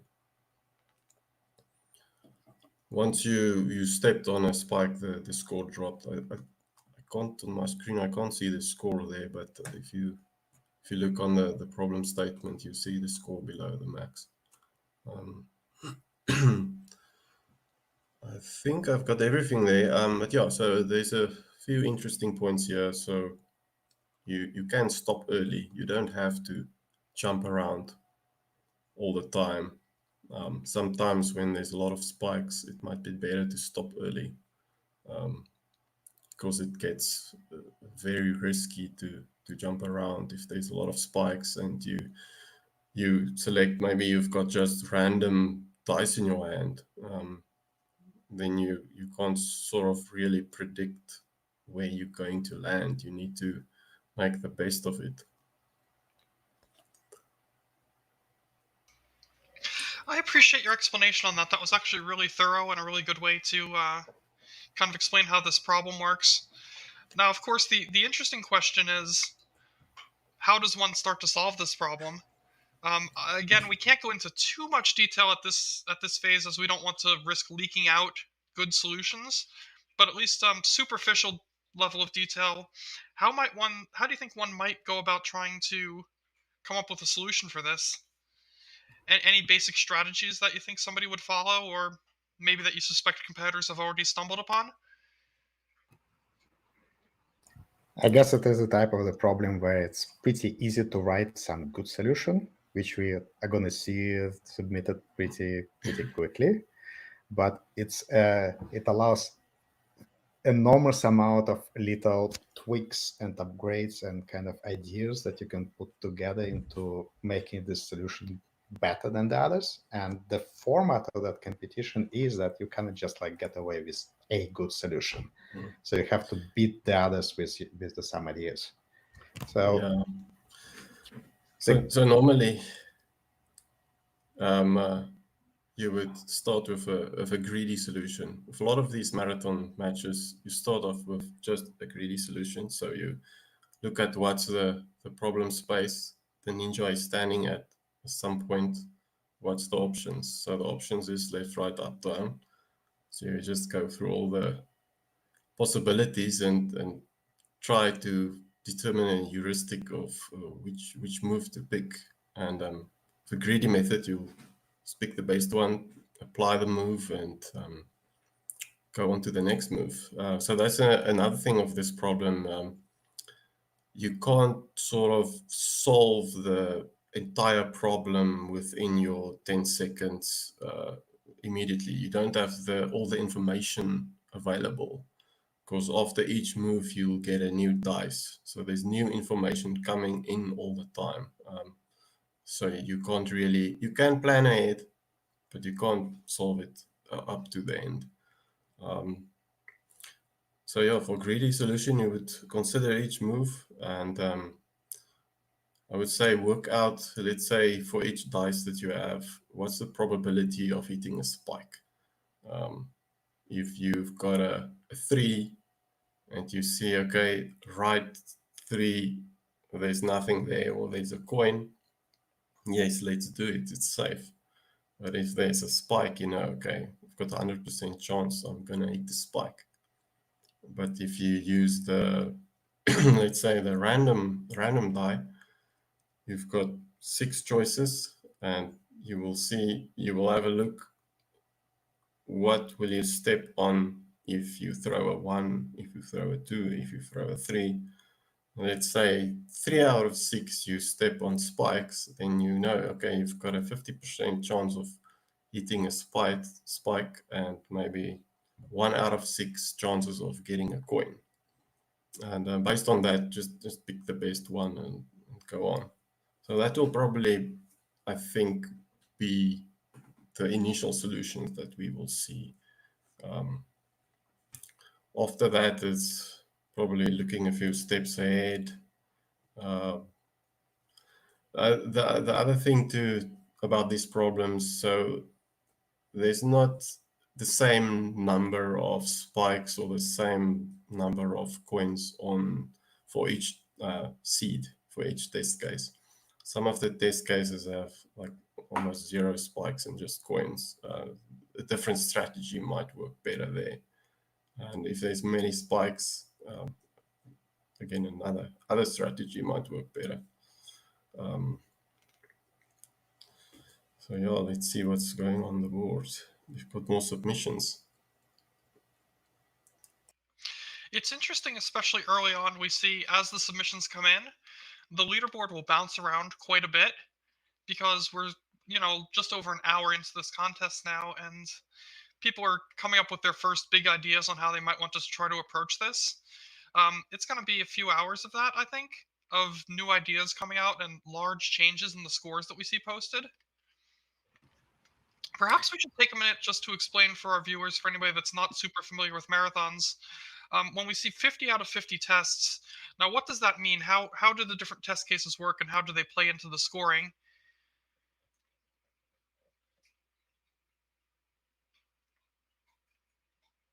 I'm happy to explain that if nobody else wants to. If anybody else wants to jump in, though, feel free to do so. So during the contest, we have kind of 3 different sorts of tests that happen. We have sort of example tests and offline tests that people can do on their own, where they see kind of how they score on different test cases. Each test case is generated according to a random number seed, and we sort of randomly choose those seeds so that nobody knows what tests they're actually going to get scored on. When somebody does what we call a regular submission, that's what actually affects the leaderboard, and it goes through 50 tests in this case. And the scoring, I believe, is relative for this problem. Is that correct? That's correct. Okay, so with relative scoring, what happens is for each of those individual 50 test cases, however you score on that case is going to be compared against how everybody else scored on it. Whoever has the best score is considered kind of a 100 or 1.0, and your score is then scaled based upon how you did compared to the best score on that test case. Your relative scores for each of the cases are then added up and then divided by the number of test cases and scaled to 100. So what it means when we see a score of 94 on the leaderboard, that means on almost every test case, Nika is at or near the best solution for that test case. So that's pretty good. And we see Tourist at 43. That means Tourist is performing about half as well, maybe just under half as well as Nika on most of the test cases. So that gives you a little bit of an idea of kind of where people are relative to each other, hence the term relative scoring.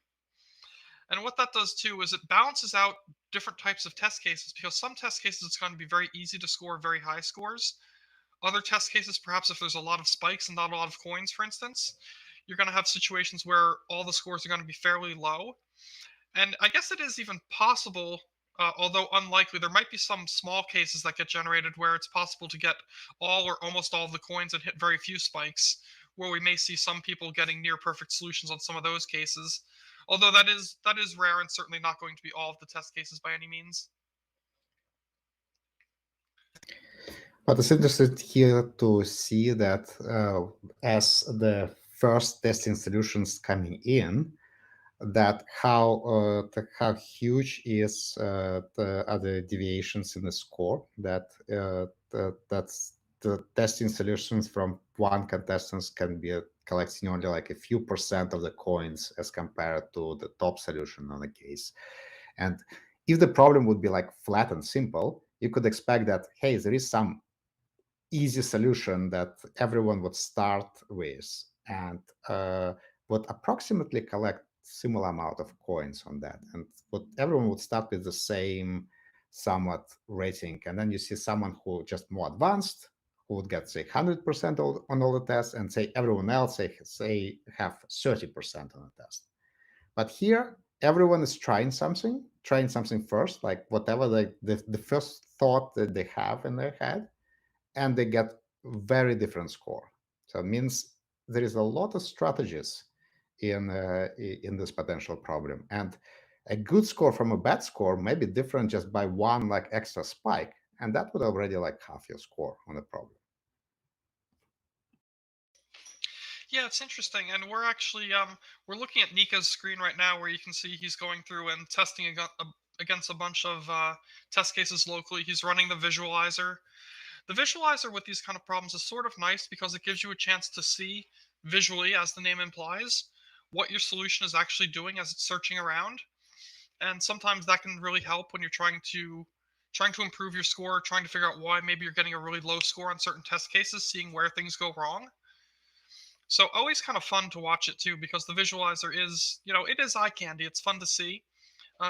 For spectators watching along at home in this case, seeing what's happening as somebody's got their ninja bouncing around on that grid, trying to avoid the spikes and trying to collect those coins. Certainly a lot of fun. I know I have a lot of fun watching it as well. It's a great problem, allowing great visualization. And this is what's going to be exciting to see 24 hours from now, when we're going to be comparing the top solutions like on this type of visual screen, and probably seeing, hey, this solution is doing that. And we probably would be able to even notice what pattern does it do better, or like what kind of that could provide us with some hint on the idea behind. Yeah, and as Jaco was kind of implying a little earlier, because there are such a variety in test cases where in some cases there might be a whole lot of coins or very few coins, or in other cases there might be a whole lot of spikes or very few spikes, it's entirely possible that you may have a slightly different strategy that you're using depending upon the nature of the test case. So that certainly can play into it also, and that's another thing where the visualizer really becomes helpful and offers, sometimes a lot of insight into how a solution is performing. So always fun to see that.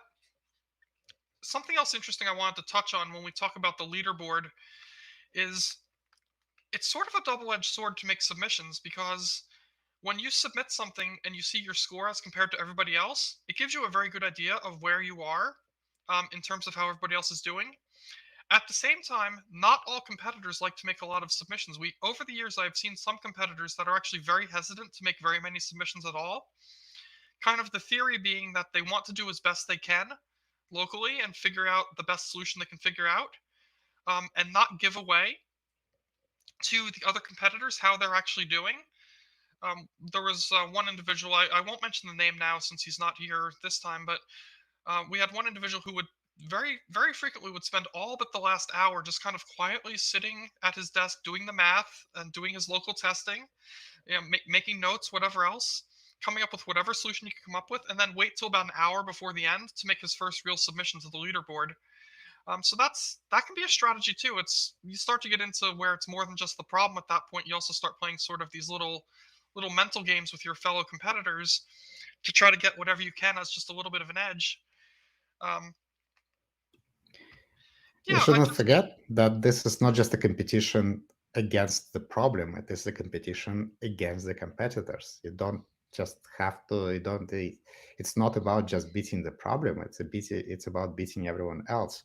And that allows a lot of strategies on the submission level of like whether you want to show all your results first or all your tricks first, or whether you want to like put them like on the later on, or you can disguise your position, or you look at trying to also see if someone showing you that certain type of test cases allowing for better strategies, and then you're using that hint to look what you have missed in your solution. So there is a whole set of strategies behind it that we could see to observe over the next 24 hours. And that's not only on submission level; it's also on the level how do you distribute your efforts? When do you work? When do you sleep? When do you eat? So when do you have like a rest? It's all part of this 24-hour competition. Yes. So sometimes a trick that they would use is to use only something like 2 seconds for the submission before returning the result, and then just before the contest closes, they will turn that up to maximum 10 seconds, so that they know they have this small extra boost at the end with the more time. But yeah, it's not going to work with this problem, I think, because they can't just sit and use the 10 seconds.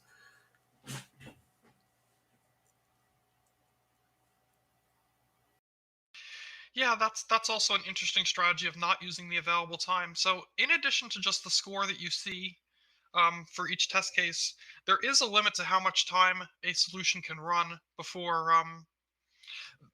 And as Jaco mentioned, I believe it's a 10-second limit for this problem. So you can't spend forever just computing and thinking about different possibilities. That means that some of these solutions that might, start looking ahead to other moves and things like this, because the search space gets kind of large with that, you're definitely limited into how much time your code can spend considering different possibilities and doing different calculations. And by doing a smaller time limit at first, just to see how your solution does very quickly, it gives you that little bit of extra room that if you then start using the maximum time, you might start to do a little bit better. I do think one thing I forgot to note regarding the relative scoring, we see now somebody at the top of the leaderboard, and I believe that score was 94. Because it is relative scoring, that means that's just the best solution right now. If you were to compare a score of 94 right now versus somebody who scores 94 later on in the competition when everybody else has also submitted really strong solutions, a 94 later in the competition is a much better solution than a 94 right now. As strategies improve and as ideas come in, there's going to be a lot of room for that to improve.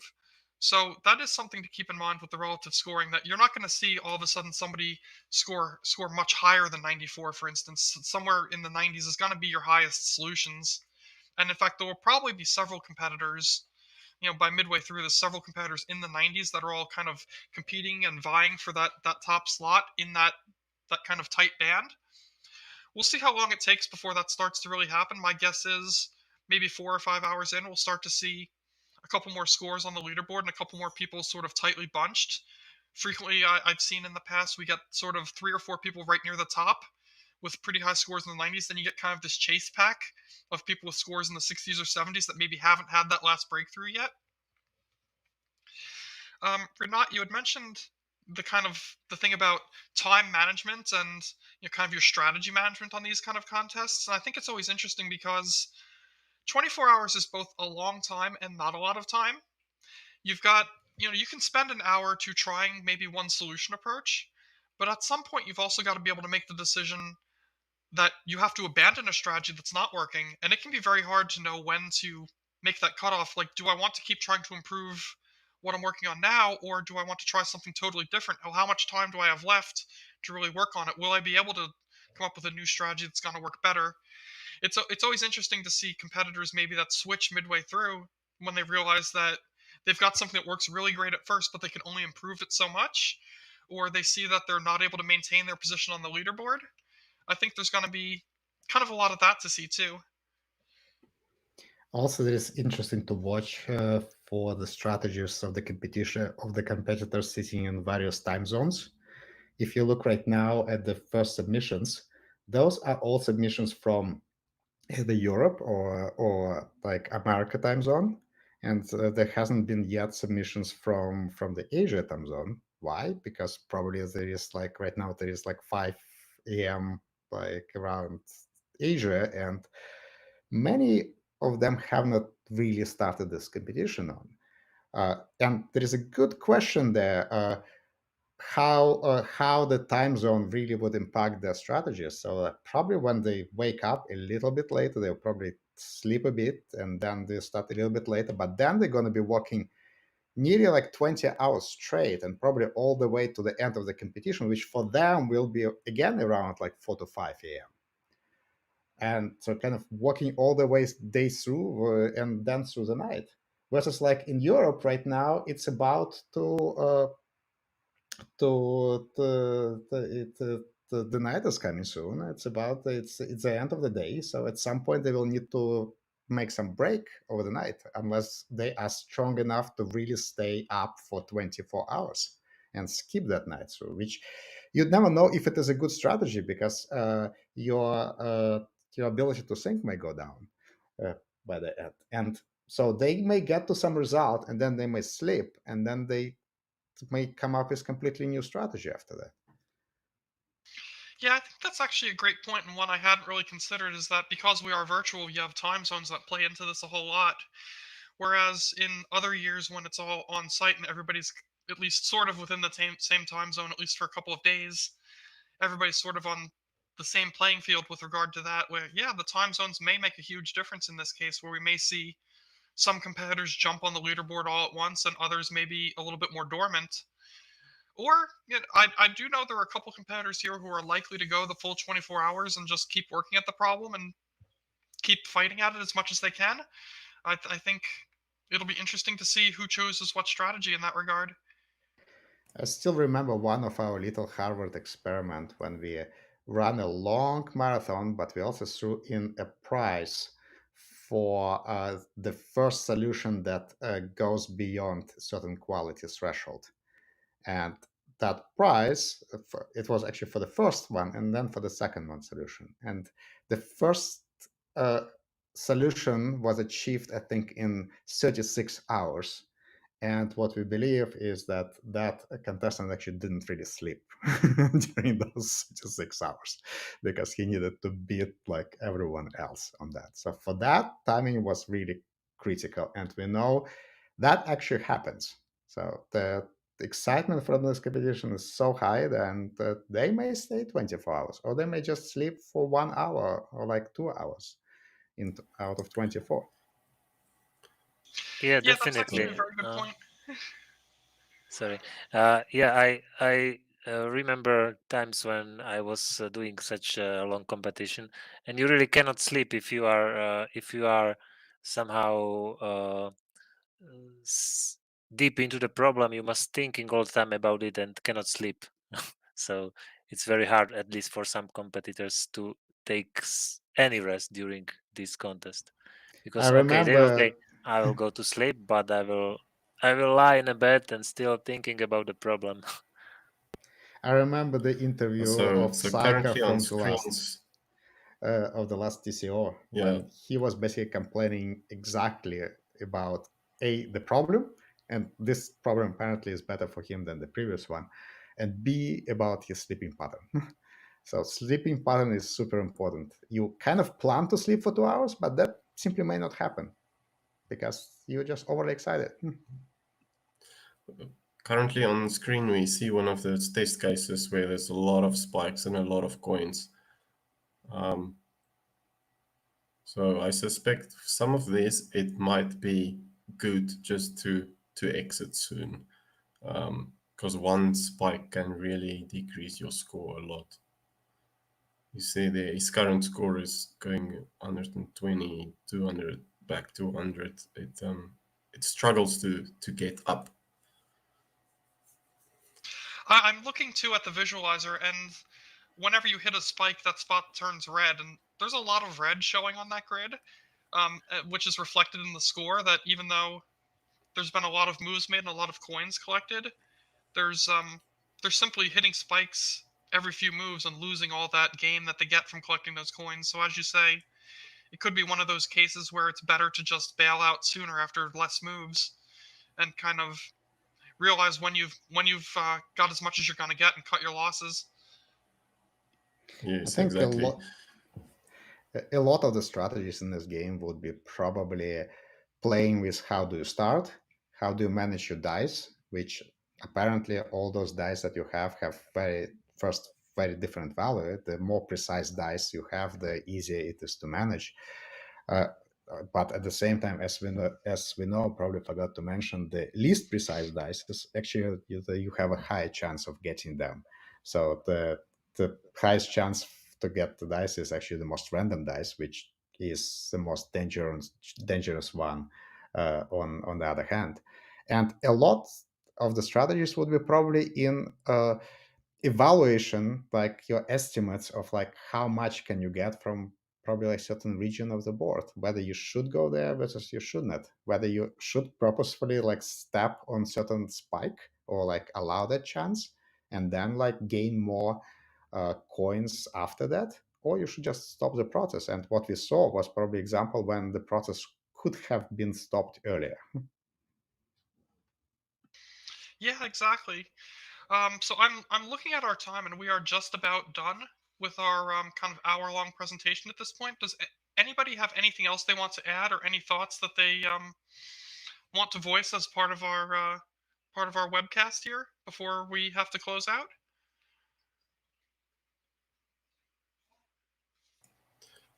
So I think the scores will vary a lot. There's a lot of variance in this problem. I expect the one that tests locally the most will win this challenge. Yeah, but I think it's up for grabs. Anyone can take it. I suspect the solution of this problem would require some good general strategy plus a lot of tricks on the top of it that could be a little bit more like specialized. When you see certain type of test case that satisfies certain conditions, then you probably go and like use a little bit different strategy or something like that. And based on that, the results on various test cases may be very different for different solutions. So the solution that win on one test case most probably not going to win on some other test case. So we'll probably then see a lot of scores around, say, like 90% or 80% at the end, but with achieving 100% on like performing really well on some cases where the other solutions are performing not as well. And a lot of a strategy to the winning here probably would be to figure out which exactly test cases your solution like fails the most, because you cannot really see it from the scores, and you can really see, hey, I'm actually performing bad on this test case specifically. And as compared to the others, you can test locally, but you don't see the other solution performing in this local test case. And guessing that right, that would probably what would lead them to the win.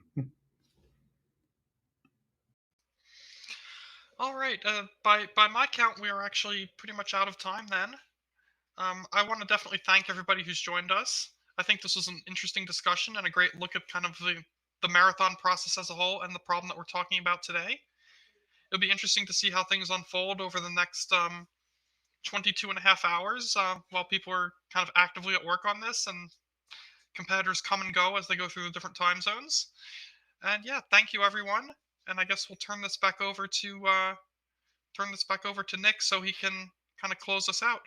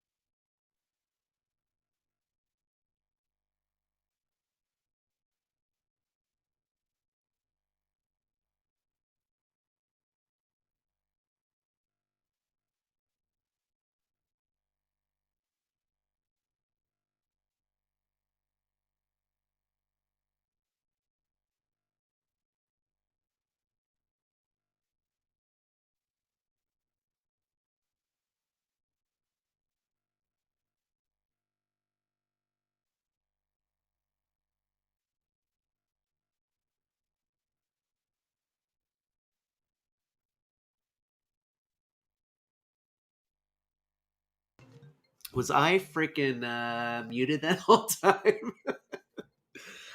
It was like the most wonderful and heartfelt sign off that I had, and I'm just gonna have to do it again. Thank you so much to our host. Thank you, Aaron, for that sign off. Thank you, Jesse, for calling me and ringing. I was like, who is calling me during my TCO time? You know, I have to go on mute so that our hosts don't hear me chatter in their ear the whole time. So, all right, let's do this again.